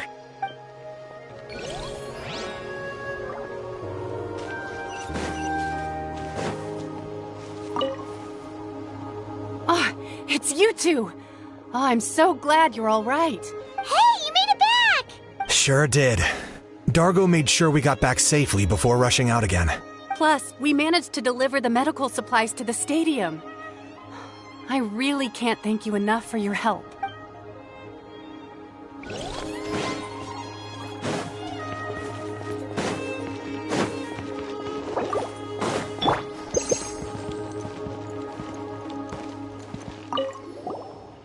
Oh, my son wrote back anyway.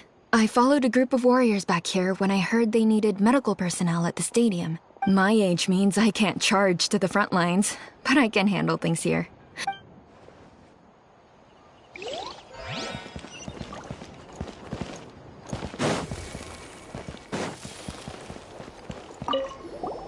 Want to get some rest, Traveler?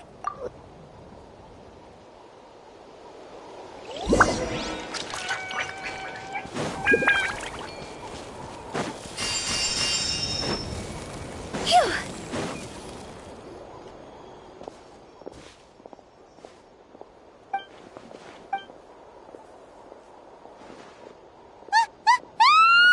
What's going on?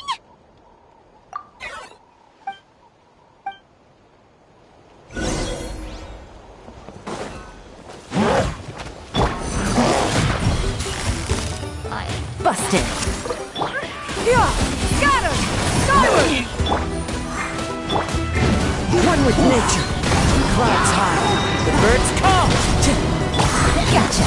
Here comes the cash. Yeah! Got her! Make way for the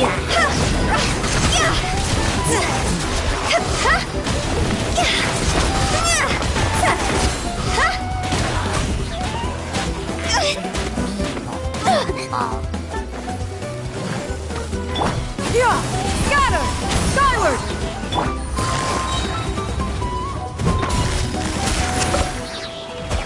Take it easy.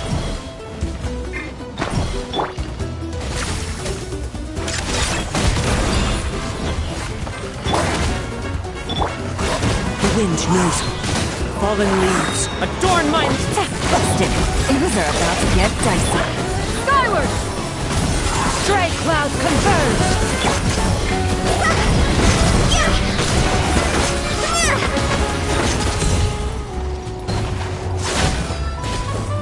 There are too many of them! They just keep coming! Bring these souls! Target acquired! Blaze and dragonfire! There are too many of them! They just keep coming!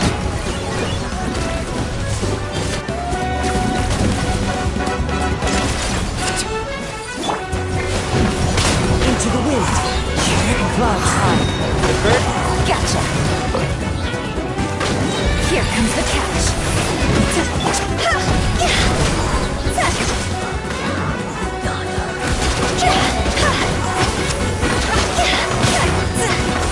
Time to go!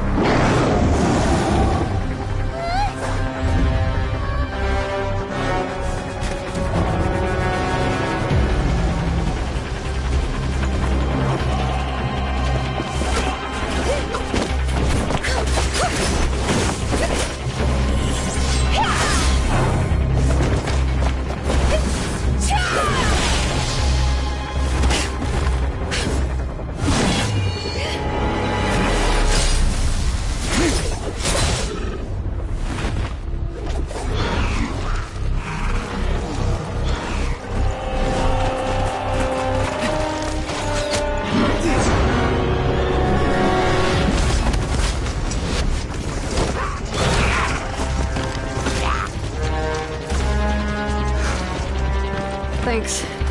The situation is grave. Hold this position. Keep the people safe.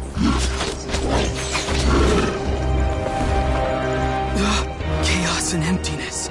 So that's the abyss. And it knows that now is its best chance. But the sacred flame! Archon's on the case.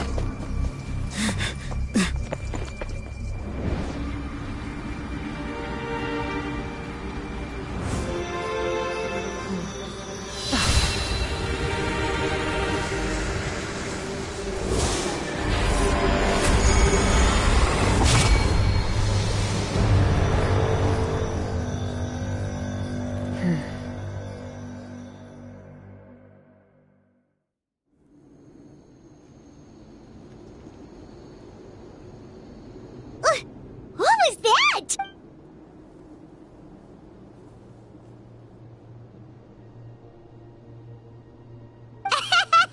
Laugh all you want, it's gonna eat you too!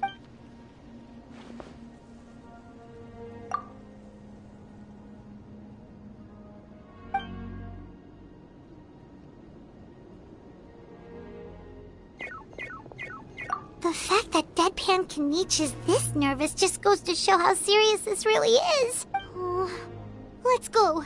The disaster's really happening.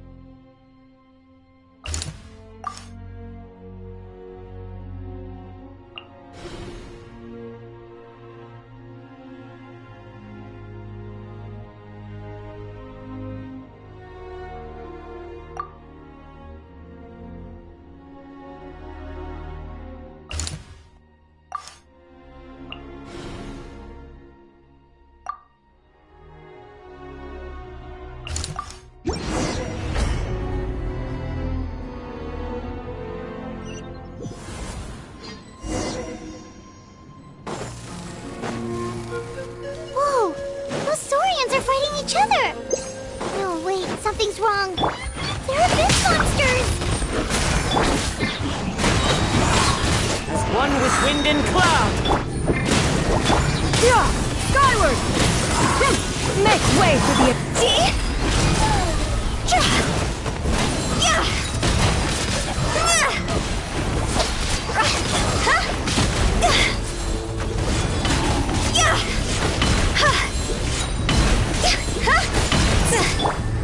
Into the wind!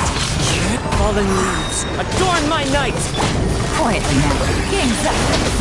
Yeah! Skyward! Stray clouds converge!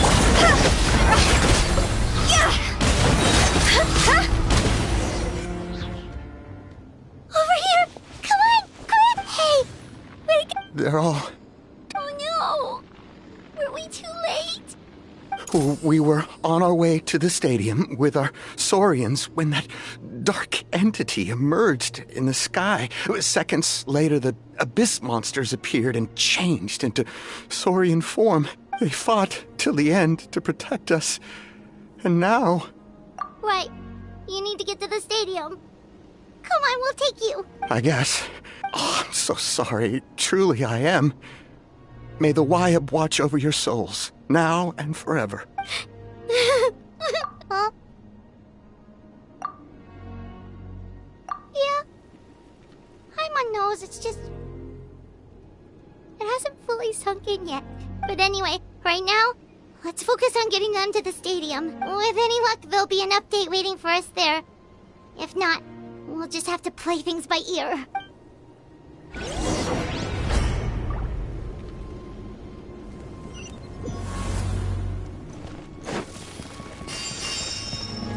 Huh? Need the latest battle report? We don't have too much information since so few messengers are making it back here. But as I understand, the folks at the Scions of the Canopy outpost suffered a large-scale abyss attack as they were trying to evacuate civilians to the stadium. If you're free, please head there immediately.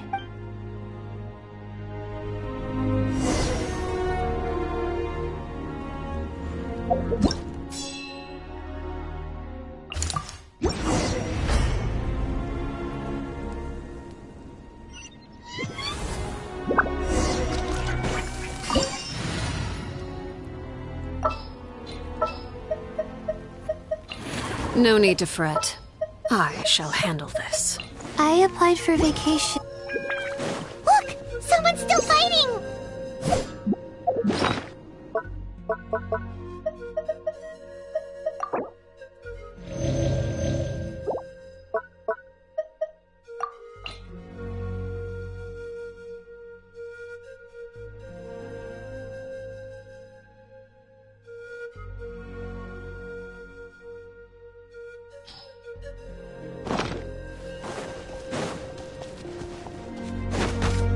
Transfixed!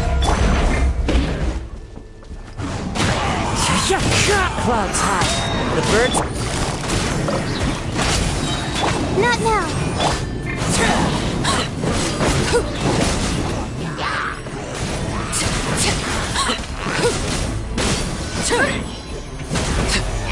Laid bare. My guiding stars! Stars! Fallen ruins. Adorn my... Here comes the catch.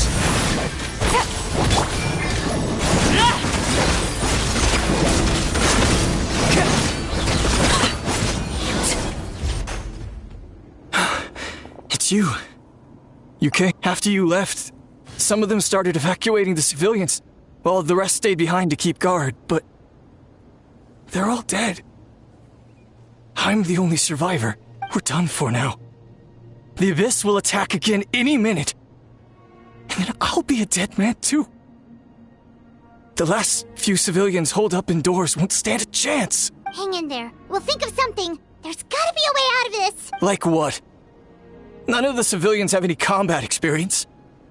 There are old people, children, wounded. They can't defend themselves. The monsters are gone for now, right? Get back inside. It's too dangerous out here. I know it's dangerous. That's why I came out. Same. Huh? What is this? Can you spare some equipment for us? I've never been in a battle before, but I'm young and I can hold a weapon. That's gotta count for something. And I used to fight in the pilgrimage when I was a younger man. Admittedly, I never made it very far, but if you hand me a spear, I think the old muscle memory will kick in. There are others willing to join us as well. I persuaded them to fight. We can't let the blood spilled by our warrior brethren be in vain. We can't watch on as our heroes lose heart.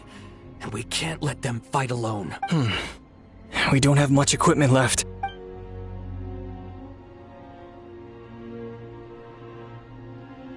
Okay, take these. With a few extra fighters, we should just about be able to hold our own.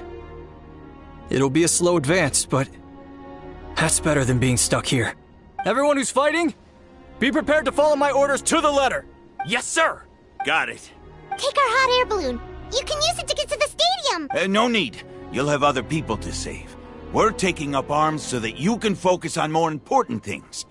You're the heroes, Hefty. Okay, well, try going that way. That's the route we came from, and there weren't too many monsters. Thank you, both. You've been a huge help. I am devastated by the deaths of my brothers in arms. But if their sacrifice means anything, I have to live on. We're not going down without a fight. Thanks. We will. Now, go!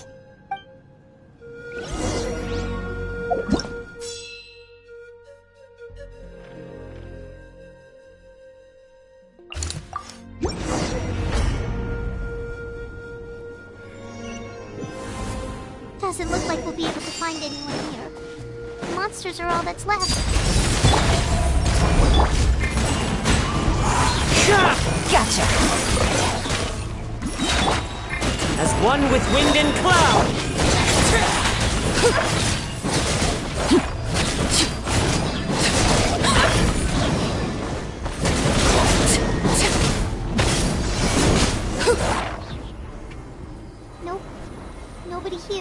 latest intel said the Children of Echoes need support too. Let's head over.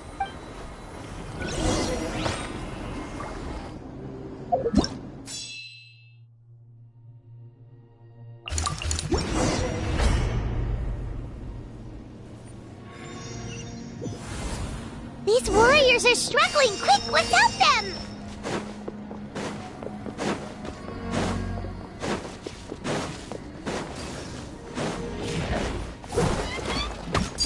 Laid bare. Don't be scared.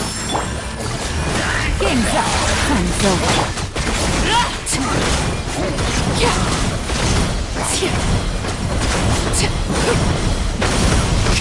I hear children. Quiet now. Wind strike. Time to go.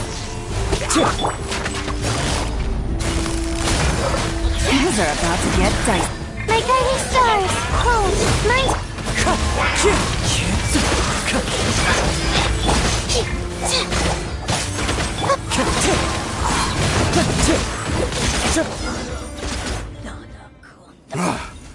This is the second time you've had to come to our rescue. I'm a little ashamed. Thanks to your efforts last time, we managed to fend off the Abyss, but at this point, I think we're gonna have to cut our losses. This base is as good as gone. Yeah, everyone needs to stick together. Best to regroup somewhere else. All right, time to evacuate. There's a volunteer unit here too. For anyone who still wants to fight on the front lines, the Children of Echo's front is the closest to here.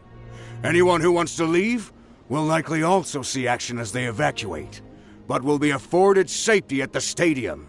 Those are the options.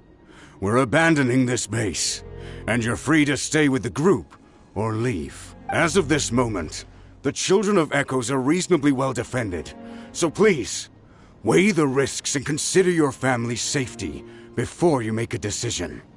Now then, anyone who wishes to keep fighting, show me how serious you are.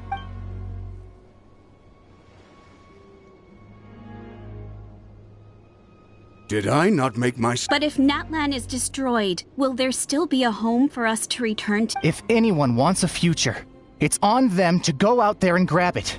Period. No one wants to be that person who sat back and hoped for the best while other people were giving their blood for our nation. Very well. For Natlan. For Natlan. You heard them. This means we'll all be going to support the Children of Echo's garrison. Great! Well, you all seem in good spirits, so that's encouraging. But still, please be careful. Don't worry. It'll be just like another Night Warden war. We'll force the Abyss back if it's the last thing we do. Huh?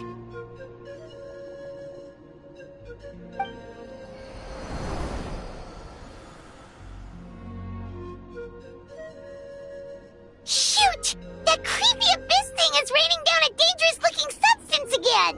That's over towards people of the Springs territory.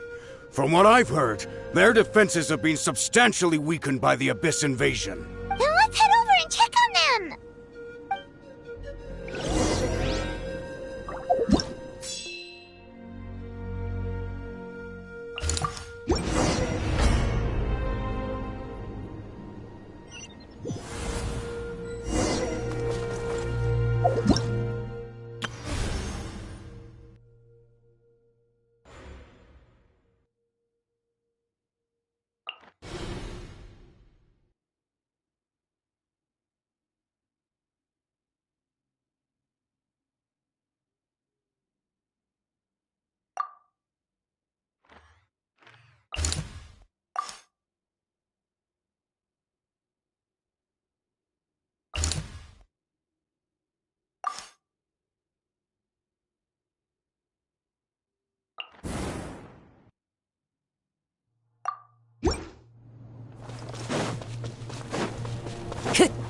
Time to go. What the?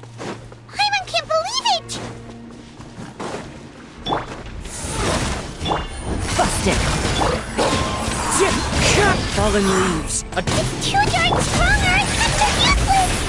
Oh, why isn't anything working? But this way, the Abyss is just gonna keep sending more and more monsters! The next wave will be here soon! We need to get out of here! Let's check the area for survivors, and hurry!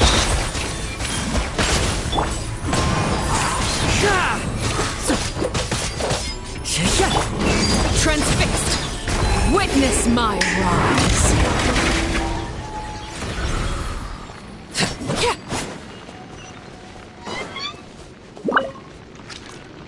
There's just one battle. This is the first report we've had in ages, which means the messenger's job has become all but impossible. But there's nothing we can do about that. Our priority is to get to the next affected zone. Even if we don't find any survivors, maybe that strange substance over there won't be as rock solid as here. There's a chance at least.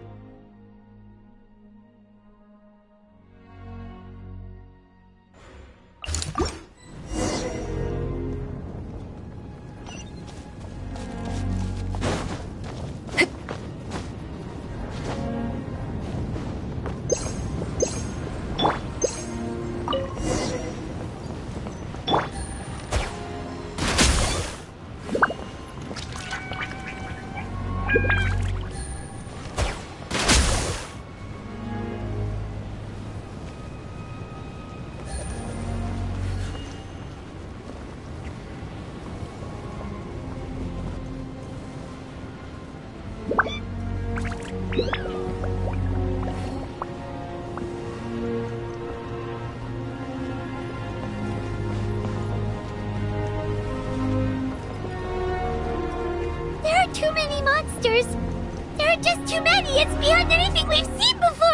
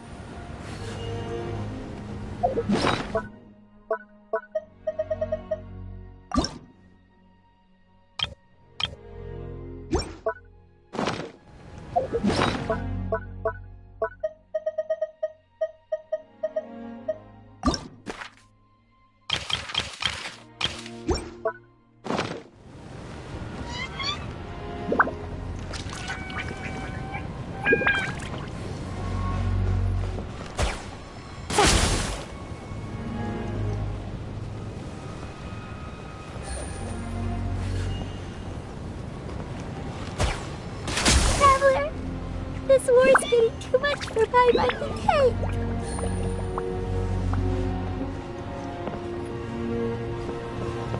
Okay, let's do this!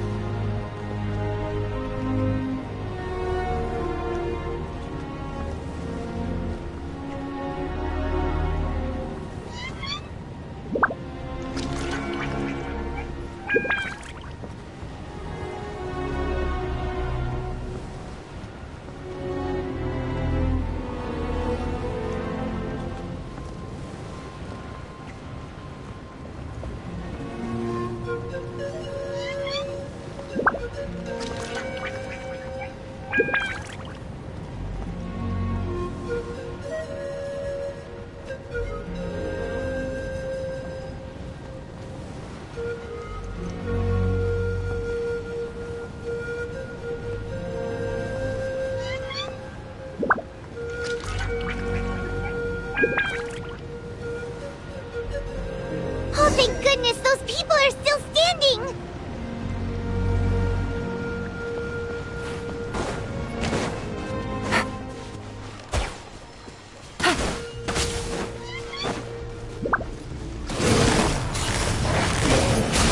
The night is cold. Don't be scared. Clouds high. The birds... Here comes the catch. Quietly now. Laid bare.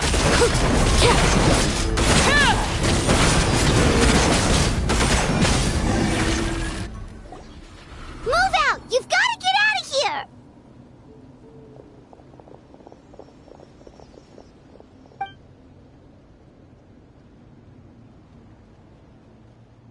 Still no luck, huh? What on earth are these things? How are they invulnerable to attack? Yeah, at least with regular abyssal pylons, anyone with a vision can destroy them. But this thing, no one's seen anything like it before. It's like a part of that sky demon's body or something.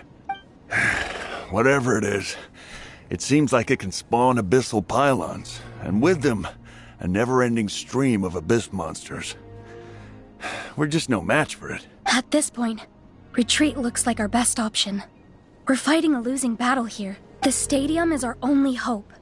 That's where the sacred flame is, which seems to be the one thing that well of abyssal energy is afraid of. The Pyro Archon is guarding the flame. As long as that continues, we still have hope. What's this? Water, and some snacks. You look like you need it. I'm guessing you've been supporting the fight all over the map? Sounds like you need a breather. We got enough people to hold our own here. And it's high time you took a break. Why don't you sit down and gather your strength for a minute? It's true. We've been fighting pretty much non-stop. Traveler, you must be exhausted. What do you think? What is it? Oh, you're right. Well, then guess we'd better go warn them. It's your decision. If you want to set off right away, Paimon will come with you.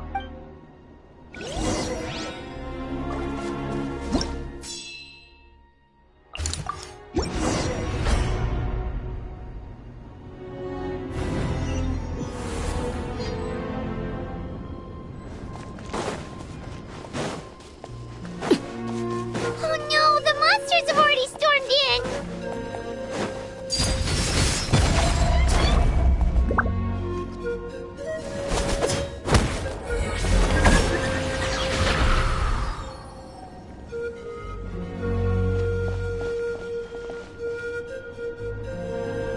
It's you guys. Things are bad here. Something fell out of the sky that's impervious to our attacks. It's a good thing you did, otherwise we might not have made it in time. Kachina, she and I can deal with the remaining monsters and abyssal pylons. You should go catch up with the rest of the group before your parents start worrying about you. Stay safe, Kachina. Come on, let's get this done.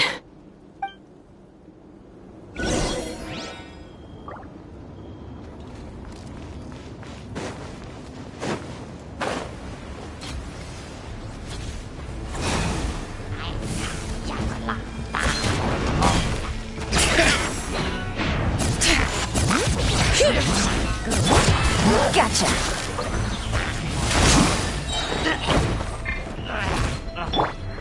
Into the wind.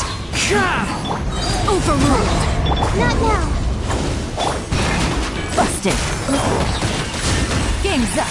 Time's over. As one with wind and cloud.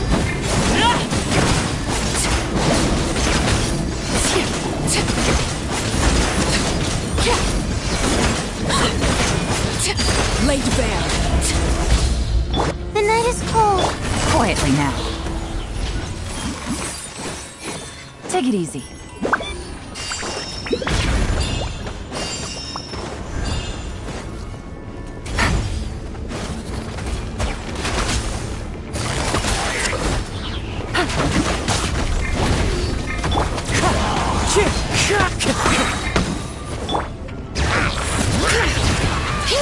Letting great names echo.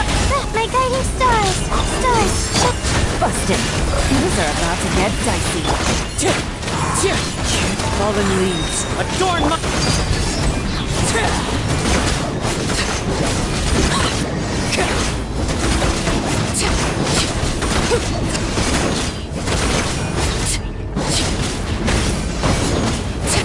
Overruled. Cat's live high skull.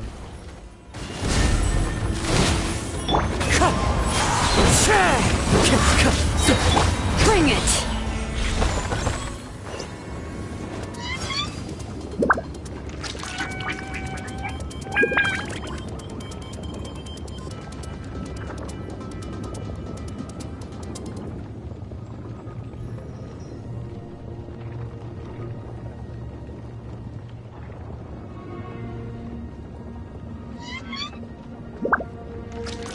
2 hours after, sir.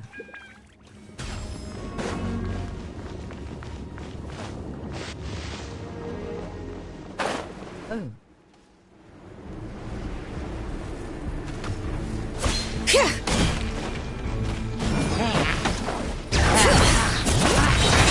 Let the mountain's veins boil! The wind knows me. Here comes the catch. Don't be scared. Transfixed!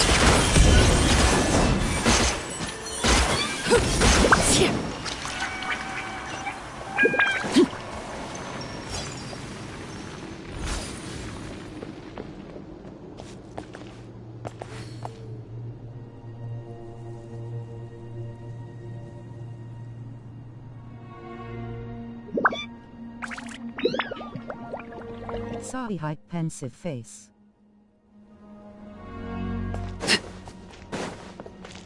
Skull.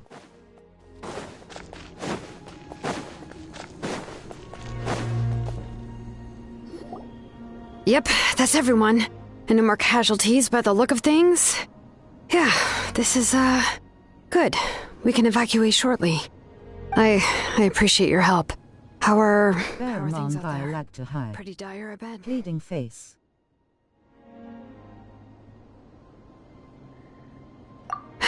Some of the things I've seen, I don't know if I'll ever be able to get them out of my mind. Are we in Natlan doomed to this fate? I've never witnessed a full-scale abyss invasion before. I mean, I'd heard stories about the sky being painted black, but I always thought that was an exaggeration. Saluting face, nail Marika polished has sparkles. witnessed this all before, so she knew better than anyone the terror and despair an abyss invasion would bring. Yeah, and despite that, she's still facing it head on. We've had to abandon our homes and chase the dying light of day. And maybe the only time we'll see the dawn again is in our dreams. But as long as there's even a sliver of hope, I am not gonna give up.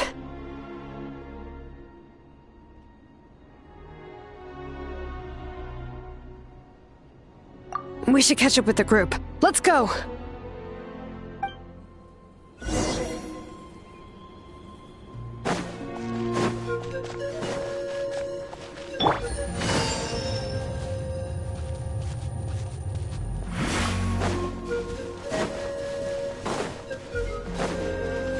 Take it easy.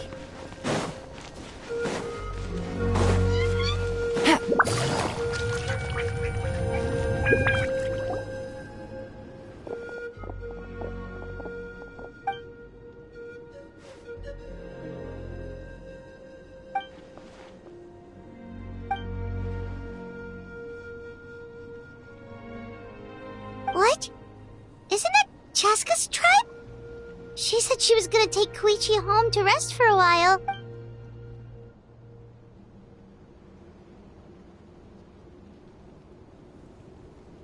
But how, right? Everyone's struggling just to defend themselves. There is no spare manpower. At this rate, it won't be long before even the stadium is indefensible. And with everyone congregating at the stadium, the Abyss forces will start converging. Boring hype, hot, broken heart, broken heart. A battle on a scale much larger than anything we've seen so far. On the bright side, at least my old injuries aren't playing up at the moment. It means I can actually join in with the fighting. The crux of the issue is that the heart of the Abyss itself has joined the invasion. That's a power we just can't match. I have every faith in the courage of our people. The Natlanese will never give in to despair. But still, the fact is, our lives are more fragile than our spirits. 100,000 aura. Traveler, Paimon knows what you're about to say. Yeah, Paimon sure is getting tired from all this flying, but it doesn't matter. Wherever you go, Paimon's going too. Yep, we'll leave the Children of Echoes to you guys. Flower Feather Clan, hang in there. We're coming. Skull, my aura is infinity. If there was ever a time to push ourselves to the limit, that time is now!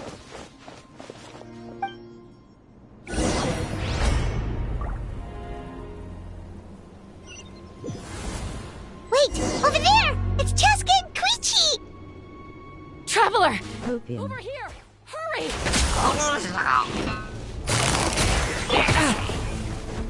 Wind strike!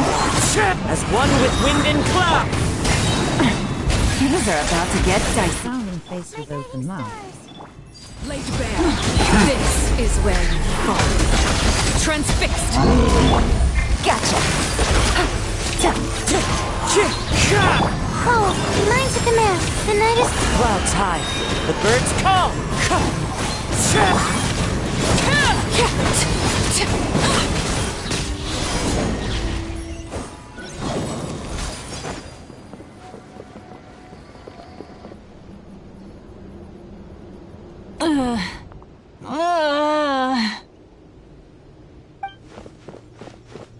What happened to her? She's covered in abyssal energy! Nazar amulet wavy dash Nazar amulet.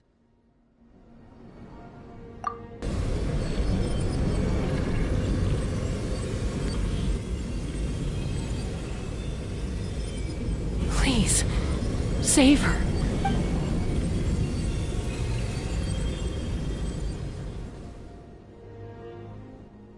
How's that, Koichi? Any better now? Koichi! Koichi! Chaska, I used to think Mom and Dad were crazy for adopting you. I was the younger sibling, but I always felt like it was my job to help Mom and Dad take care of you. I thought I could set you free from the abyssal energy you struggled with. I guess I was pretty full of myself, huh? Thinking I could fix you when... well, we were always the same. Hush, Koichi. Put those thoughts right out of your mind. We'll be at the stadium in no time, okay? I'll carry you there. The abyssal contamination is gone now. Just rest And you'll get better. I was always nagging you to slow down. Stop rushing headlong into things. I just didn't want anything to happen to you. Or to anyone else because of you. I worried about you so much. But now, I realize I never really understood what it's like My for face you. vomiting, face vomiting. The fact that you survived an abyssal contamination was a miracle. But it also left you in a constant state of agitation. The fact that we became family was another miracle. But with me worrying about you all the time, it feels like I just agitated you even further. No. Shall make all to Absolutely who by not. kiss mark. Nothing could be further from the truth. Do you Genshin. hear me? All you ever did was love me. Same goes for Mom and Dad. I've always known that. And I feel terrible because Bye-bye Pookie smiling face I with really did hearts. want to get along as a family. It might take me some time, but I'll find a way to make it work. I'm so sorry, Koichi. I never meant to make you feel this way. It's okay, Chaska. No need to apologize. You didn't do anything wrong. No one did. It's nobody's fault that things didn't turn out great. I get it now. So, no nagging from me this time. You keep forging ahead, sis. Never slow down. And never hold back. Spread your wings and fly free. Like the fiercest kukusaur in the sky. Show the world who the bravest flower feather warrior is. Because that's who you are. And that's the sister I'm proud of.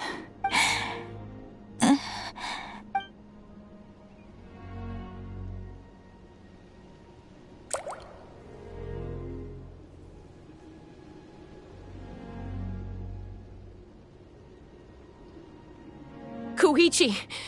Koichi?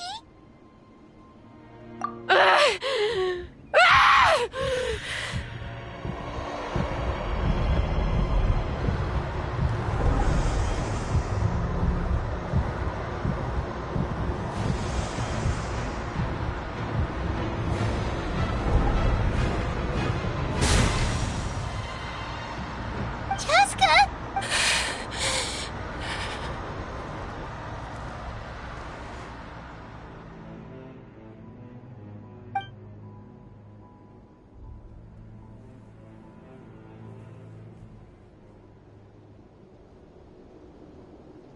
What happened?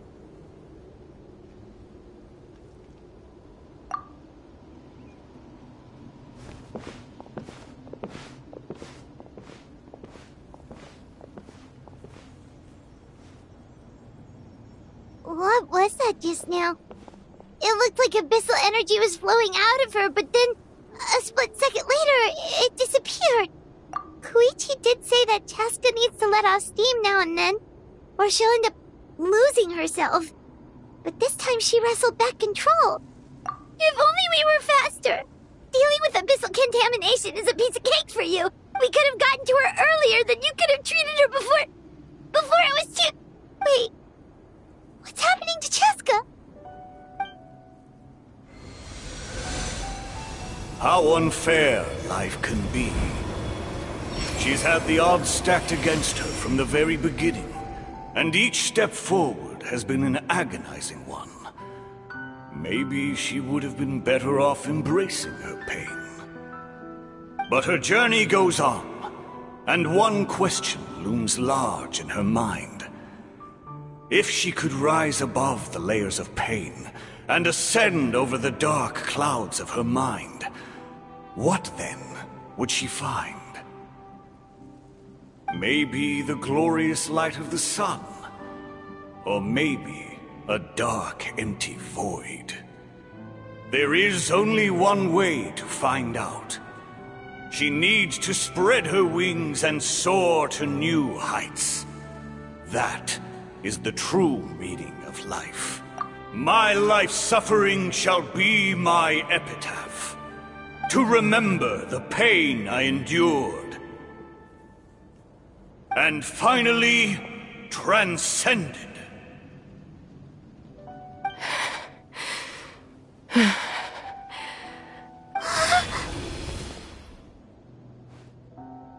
Let's take Koichi somewhere safer.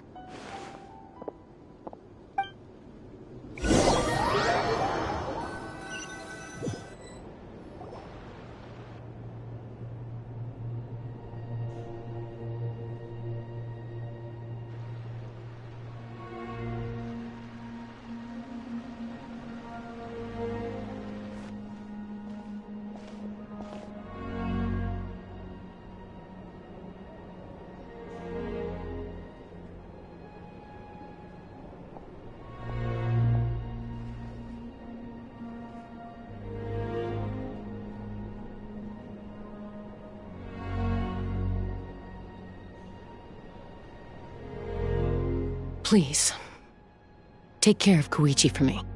I still have more important things to do. Of course. We are grateful for her service. Yes. She served selflessly. I'm sorry, Chaska.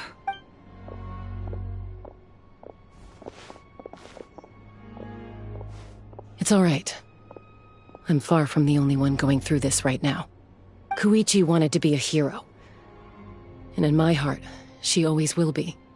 If we want to honor what she stood for, not to mention her sacrifice. Archon, we need to hurry. Time for this war to end.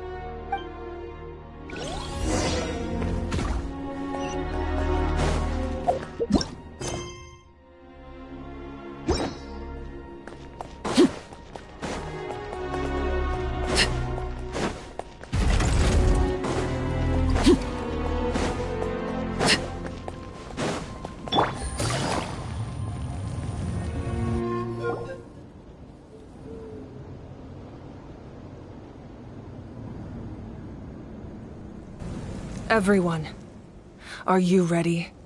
A bitter war lies ahead. Our victory begins in each of your minds. May no further lives be lost, and no one else may to suffer the loss of their loved ones. As long as blood still runs through your veins, even the tiniest spark of steel against stone can ignite a flame.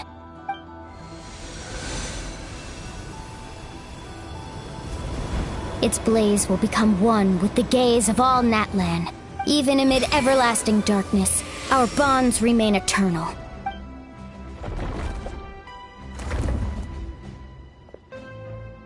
Stone engraved in echoing peaks.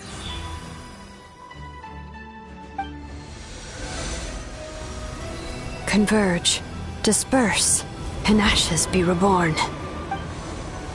For flames born anew, and the blazing dawn. A hero scaled the volcano to seize the sun.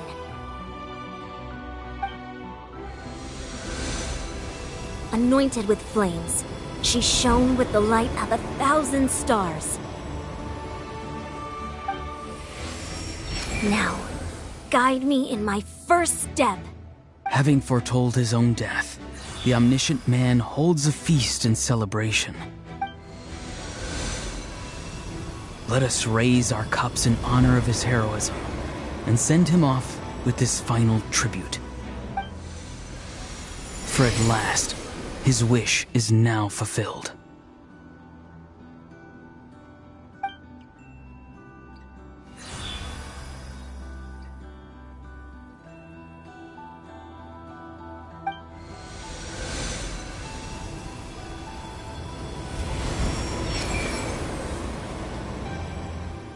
My life's suffering shall be my epitaph. To remember the pain I endured, and finally, transcend it. Heroes of the ages! Our moment has finally come!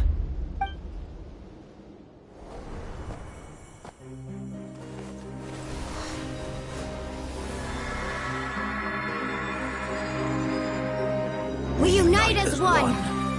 Baptized by the Turnfire. Bearing an ancient blessing. Knowing true power. And accepting a fate of devotion.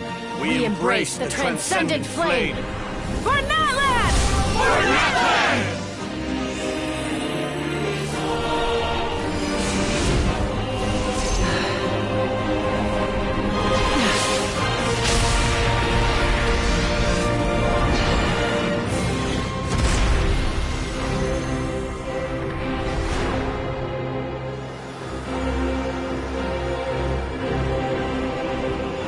In the name of the Pyro Archon Halloran, I declare the Night Wars underway! The Ode of Resurrection will guard all life till the war is over!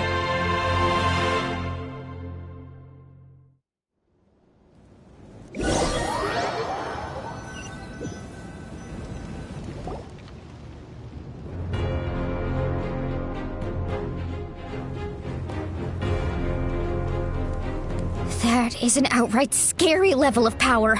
So, from now on, all warriors will be able to resurrect themselves using the sacred flame. That's right. No more casualties. It's time to wipe the enemy off the face of the earth. And to reclaim our lost territory.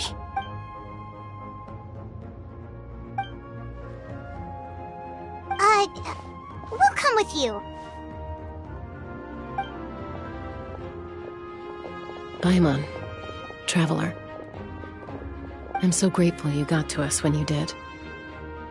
You gave Koichi the chance to say those words to me before the end. If I'd lost control out there in the wild, this counterattack might never have been possible. Probably best not to think about that. More importantly, how are you feeling now? Any better? Not really. But now's not the time to deal with it. In the spirit of VUCA, I have to rise above it. The conflict and suffering in me are there to test my character. My struggle will make me stronger. And make me the person Koichi believed I can be. Alright, let's go show the Abyss what human beings are made of. They'll be sorry they messed with Natlan after we're through with them.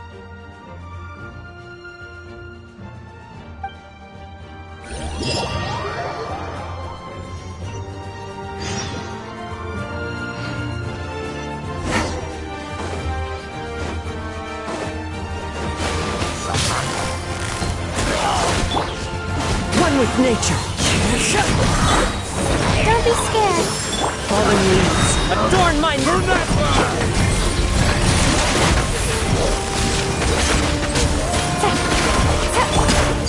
laid bare.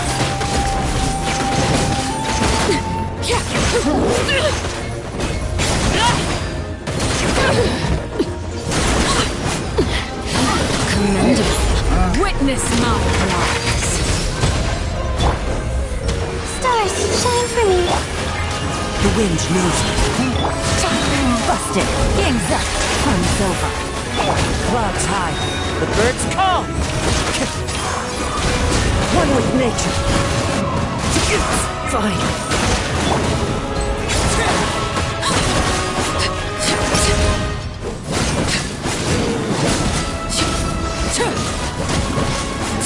What the? Aerial support from Moika? Look how powerful she is now. It's borderline unfair. Quiet now. So this is the end.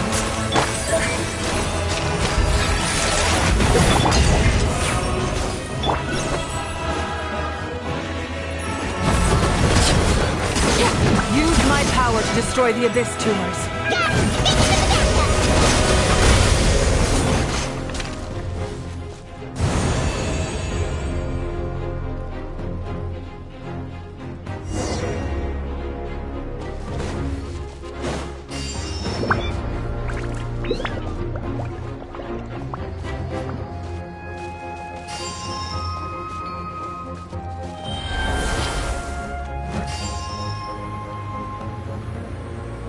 Oh, did you guys see that huge fireball? It exploded right above my head! Sorry, Mulani. I'll adjust my aim. No, you're good, Archon. It didn't hurt at all. Plus, it was freaking cool! Not great for your eyesight, though. Oh yeah, fair point. Ugh, a howl's coming in way too hot! Is it possible to mute him? Done. Thank you, Malika.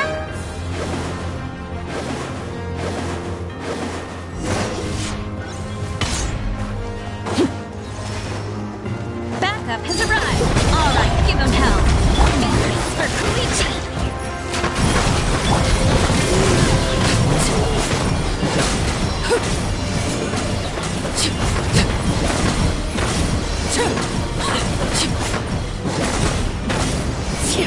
My guiding star.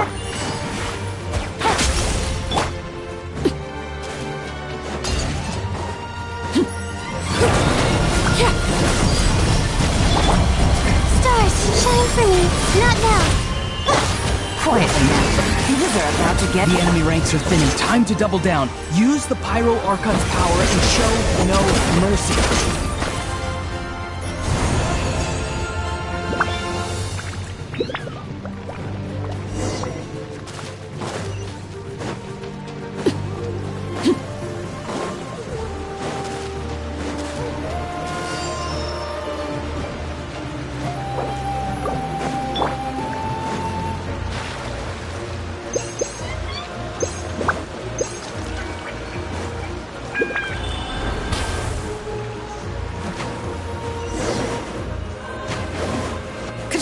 Over here! I'll send you up, it'll be quicker!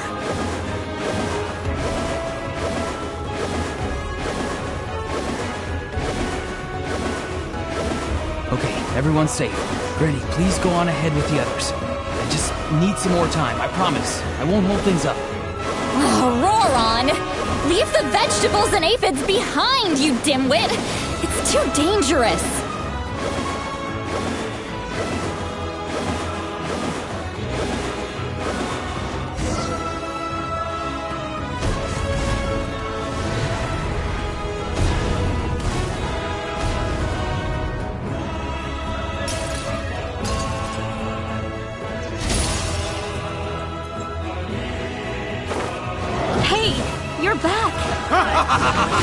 That sacred flame is pretty fired up. I'm ready to butcher a whole army of monsters. Everyone, shut this now off the table. So charge! Let's give them everything we've got.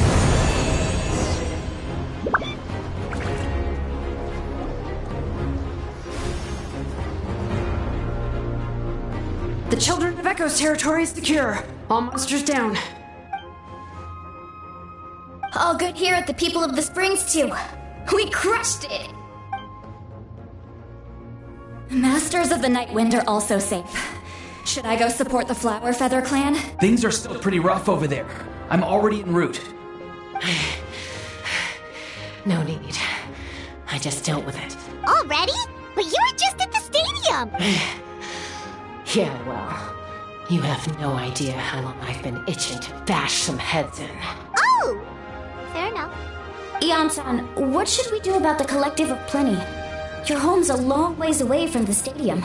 Oh, no need to worry. I just heard from Verisa. She says they're safe now. Yeah! Their only game plan was to outnumber us, and that ain't gonna work now that we have the Ode of Resurrection on our side!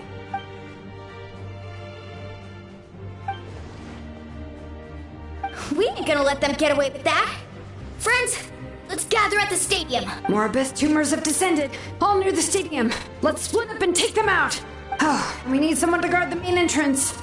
Alright, this is the final battle!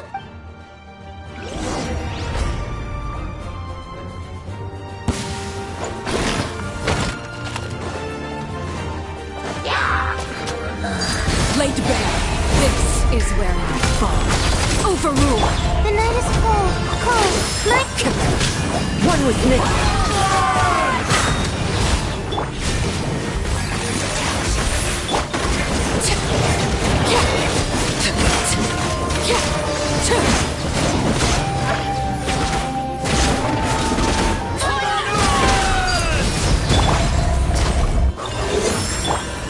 Strider!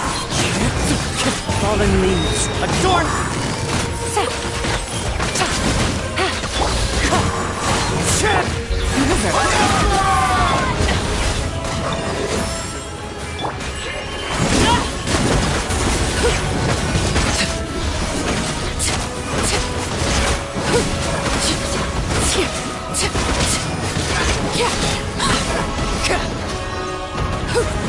Overrule! My guiding stars, don't be scared. Gotcha! Game's up! Time's over. Wind Strider! As one with wind and cloud!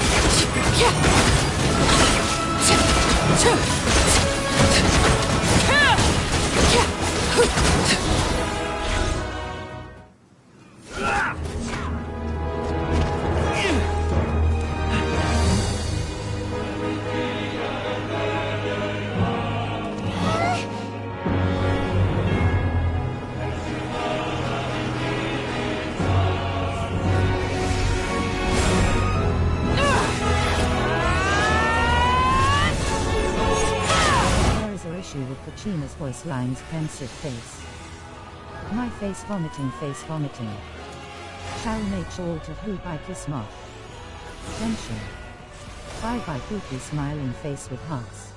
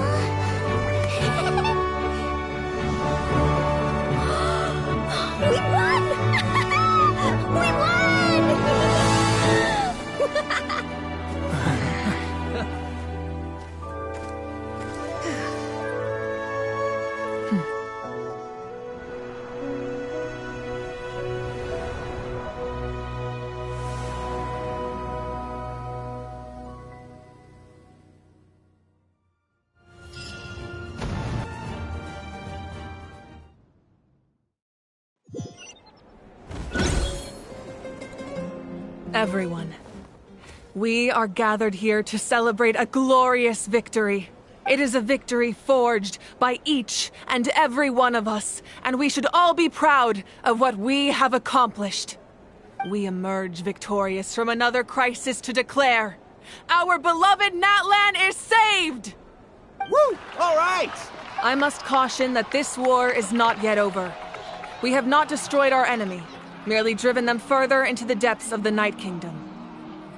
But the Abyss underestimated Natlan's forces, and they have suffered a devastating defeat.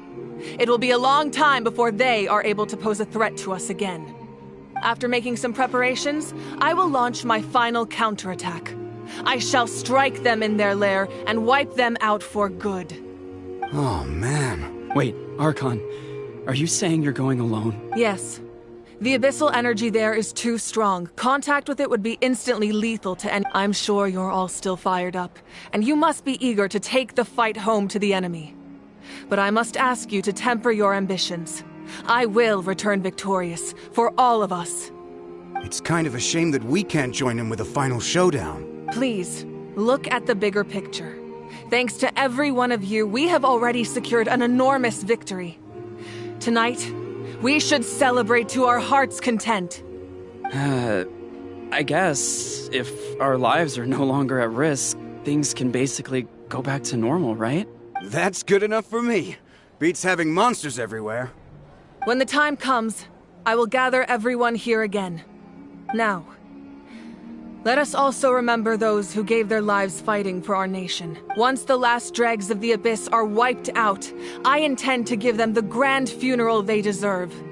An ancient name could never record the many who we lost. But no hero of Natlan should be forgotten. If I may, let's have a moment of silence for the fallen. Lastly, There's one more person I must thank for his extraordinary support in our time of need, and that is the Captain. Speaking in a personal capacity, I should like to offer my sincere congratulations on your victory. Well, everyone, please enjoy the victory feast. I hope it's a chance to relax your minds and rekindle your spirits, so that we may face what lies ahead with renewed vigor.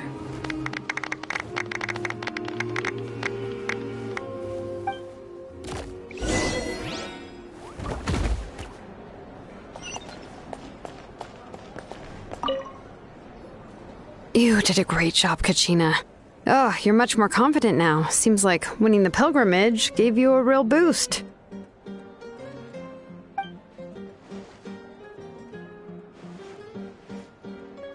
I spoke to your mom and dad. They were singing your praises. They said the world's your oyster now. How are things at the People of the Springs base? There are some casualties, but the overall mood is very positive. I reckon they'll start rebuilding pretty soon. Same situation for the Children of Echoes.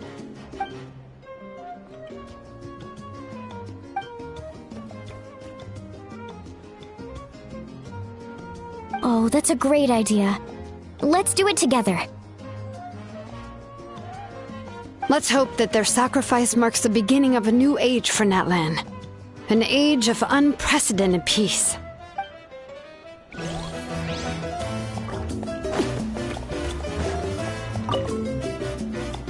I must congratulate you on your efforts during this war. I'm told you have proven yourself to be an outstanding adventurer and warrior. You remind me of the Prince. The similarities in your approach are striking, especially when you told me you wanted to win. I hope you will see him soon. Hey, Auroran! How are the Masters of the Nightwind doing? Granny Sealolly's been there the whole time, and she's a tough one. I think we should be fine. I'm sure there'll be some patching up to do, though. That's a job for the young folks. I should probably head back so I can pitch in. Do you need support from the Fatui? Probably not. There are a lot of older folks in our tribe, and I suspect they would find your comrade's presence a little distressing. Right, because often they look like a bunch of intimidating thugs. Well, also in my tribe, excessive use of elemental energy is bad for your eyesight. Oh, right. Okay.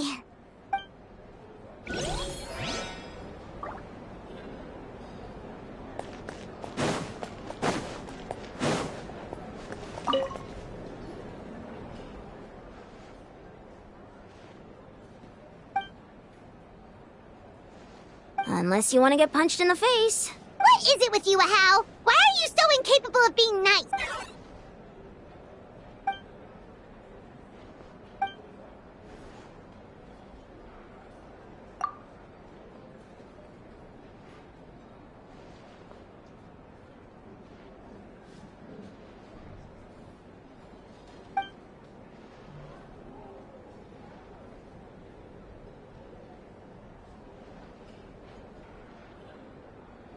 The Collective of Plenty was the furthest from the Abyss's entry point, so they didn't have as many monsters to deal with. From what I hear, they got off relatively unscathed. But it might have been a different story if Chaska hadn't gotten there when she did. That's good to hear. All's well that ends well.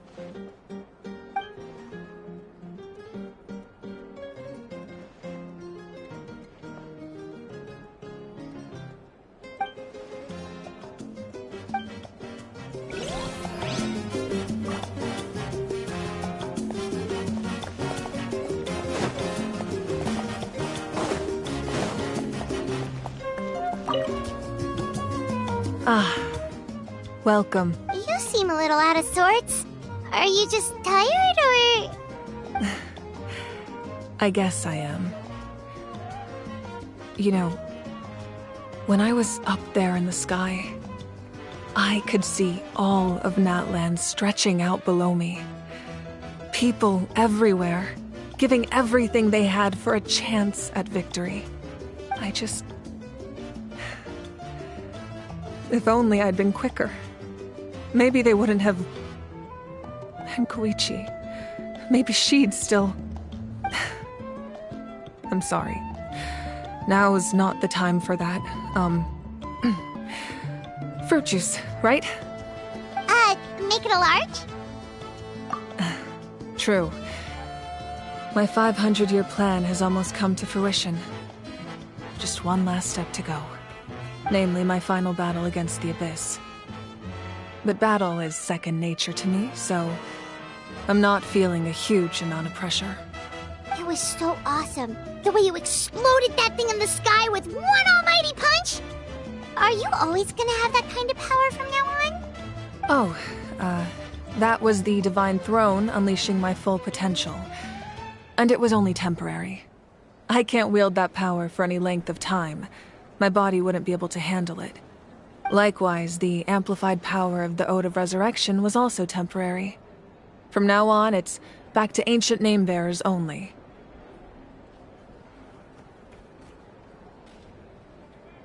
Correct. We dealt the Abyss a critical blow. So for the time being, it's too weak to sustain regular invasions. I hope the people will be able to enjoy this period of peace.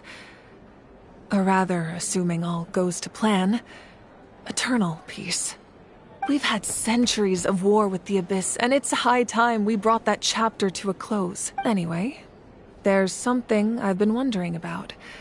I know you've been at the center of some major events in other nations too, and fought many powerful foes. In this war, you were in the thick of it once again, dashing around tirelessly, supporting the fighting on all fronts.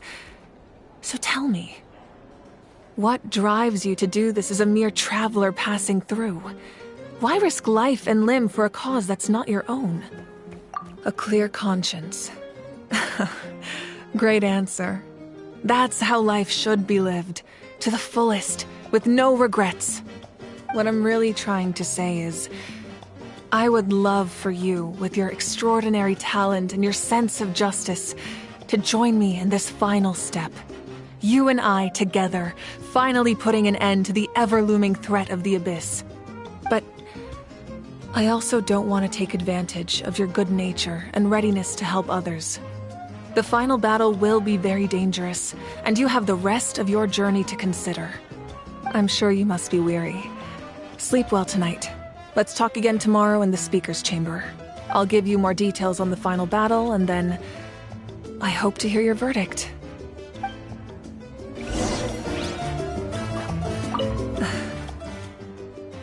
My mind is still flooded with scenes from the war. I can't get the images out of my head. Maybe I need another drink.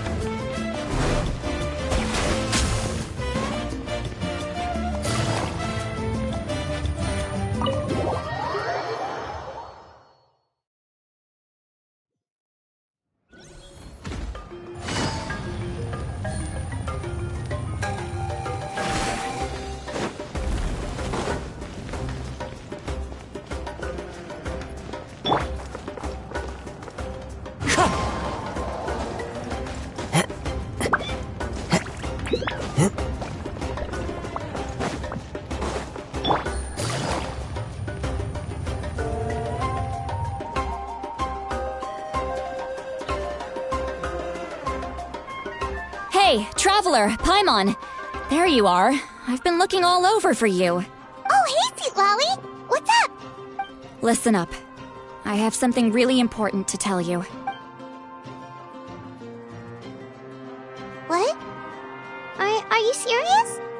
Natlan must pay the price for Mawika's use of the Ruler of Death's power. That price is death. And only Mawika's death can clear the debt. I had thought that the Ruler of Death might have a change of heart after seeing the people of Natlan come together and fight so bravely. But even now that the war's over and the threat to Natlan is gone, it looks like that death is still set in stone. I had to know your thoughts. I want to save her, but I can't do it alone. Okay, good. That makes me feel a little better. Thank you for standing up for us. There's clearly something special about you, so if anyone has a chance of defying the rules, that would be you. Oh, and please don't breathe a word of this to Mawika. I'm sure she's well aware of the cost of using the Divine Throne's power. But if she finds out that anyone else knows, it could ruin our chances to help. Got it. Mum's the word. Alright, that was the last major item on my to-do list. Now, since I've come all this way, I think it's finally time for a well-earned drink. Go easy, though, yeah? Don't worry, I said a drink. That means just one.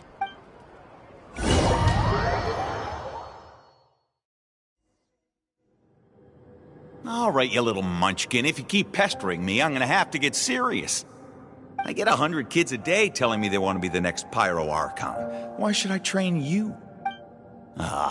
Nagging isn't gonna accomplish anything. No one can predict the future, and unless you have some exceptional jaw-dropping talent I'm unaware of... I can shoot those cornflakes in your kitchen from right here. Don't be ridiculous. You couldn't make that shot from all the way over here? Wait, hold on. You could hurt someone with that. Well, I'll be. You made the shot. The science of the canopy raised him tough. That's some real skill you got there, little lady. Maybe you really will be Pyro Archon one day.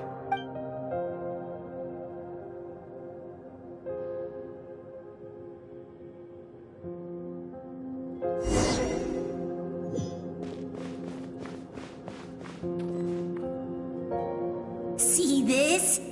I'm the first one of us to get an ancient name. And it's not just any ancient name, but Malipo. If you ask me nicely, there's still time to join my team for the pilgrimage, you know. No need to scowl. You lost and I won, it's no big deal. You want me to be happy for you when your turn comes, right? I'll get my own ancient name soon enough. And it'll be an even better one than yours. Oh, really? Well, good luck with that. What ancient name could beat Malipo in our tribe? Unless... surely you don't mean Kiangozi?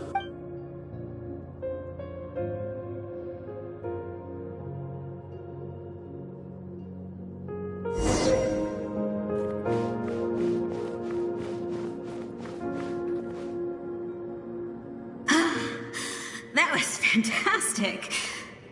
Can't believe I beat you in a wrestling match for once. Can't be more than a few days now until you're officially made the Pyro Archon. Imagine me trying to schedule a wrestling session with you after that. Excuse me, Pyro Archon, but would you be able to take a day off from running the nation to wrestle with me? I heard that the Pyro Archon inherits the knowledge stored in the sacred flame. And apparently it can change your personality. I can't help but feel a little worried. Worried that you won't be able to beat me in a wrestling match anymore? Why would I be worried about that? Never mind. Clearly I'm just overthinking things. Why would you forget about me just because of some new job? Even if that job happens to be Archon. Come on, one more round.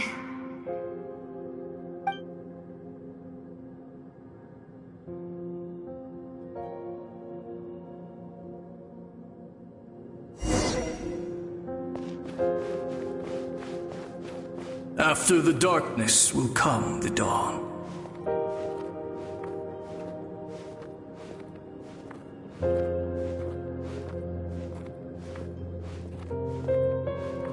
No one fights alone.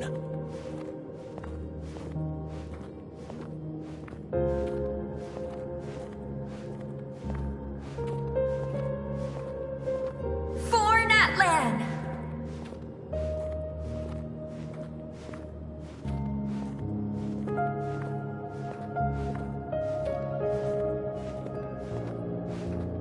Look at the sky!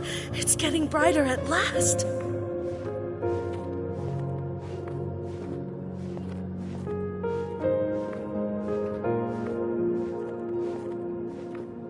walk the righteous path, and the Pyro Archon will guide us.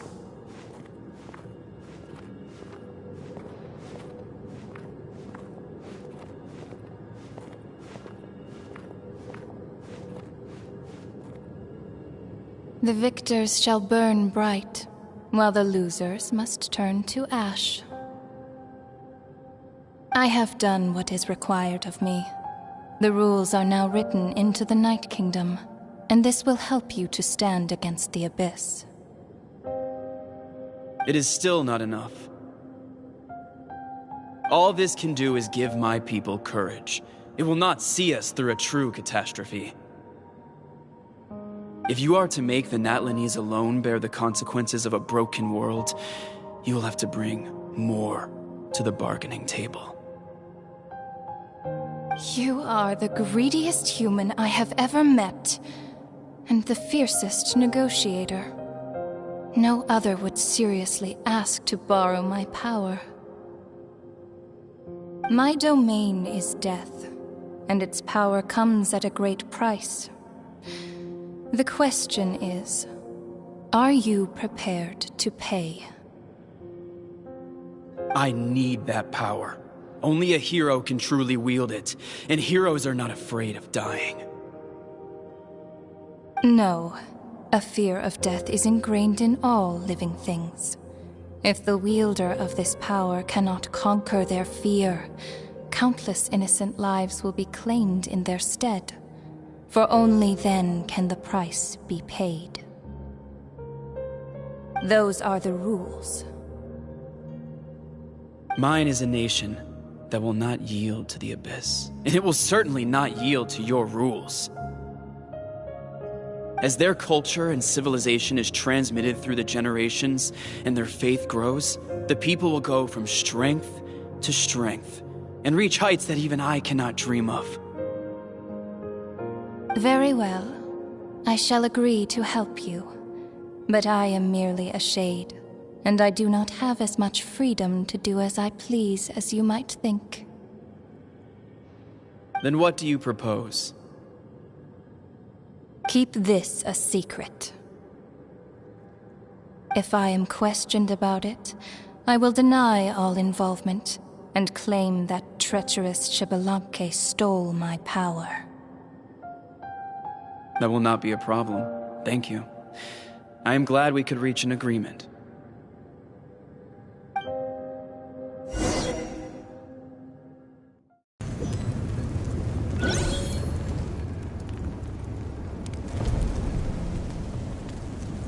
Come in. As you know, I've asked you to come here to discuss the task of wiping out the Abyss. Oh, but first, any progress on the ancient name? I'm surprised she was willing to help you, and by extension, me. I'm very grateful to her. Wait, hold on. Wasn't the whole point of the ancient names for winning that huge battle? Why would the Travelers still need one by this point? That's right. The Abyss has retreated to the depths of the Night Kingdom, a place that has long since been corrupted by abyssal energy. If we don't finish them off and restore the ley lines, the threat they pose to Natlan will remain. The battle we fought yesterday, we may one day have to fight again. This is the fate Natlan has always been resigned to. For thousands of years, we have struggled on the brink of a looming darkness and never known true peace. But this time, I want to break the cycle and free us from this fate for good. With the sacred flame, I can protect myself from the abyssal corruption, but beyond that, you are the only other person who can resist it. If your ancient name can't be forged, I will go alone. But if it can, I'd really love your help. Not completely. After all, the Night Kingdom is still plagued by abyssal corruption. But when I used the power of the Divine Throne, it dispelled a lot of that corruption. Plus, your ancient name is a special case, so the Lord of the Night will take special care of you. In short, the Ode of Resurrection still has a number of limitations, but I can promise that it will work reliably on you. Whoa. Are we forgetting something here? What about Paimon? What's her place in all this? What? You mean we'll be separated? The Abyss is extremely devious. If you two go there together, you can bet they'll make Paimon their primary target just to put us in an impossible position. Paimon wasn't that worried, but now she's petrified. What will you do without me? Okay, well, Paimon needs to think about this because you're really asking a lot of her, but we'll give Paimon some time and she'll do her best to rise to the challenge. I greatly appreciate it. Everyone in Natlan knows how important this final battle is. You will be remembered and revered long into the future, until the end of time. If you have any other questions, please ask away.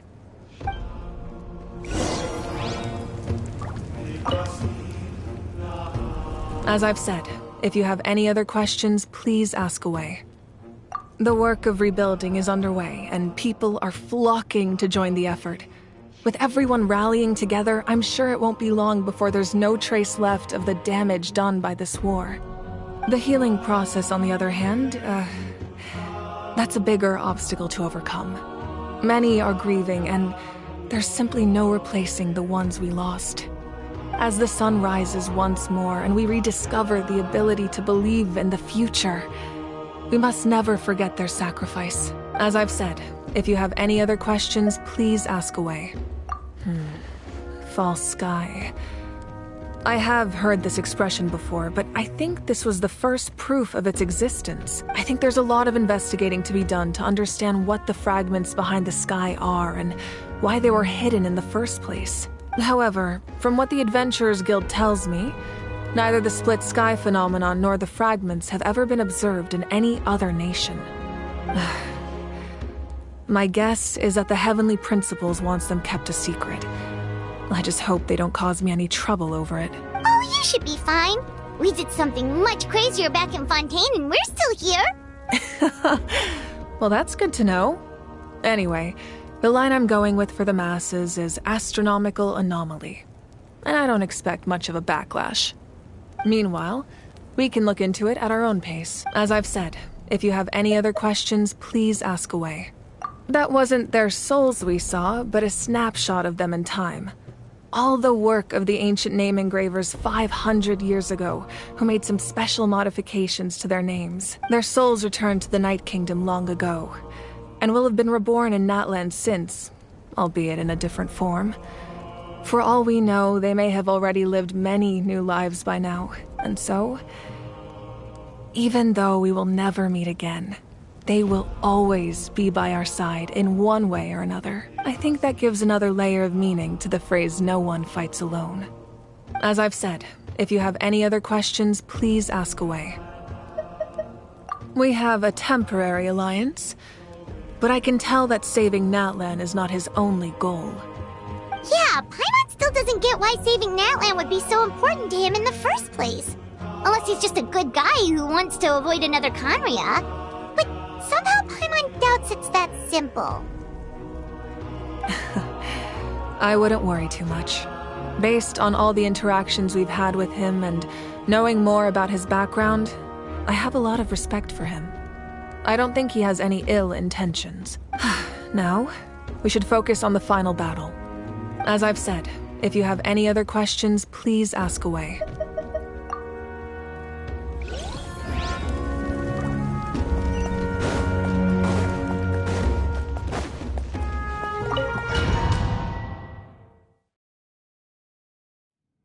The Outlander with deep ties to this land returns. And this time, he is alone. The power that the Pyro Archon used to strike back at the Abyss came from the Ruler of Death. From what I know of her rules, she will demand death in return.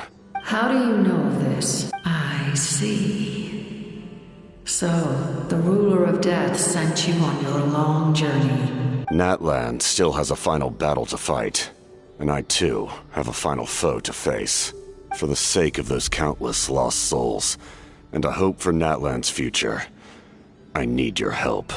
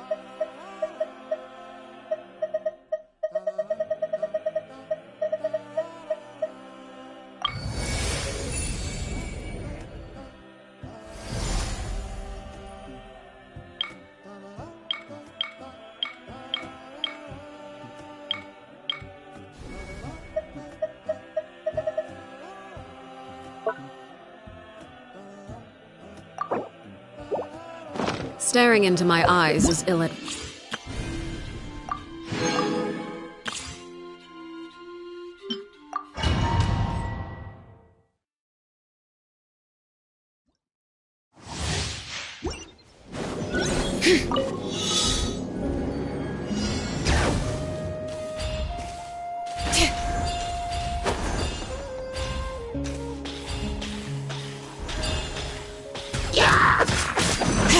Letting grave names echo! Rain outlines your fate. Know my sword! Boom! All right.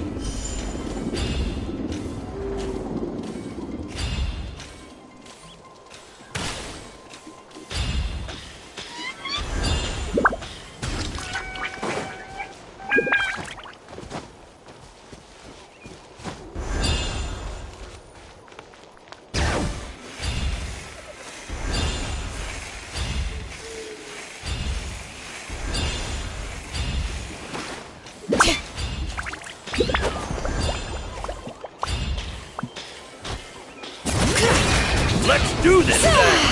Let the mountain's veins boil! Rain outlines your fate. You're toast! Incinerate!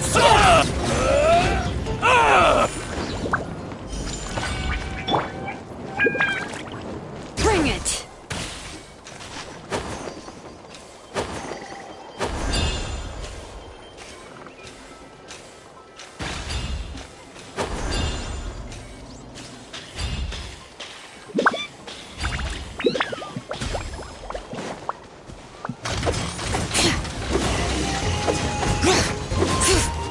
Letting grave names echo! Witness the power of Gugwa! Rain out! Time for your arraignment! Motion to compel!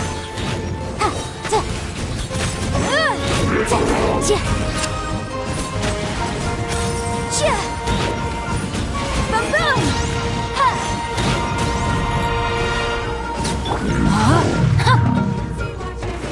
Rain cutter! At the frying pan, into the fire! Eat! Let the mountain's veins boil! Breath of the flame! Motion to compel!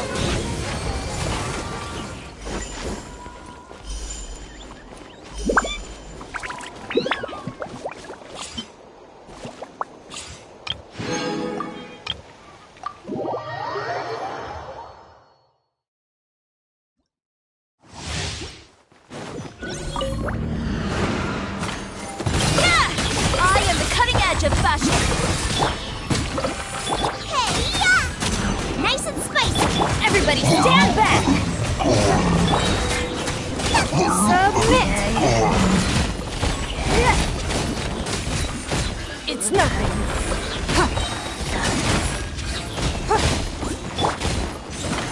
Ha! Delicate as silk. I'm going in! You're toast! Boba, get the... Don't waste my time.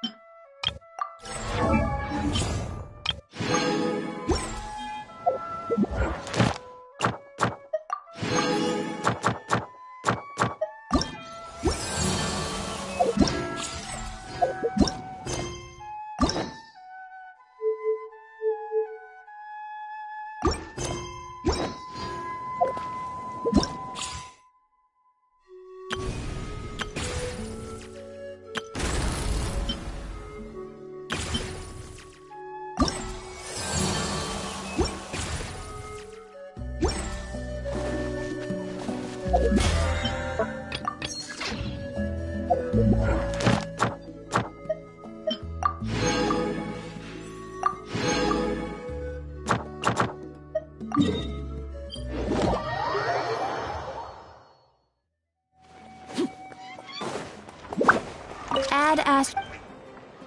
Thank you for Ad Astra.